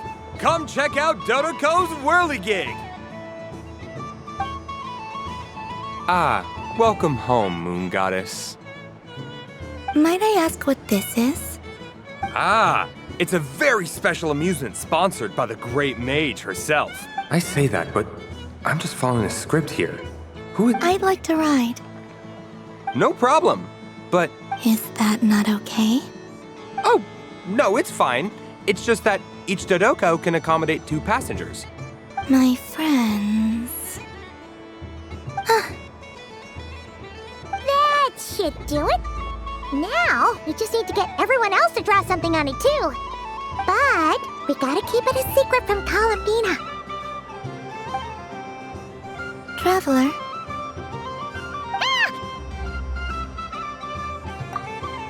I want to go on that ride. Will you join me?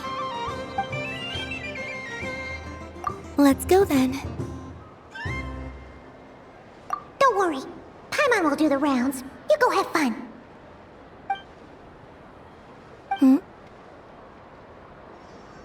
All right.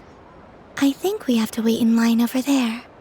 Please take your seats. For safety reasons, you mustn't try to leave the ride before it comes to a complete stop. All right, you're all set.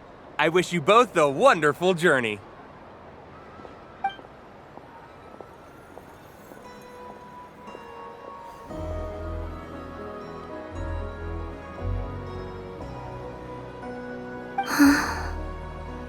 Not bad. It reminds me of riding a moon lane. Sometimes, the Kuhenki circle around me like this, playing their beautiful melodies. Yeah, I'm going to miss them.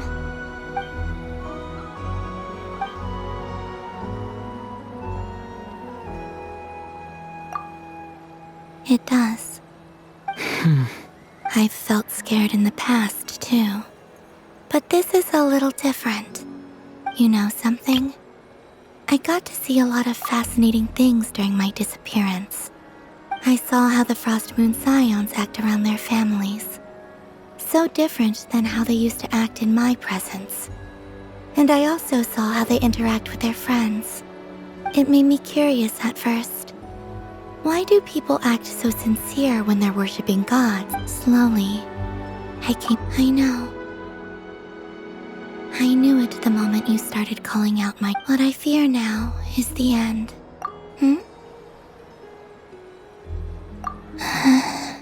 Thank you for this conversation.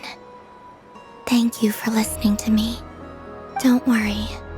This fear I have, and the unknown that awaits me, they cannot hurt me. Not when I possess a treasure far greater. I just want you to remember this version of me, the real me, on this final night together. Dear passengers, Dodoko's awesome adventure has come to a close. Please leave in an orderly fashion, and we look forward to seeing you again in the future. Don't want the journey to end, huh? Don't worry, you two. There's always another adventure waiting just around the corner.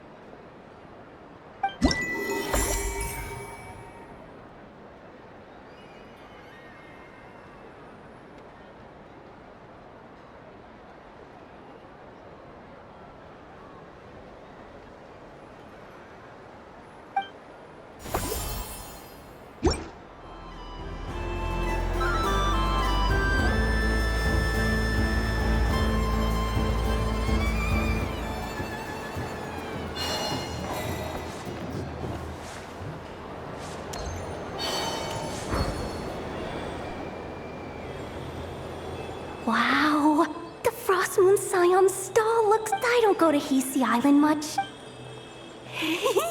And if culture means we get more festivals, I'm all for it! Hello, Yehoda. Columbine... hello, Moon Goddess? That was too close. I almost gave the game away in front of the staff. Oh, wait, what's the deal with her shoes? Do you like balloons too? Balloons? Oh, you mean those? What's so fun about balloons? I'm not a kid anymore. They're probably more up Aino's alley. Yes. The animals seem very curious about these strange flying objects.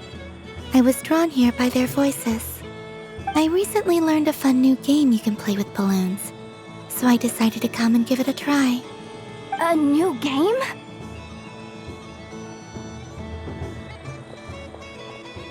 Hello. Welcome home, Moon Goddess. Here to buy some balloons? Yes. Could you give me a few that haven't been inflated yet? Are you sure? Yes, please. Uninflated balloons? But those are just little rubber pouches. What does she want with those? Would you like to play the balloon game, Yehoda? Huh? Sure.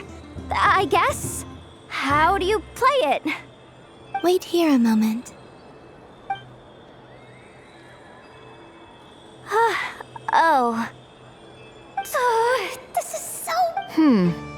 I thought I saw Columbina nearby. Uh-oh! That's the fourth Harbinger! Although she's helped us out quite... Is she looking for Columbina? Oh, guess that's my ticket out of here. I'm not sure my heart can take being sandwiched between two Harbingers.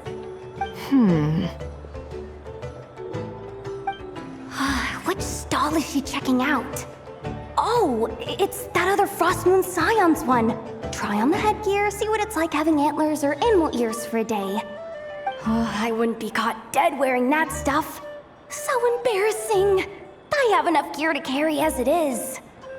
Wait, what? She put it on? How peculiar. This would take some getting used to. I wonder if this is what it's like for Lynette. It really suits you, ma'am. What is this? She was so intimidating a moment ago, but now, dang, she's really rocking those ears. How does she make them look so cool? I suppose I may as well keep them on for now. All part of the festive experience. She's coming this way. How do you do, Miss Yehoda?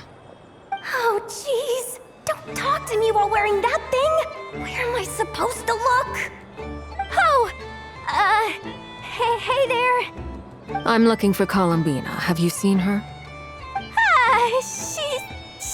She just... Huh?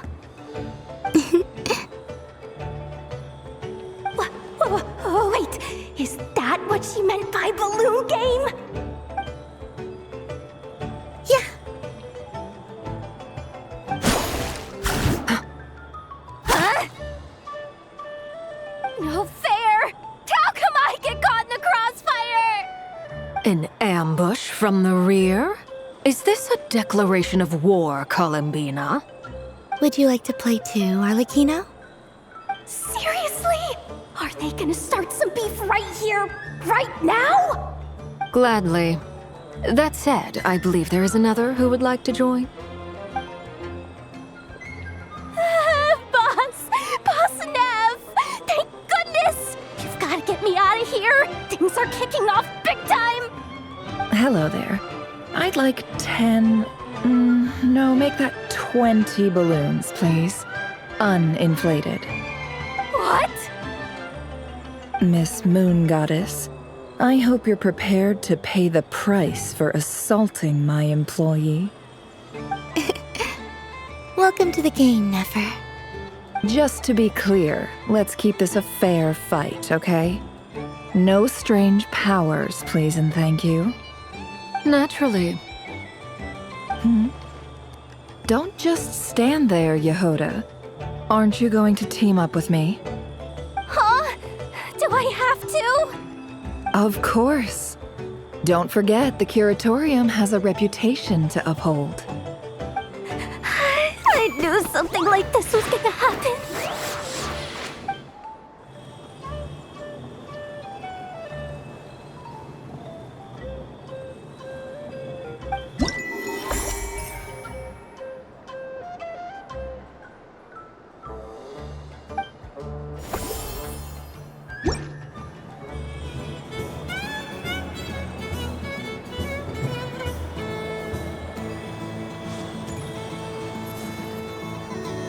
Sunny days! I prefer sunny days. Ah, well, you are as warm as the sun itself, Moon Goddess. Very well. I believe your spirit animal has to be this most adorable chic badger. Wow! Thank you, Mr. Talking Magic Lamp. Have a very happy festival, Moon Goddess. Lance? That's you, isn't it? Shh. It's our little secret, my dear traveler in Paimon. Okay, sure, but why are you here selling sugar sculptures? Everyone celebrates in their own way. After gazing into the abyss and spending time around gravestones all year, what better way to relax than to see sunny smiles on the faces of the living? Besides that, I like to think of myself as a fair judge of character. I dare say matching personalities to confection suits me rather well. That's not what Paimon was talking about. Aren't you afraid that your true identity might be exposed? Should I be? There is all manner of magic in the air this moon prayer night, thanks to the work of the great mages. I see Miss Columbina is hiding in plain sight. Why should I not do the same? Why miss this rare opportunity to enjoy a special evening in my true form? Fair enough. You got a point there. People who don't know you will probably think you're just a talking lantern. Well, now that we see eye to eye, what brings you here? Not a search for your spirit animal, I presume? Ah, well, actually... Here, see for yourself. Oh, this is... How wonderful. A beautiful idea. Yeah, we just met Barca, and he said that having everyone draw their own section was kind of boring. So, he did your bit for you. Ah, Varka. Ever the maverick. I see his artistic skills are Truly one of a kind. In that case, I shall paint something on Mr. Albedo's behalf in a short while. What? Why not now? Ahem.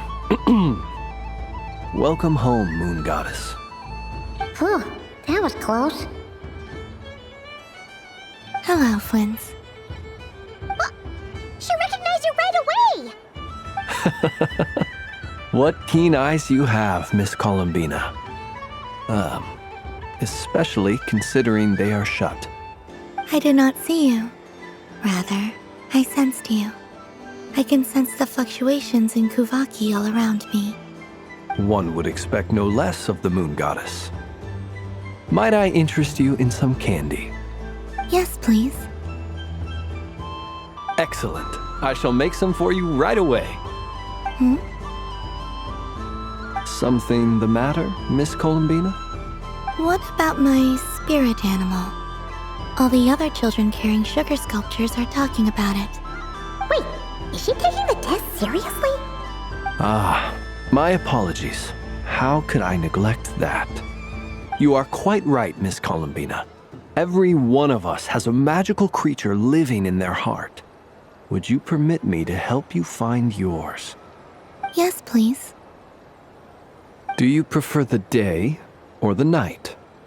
Night. Which of the 4 seasons is your favorite? Winter.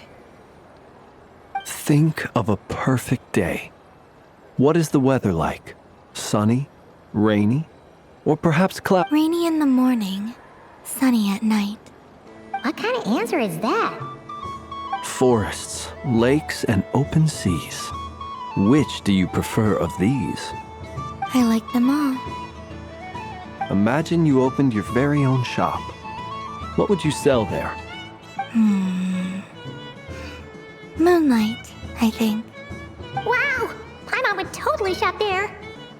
It wouldn't cost anything. You'd just need to visit. Aha! I believe I know what your spirit animal is. Here, for you. Oh, it's a Kohenki! Indeed. A free-spirited being with a deep love for all things here in Nodcry, who selflessly lends her aid to as many people as she can reach. It is the perfect fit for you, Miss Columbina. Thank you.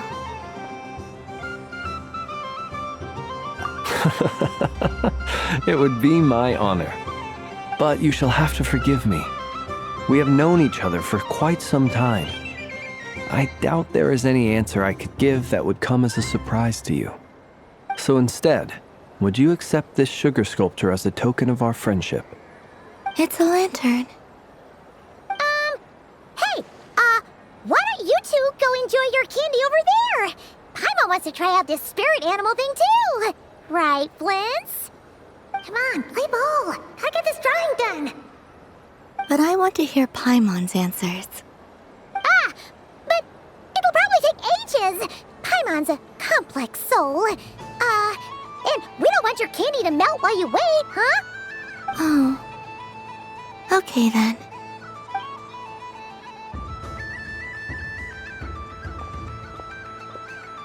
Phew. Nice excuse, Lady Paimon. That was some quick thinking. Yeah, no thanks to you. Although, help next time.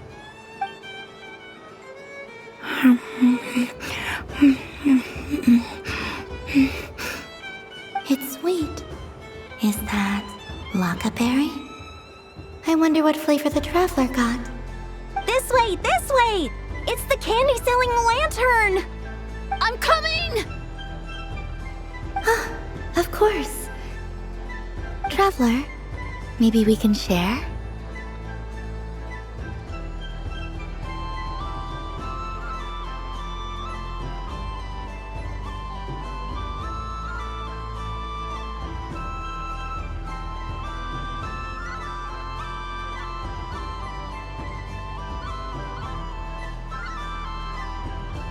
Yes. I found out recently that thank you.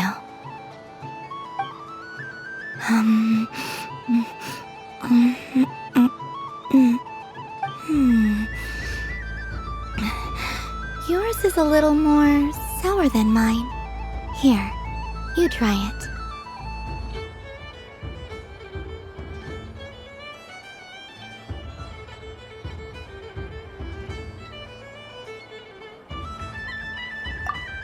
Are you sure? Amazing.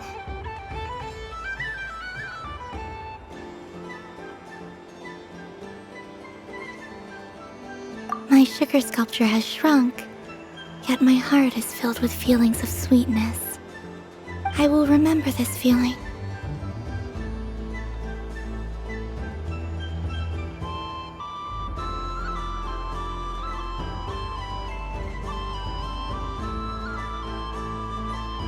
Sure.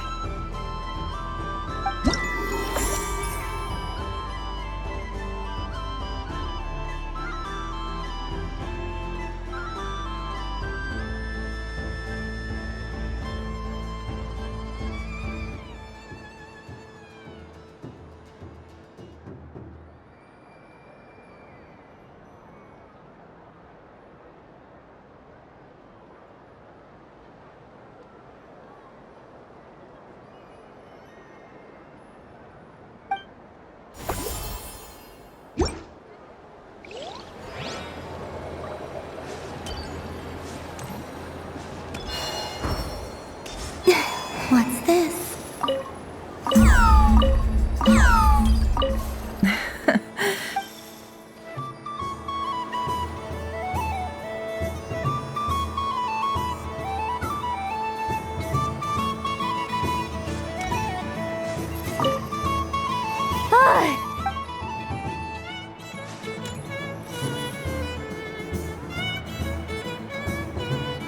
I wish for a never-ending supply of laka berries.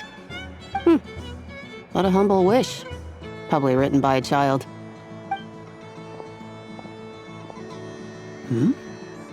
Is that Llama the Moon Chanter?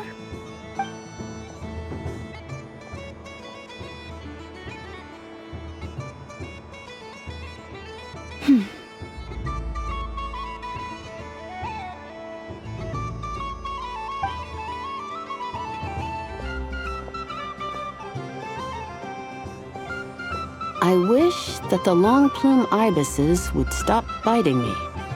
Oh dear, poor Llama. All right, I'll write that one down for you. I got it. While everyone else is celebrating Moon Prayer Night, you're as busy as ever. I don't mind. It's rewarding work. A good kind of busy.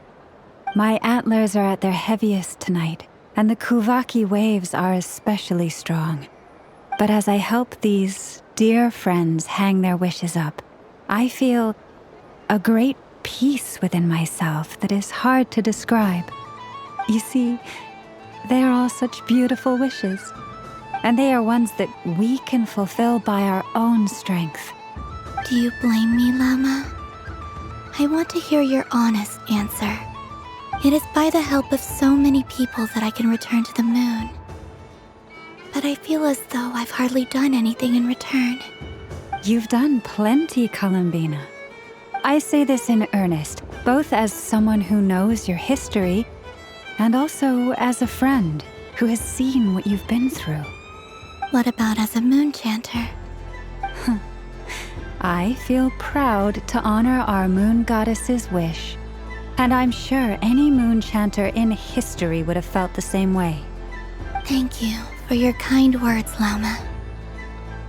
But... Since you asked for my honesty, I won't lie to you.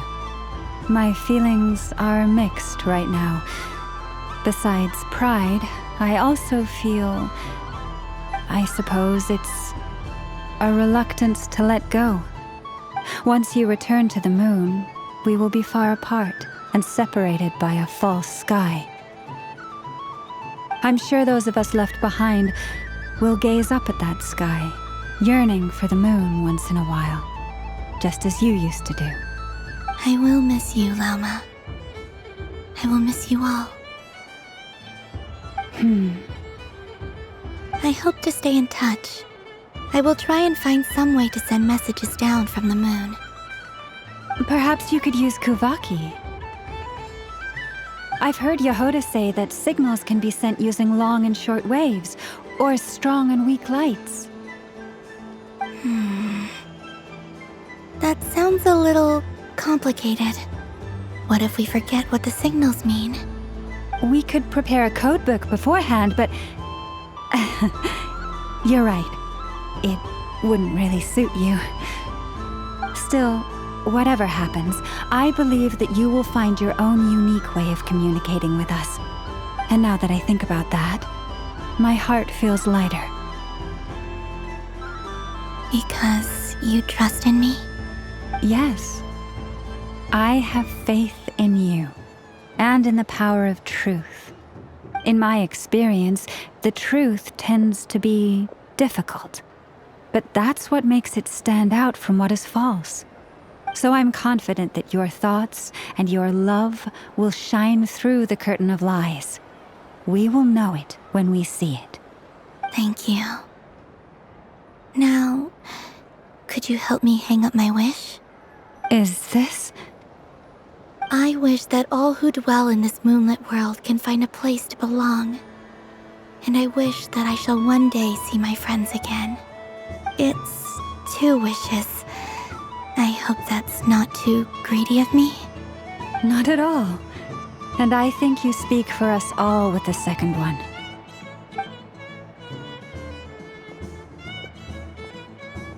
I shall continue to pray until the day that all of these wishes come true.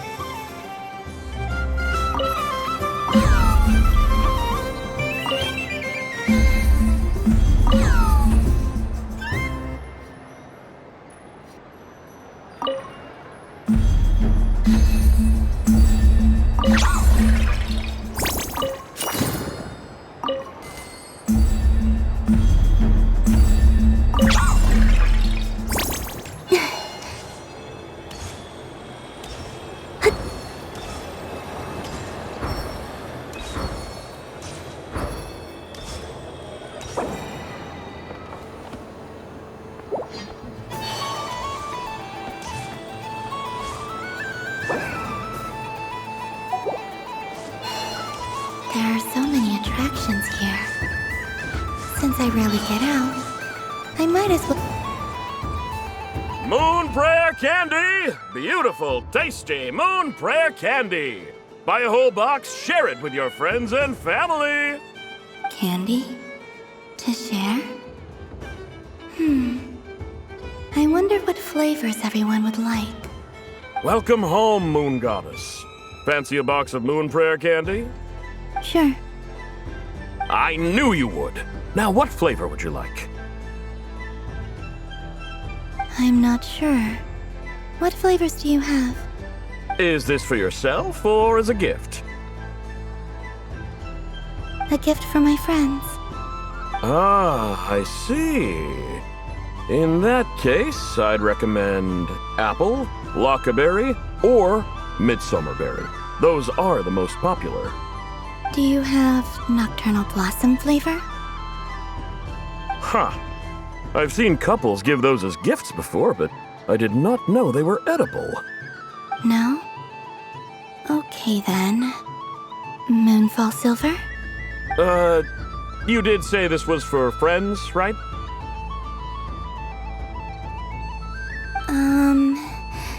Maybe Smetana then.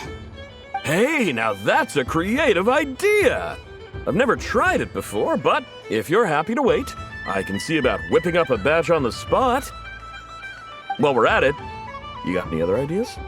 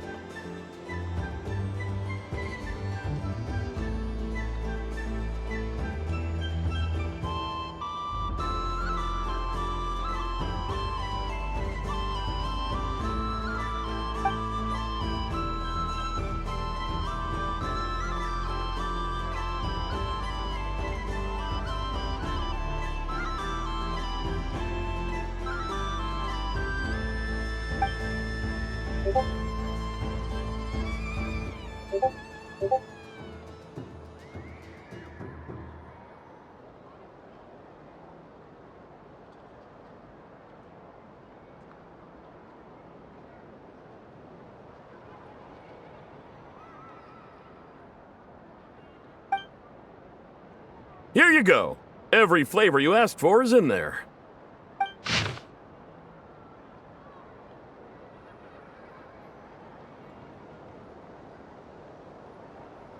Thank you. I hope you and your...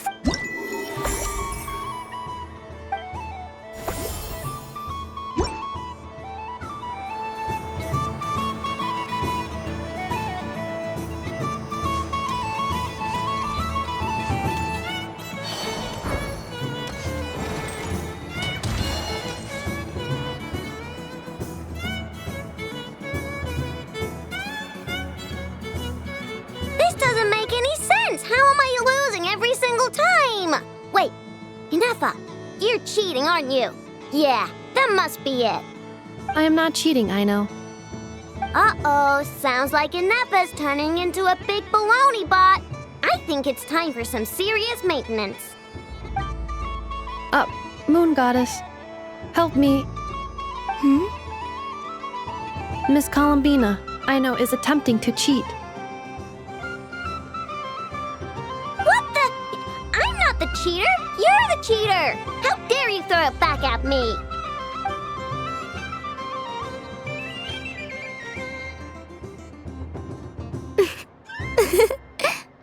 Alright, fine. Let's all laugh at I know. Just you wait till I get home, because I'm gonna make a game bot that can win 100% of the time.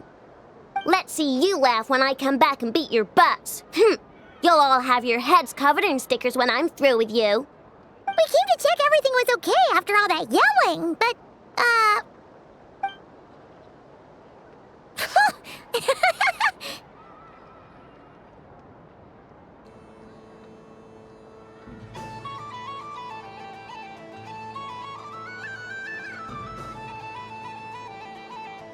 Whatever it is, it sounds like cheating is allowed.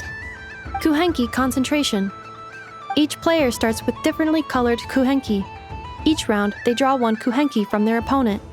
When a player has two kuhenki of the same color, they make a pair and can be discarded. Any that can't form a pair must be kept. The round ends when a player can't form any more kuhenki pairs, and that player gets a sticker.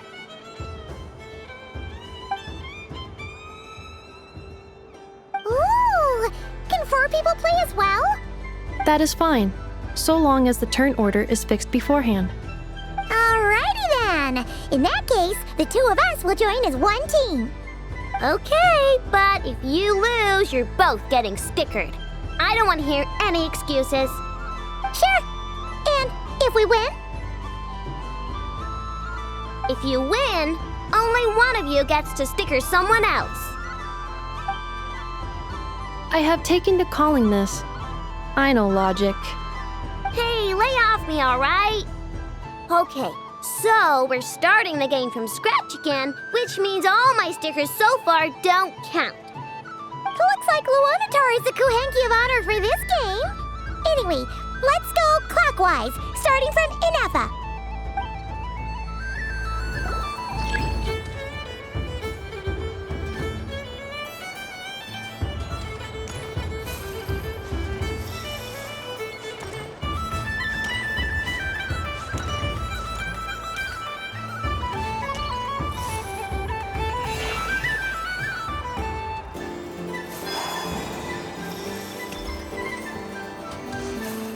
Nice! That's a pair!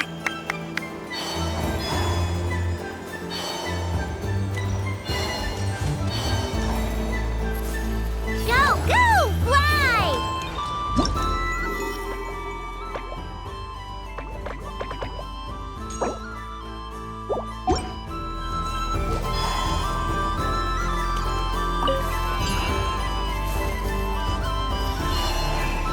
Go on.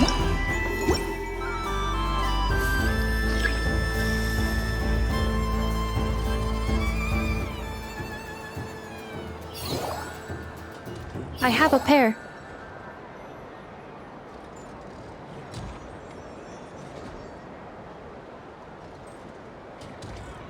Uh-oh! We've got to pick up the pace!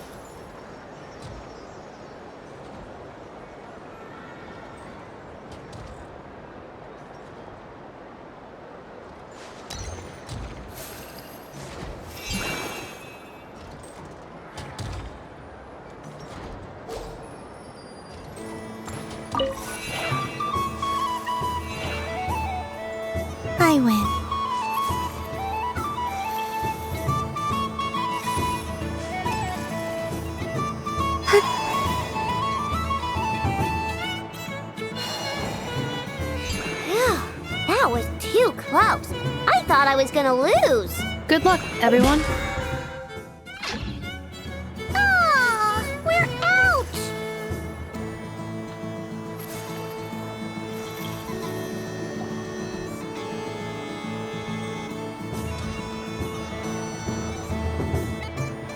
Let me pick a good one. What's it gonna be? You're looking very pleased with yourself there.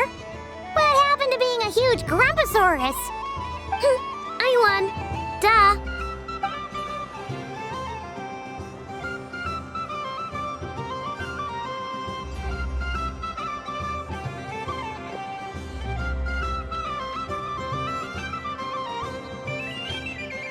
Oh, me again? Don't fidget too much, Aino, or the sticker's going to fall off. I don't care. If it falls off, it falls off. If a pair of Kuhenki get discarded, why not a pair of stickers? Huh? Huh?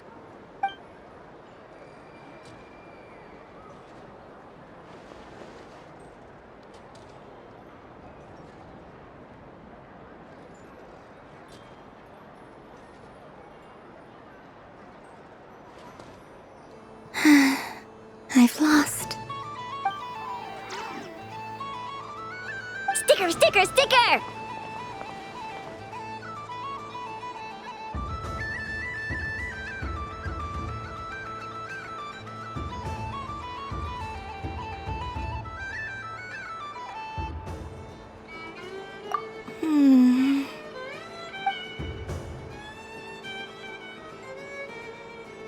Cute!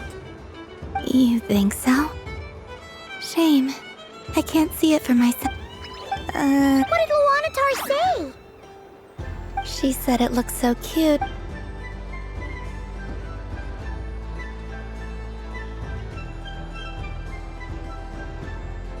Who put these stickers on Paimon's eyebrows? Ugh, she can barely see! Alright, now, I think we got enough evidence to prove that there's a serious problem here. Yes, I agree as well. The culprit is... Inefa! Culprit? What did I do? Quit acting dumb, Inefa! You're not wriggling your way out of this one. I've been watching you.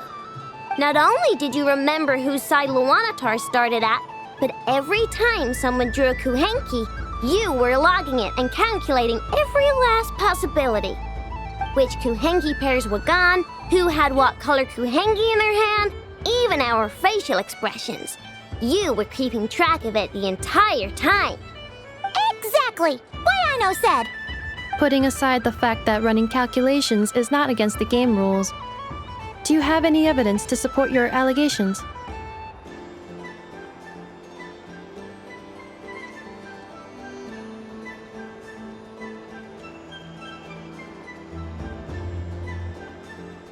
But that's not against the rules either. So she admits it. She certainly does. Alright, everyone grab a sticker. It's time to get Inefa back. But... Take that!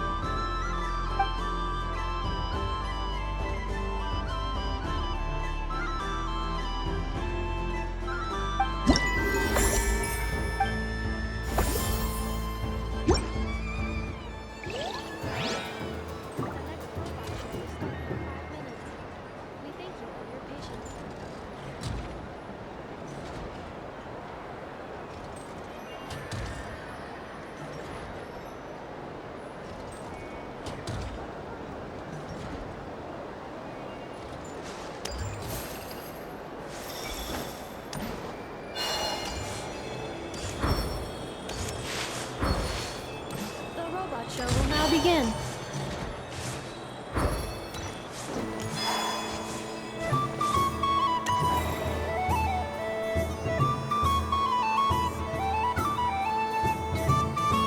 Well, well, look who it is. I heard someone went and disappeared on us the moment we let her out of our sight. They looked all over for you. Frankly, I didn't think you'd be back for Moon Prayer Night. Were you worried about me, Sandrone? You would like that, wouldn't you? Do you even hear what you're saying? It seems to me like you disguised yourself with festive headgear, just so that you could come see me on Moon Prayer Night and make sure I'm okay. You didn't even bring Polonia with you. You? I thought you couldn't see! I cannot. But I sense the confusion of those around us rippling through the Kuvaki currents. Based on what I know about you, let me guess what you're wearing. Is it cat ears? Shut up! I'm only here to protect the Fatui's interest in this territory. Running into you was pure bad luck. Really?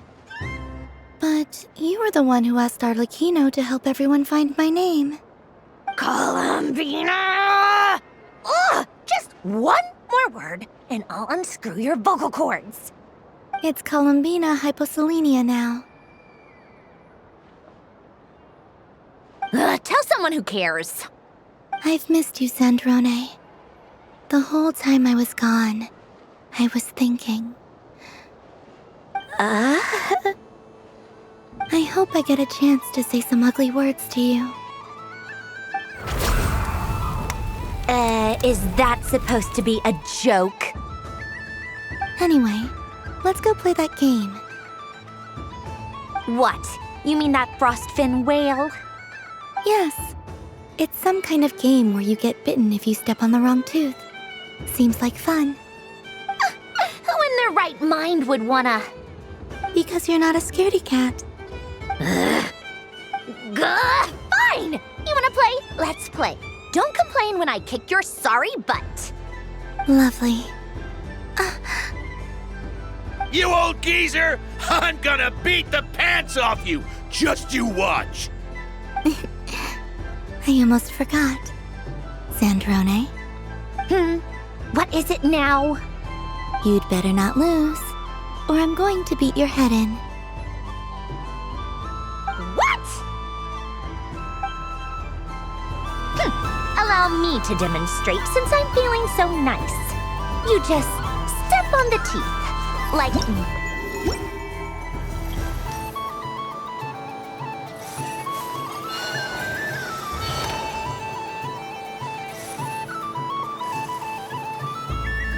Which should I pick? Your turn, Sandrone.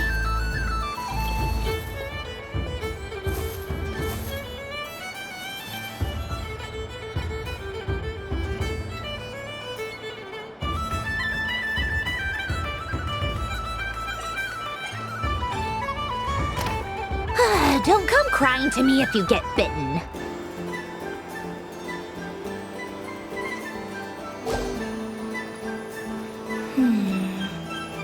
I'm getting a bad feeling from this one. Sensing Kuvaki doesn't count as cheating, right? I want to switch.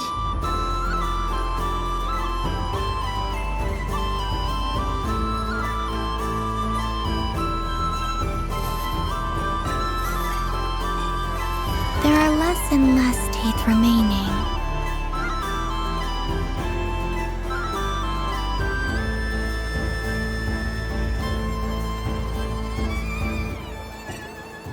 Huh? What's that noise?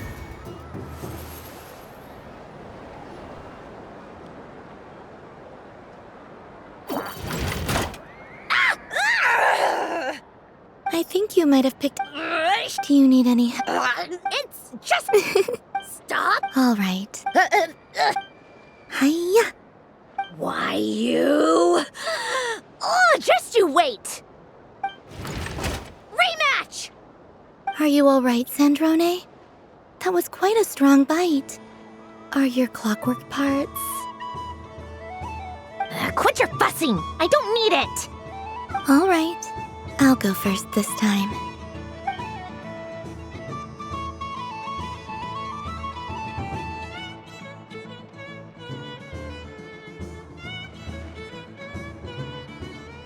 I see it now. She can sense which teeth are rigged. So I just need to avoid the same ones that she does.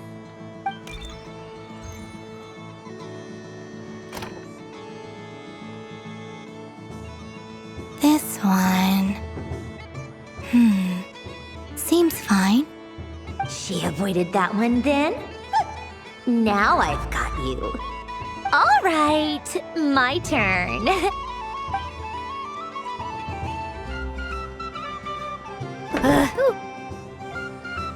What? Looks like you lost again, Sandrone. Wait! There's more than one bad tooth! Bonk.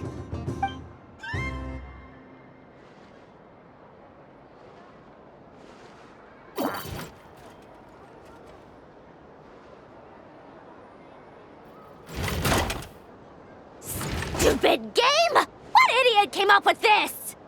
Are you alright, Sandrone? You said some nasty things just now. Oh, I'm peachy. Should I let you bonk me on the head as well? Ah, forget it! Come on, bonk away. It can be your consolation prize for losing so badly. I told you, forget it!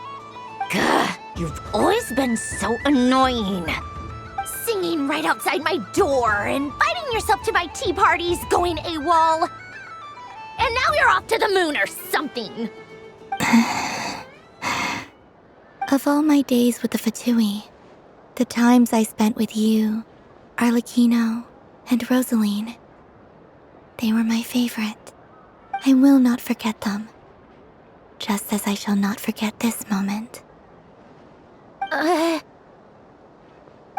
We'll always be friends, no matter where we are, right? Who'd want to be your...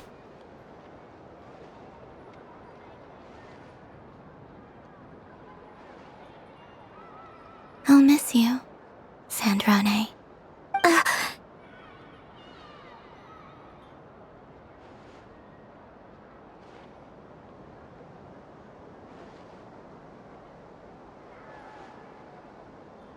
Goodbye, Sandrone.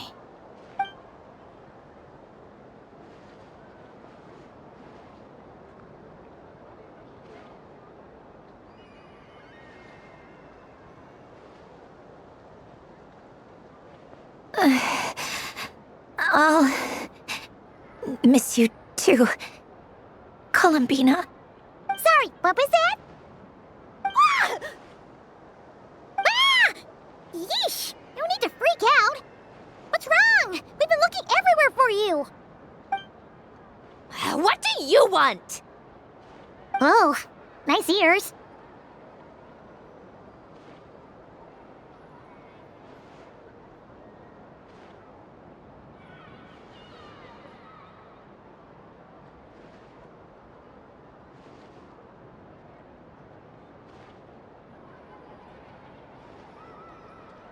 What? Do? This! Huh?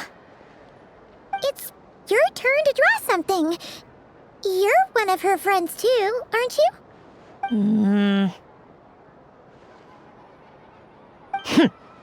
Doesn't know how lucky she is.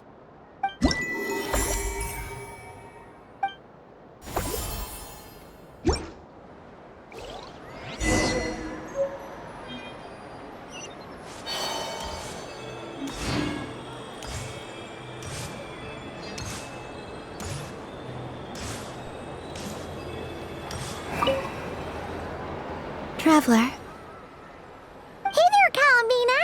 Are you done checking out the festive amusements already? Are you sure you don't want to look around some more? You might not get another opportunity like this for a while. Right now, what I'd like to do is...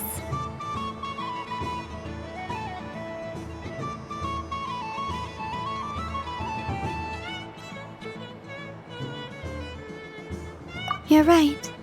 I'm not ready for this night to end just yet. Yeah, that's the spirit! Take your time, Columbina. The most important thing is to have no regrets.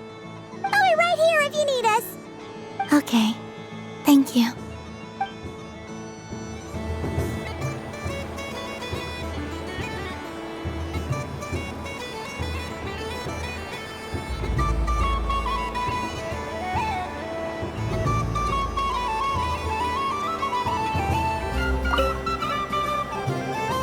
Traveler, Paimon. Columbina! Finished with the festival already?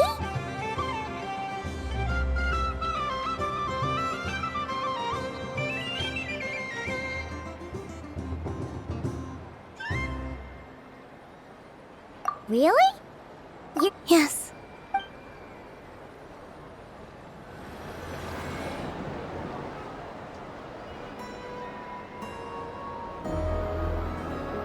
This was the most fun I've ever had on a moon prayer night. Everywhere I went, people were saying, "Welcome home," and there were friends at every turn. I only wish it could last longer than one night. Aww.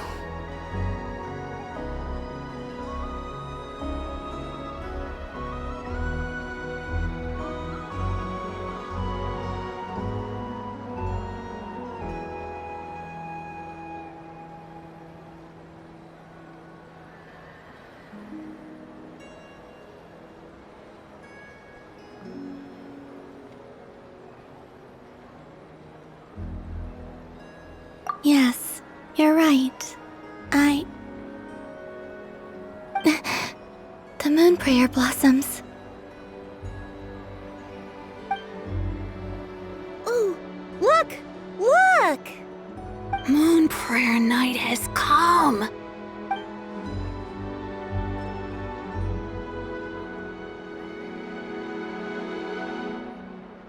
The moon. It's so beautiful. Happy Moon Prayer Night, dear. Happy moon prayer night.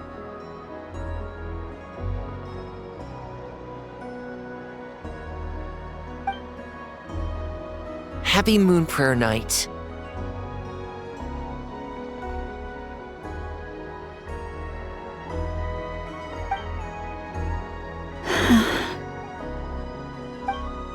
Aww.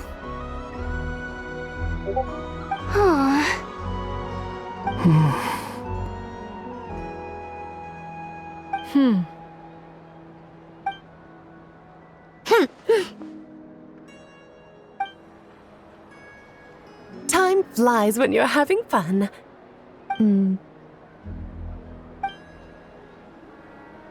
Oh. Looks like the time has come. Columbina. You're heading off then? Yes, to the ruins you mentioned, and from there, back home to the moon.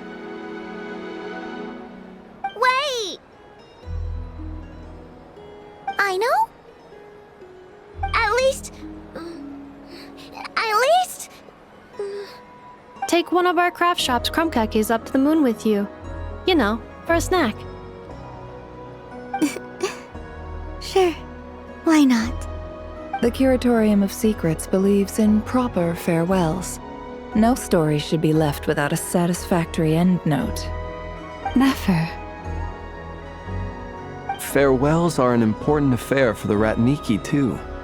We never know when we might meet again. Haha! And here I thought grand farewells wouldn't suit tonight's mood. But I suppose friendly passion is not to be stopped, eh?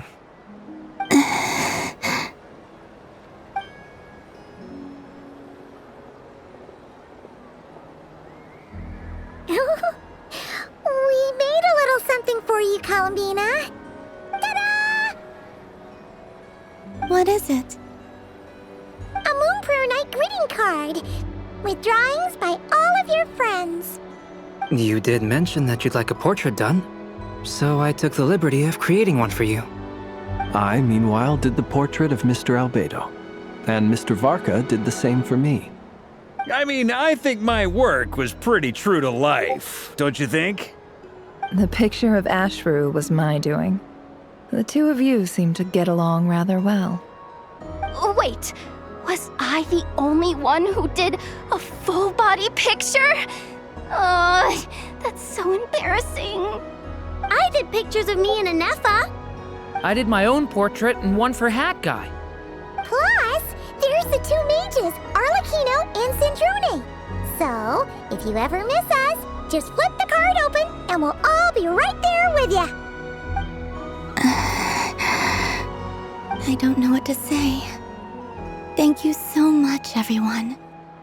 This whole moon prayer night was more than I could have ever asked for. It is the greatest gift I have ever received. Lama, I figured it out. Figured what out? Remember how the Frost Moon Scions used to use milk as invisible ink to write hidden messages? That was a very long time ago. Oh, are you saying? Yes. When I miss you all, I shall use moonlight in the same way to write words that only you can see upon the moon itself. Wow, that sounds lovely. Quite. But how will we see them? Simply open your windows on nights when the moon shines bright, and the moonlight will naturally flow towards the words I have written. That sounds most fitting indeed.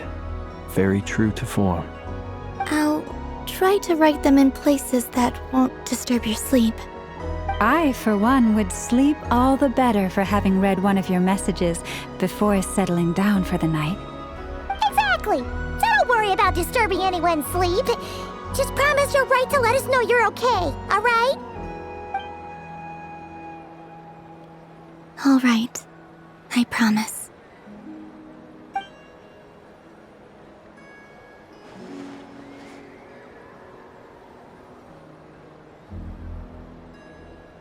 In that case, Columbina. I'm ready.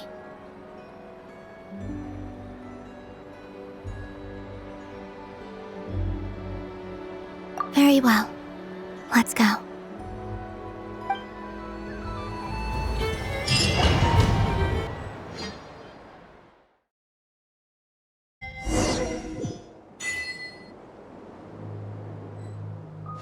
In just a few moments, I will be gone. I still don't know what to expect on the moon. Will I really be able to send messages to my friends? The Kuhenki, the animals of Not Cry. I'll never get to see them again. I wonder where I'll be when the next moon prayer night comes.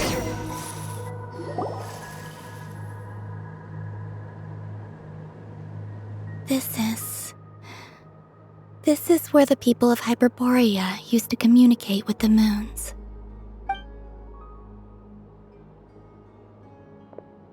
Eternal moon, frost moon, iridescent moon.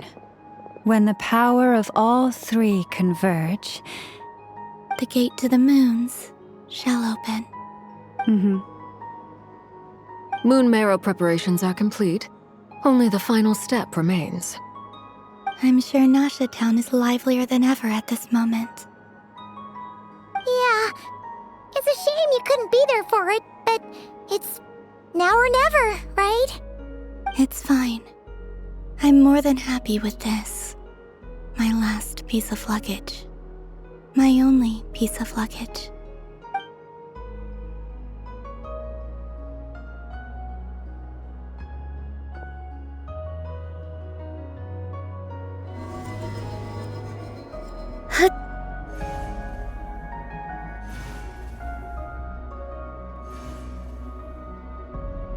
I can already feel the moon calling to me.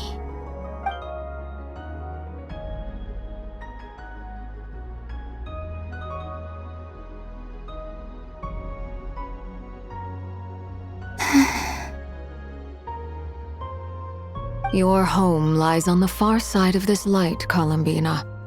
From now on, we will at last have a reason to pray to the true moon. Columbina. Yes? I'm listening. Be sure to come back and see us when you get the chance.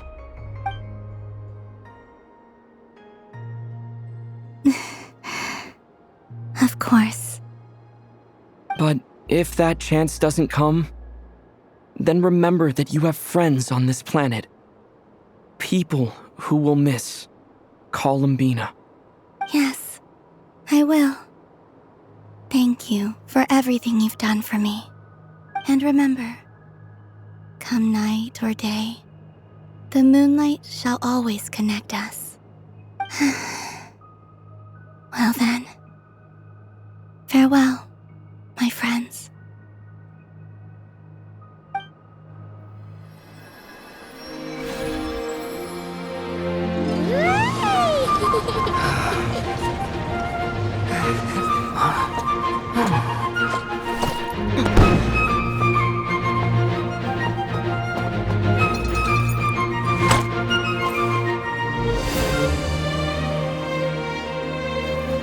Thank you. This was my happiest night in Tevat. Farewell, Columbina.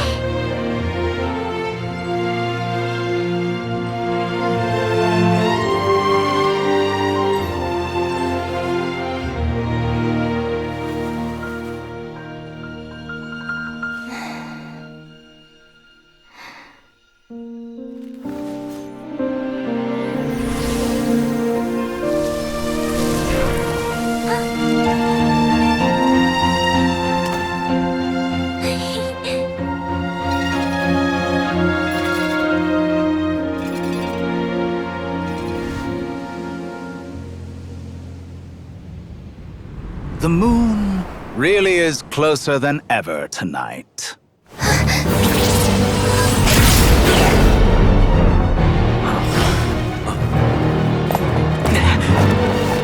Columbina. All 3 moons in one place. Time for one final experiment. Reason, life, death, time and space. They all believed I would fail.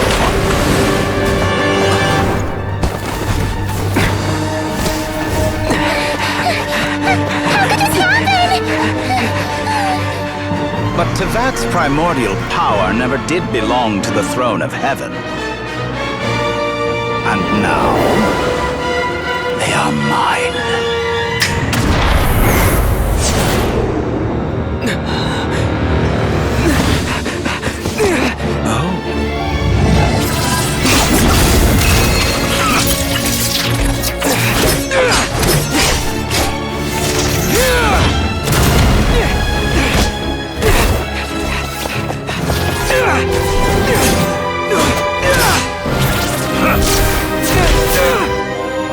No, as long as I'm here. The Doctor is free to wield the 3 moons' power.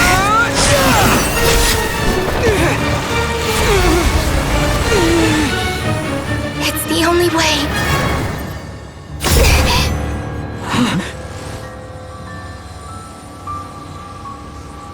I guess I won't be going home today. Columbina! No!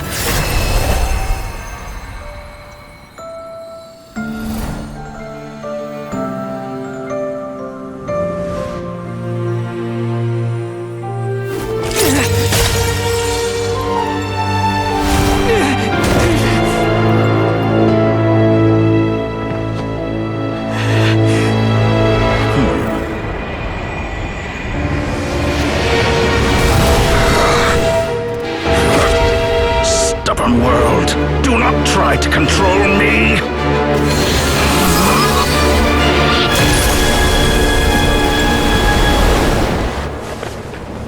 Columbina.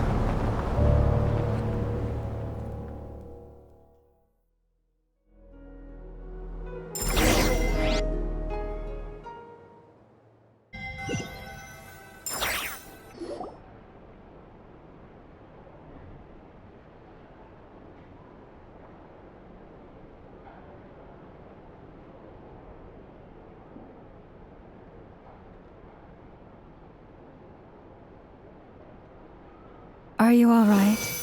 Do your wounds still hurt?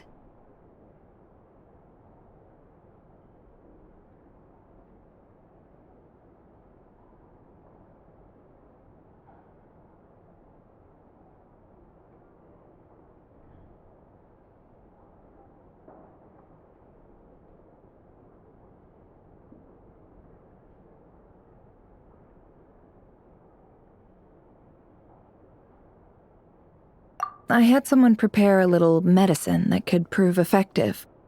Take it if you need to.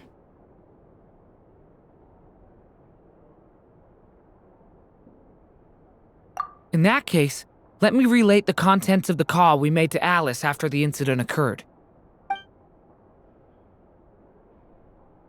That Dottore is a crafty one. He distracted the Hexenzirkel by creating a huge fuss at Tevat's borders. I'd assumed that the cause was an abyssal intrusion from the outside world, which in fairness is a rather common occurrence. But after learning that you managed to influence the phantoms in Nodcry, I realized that perhaps this interference could have come from within Tevat instead.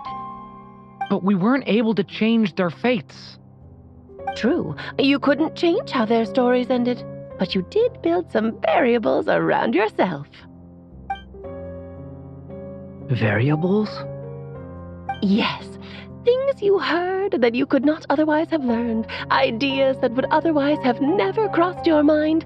All these things are variables. Of course, most variables usually pale into insignificance with the myriad of possibilities floating around. But the moment you start treating them as building blocks and intentionally stacking them, that changes things.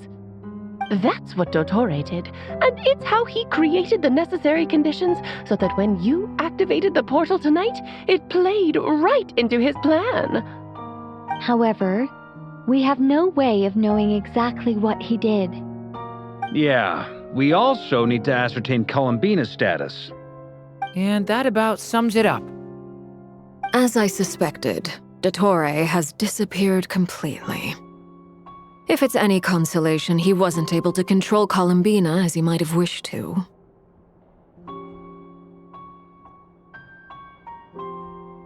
Oh no!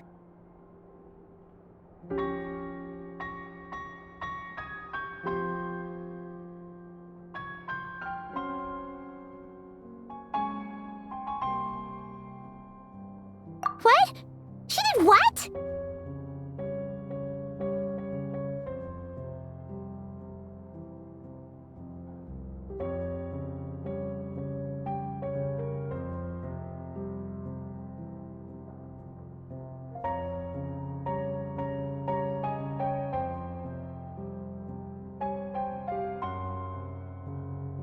All we saw was Dottore appeared and used some kind of power. The next thing we knew, he and Columbina were gone and you were falling into the sea.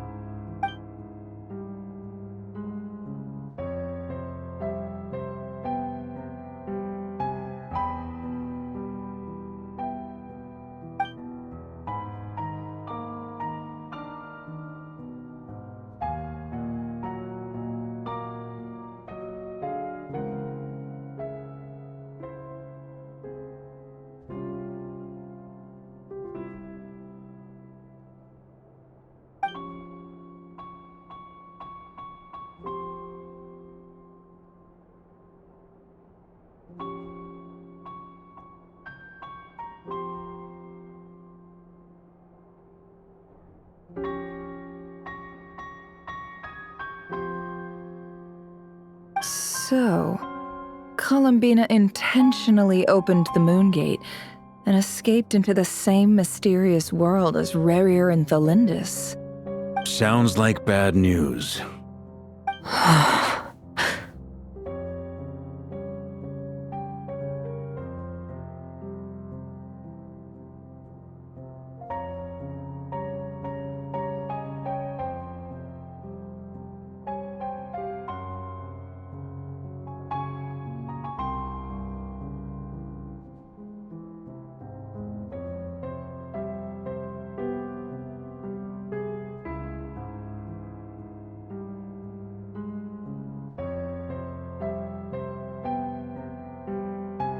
Seen in that way, the trilunar syzygy and Rerir's emergence, Dottore might have been pulling the strings in both cases. According to Miss Alice, he is attempting to transcend his destiny and finish an experiment that only a god might complete. An utter lunatic. Wait a sec, where's Hat Guy? Seems like he'd want to be here for this. He took off with the Dodo communication device after we spoke to Alice. He said he had a hunch that he wanted to investigate by himself. The look on his face was terrifying. I've never seen him like that before.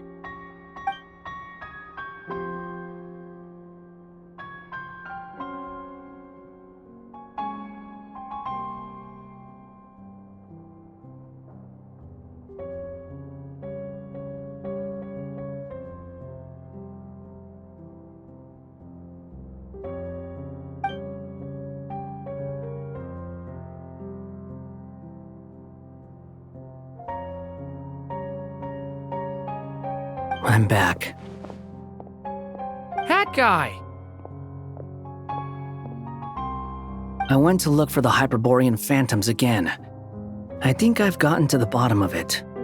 I got them to talk to Nicole on the other end of the communications line. Turns out, the history they describe is different from how Nicole remembers it. Really? But how? Surely Nicole can't have been wrong. Because the phantoms are the ones who are deceived. They speak of a savior who appeared in their history, one who never should have existed. This savior promised to create a new moon within the false sky, and even bring back their moon goddesses. Foolishly, they believed in him, and told him everything he wanted to know about the moons. It's obvious that this was Dottore doing. Now you mention it, the first time we entered the Hyperborean ruins, we heard the phantoms discussing their history, and I remember Nicole commenting that something sounded a little strange. But Dottore shouldn't have been able to get in there in the first place. He didn't. Nicole said that this was an anomalous state triggered by disruptions in the causal connections between phantoms from the same era. The variables that Dottore put in place were substantial enough that they even affected phantoms that he never met. So it's not that their memories were unclear. They'd been tampered with. That's exactly the possibility Dottore was trying to manufacture. He turned these variables into knowledge and engineered the situation so all that knowledge would fall into his hands. Then, he harnessed that knowledge on Moon Prayer Night to truly create a false moon. How is that even possible? To be precise, he exploited a weakness in the way the spell works. The spell senses Kuvaki to detect the moon's location.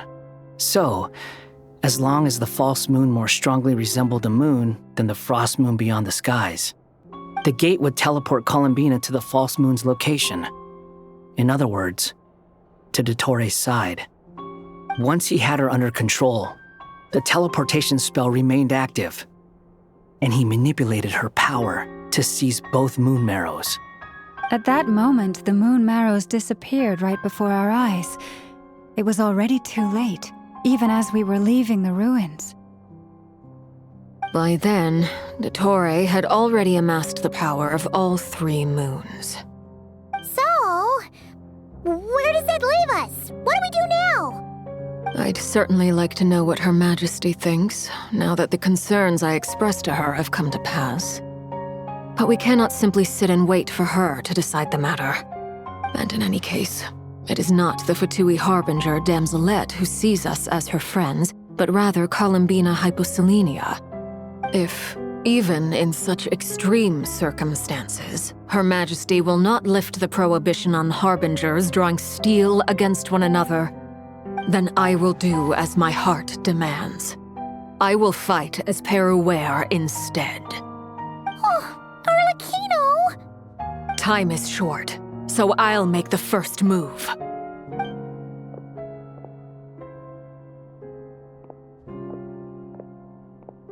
Whew. Even Arlecchino seems to be losing her cool now.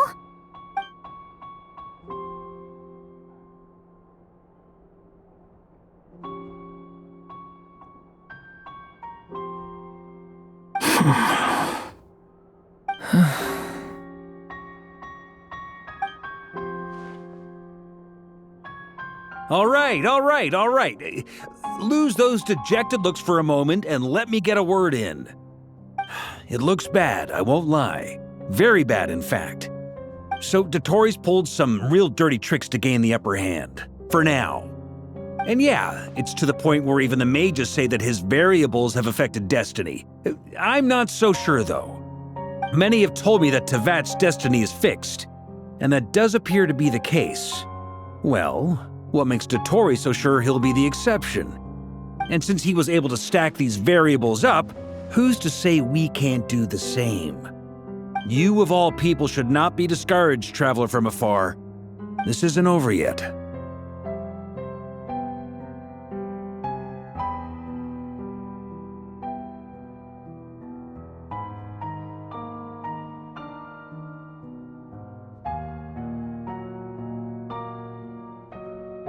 And you're not alone in that.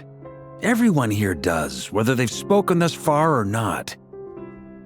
But none of us are the type to sit back and wait for the sun to shine again. That's exactly how a knight should roll. If they knock you down, you get back up and get back in it. Don't forget, Honorary Knight, you're a legitimate member of Mondstadt too.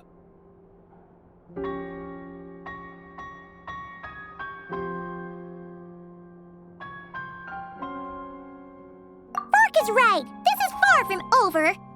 Dotori's already way overdue a butt-kicking given his past shenanigans. And after this, he's earned himself a double dose. That's what I'm talking about. How's everyone else feeling? I'll use Kuvaki to investigate Columbina's whereabouts. I am not ready to give up either. Leave the intel gathering to me. Whatever happens within Nodcry's borders, when the Curatorium of Secrets wants to be in the know, we always find a way. Aino and I will do all we can to support you.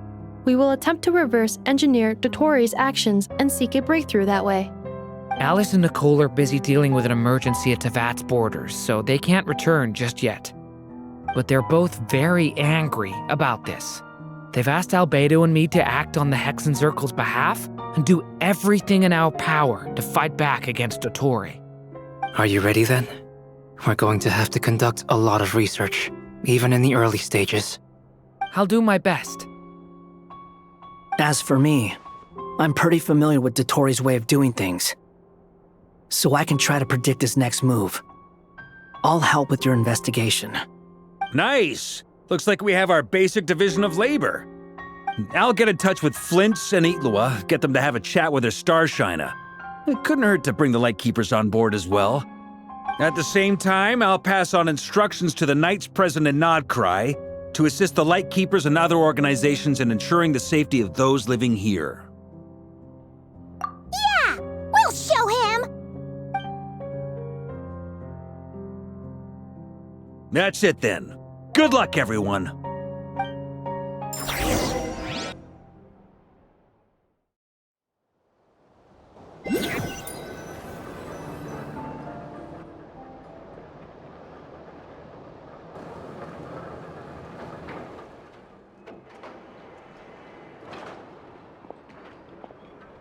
I never thought that Columbina would become my real name. It went from being a Fatui code name to something my friends call me. And remember, come night or day, the moonlight shall always connect us.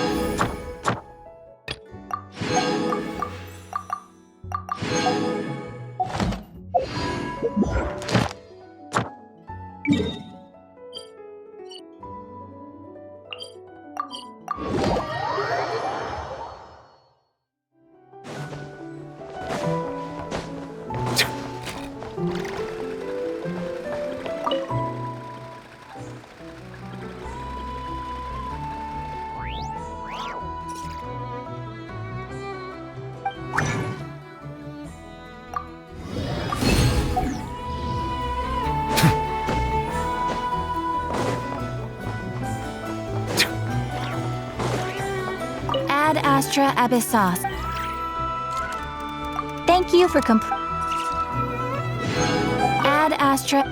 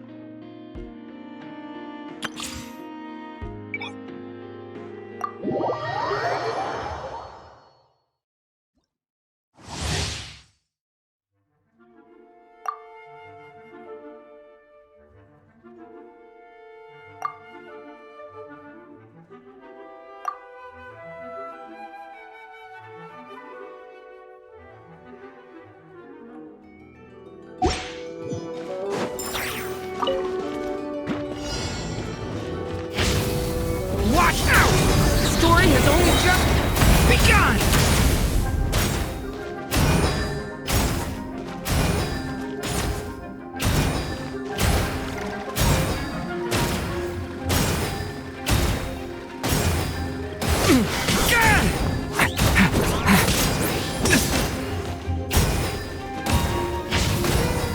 Thunder!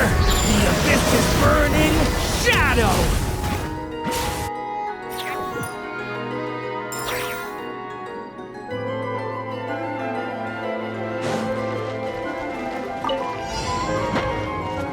Teamwork is dreamwork! Feel this ancient power. This! Pew! Boing, boing, boom! Smash and slam! Watch out! The turning point in fate! I'm going in! Let's light it up! Moments of birth. Devouring claw! Jumpy, jumpy, go! La la la!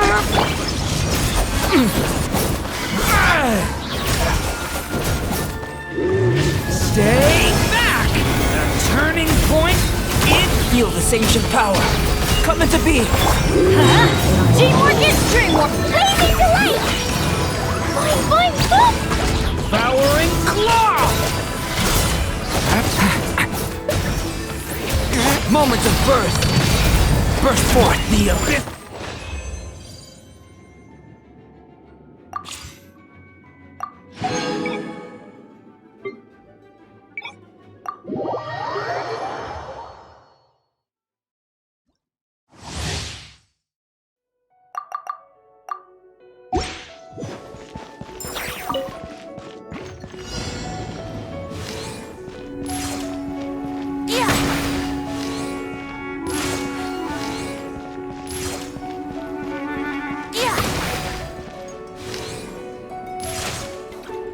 Brace yourselves!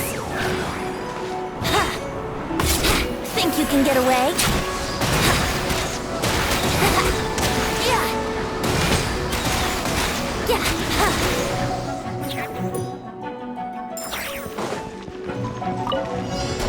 I'm going in! Have fun with this gift. Well, time for takeoff.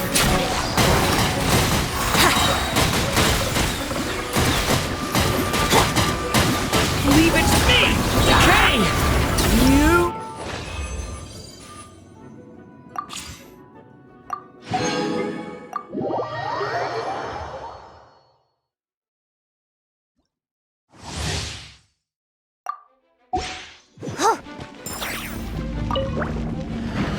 The night cometh.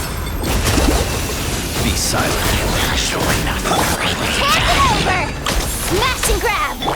Let's move! Quick as a flash! Look, a rainbow!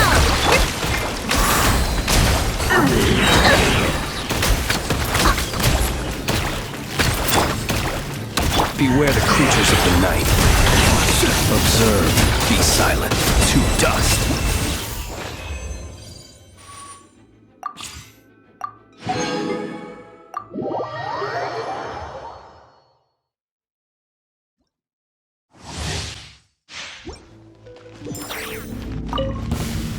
Happy to oblige. Don't be scared. My guiding star. Rain cutter, know my sword. Confess! Gears of the storm.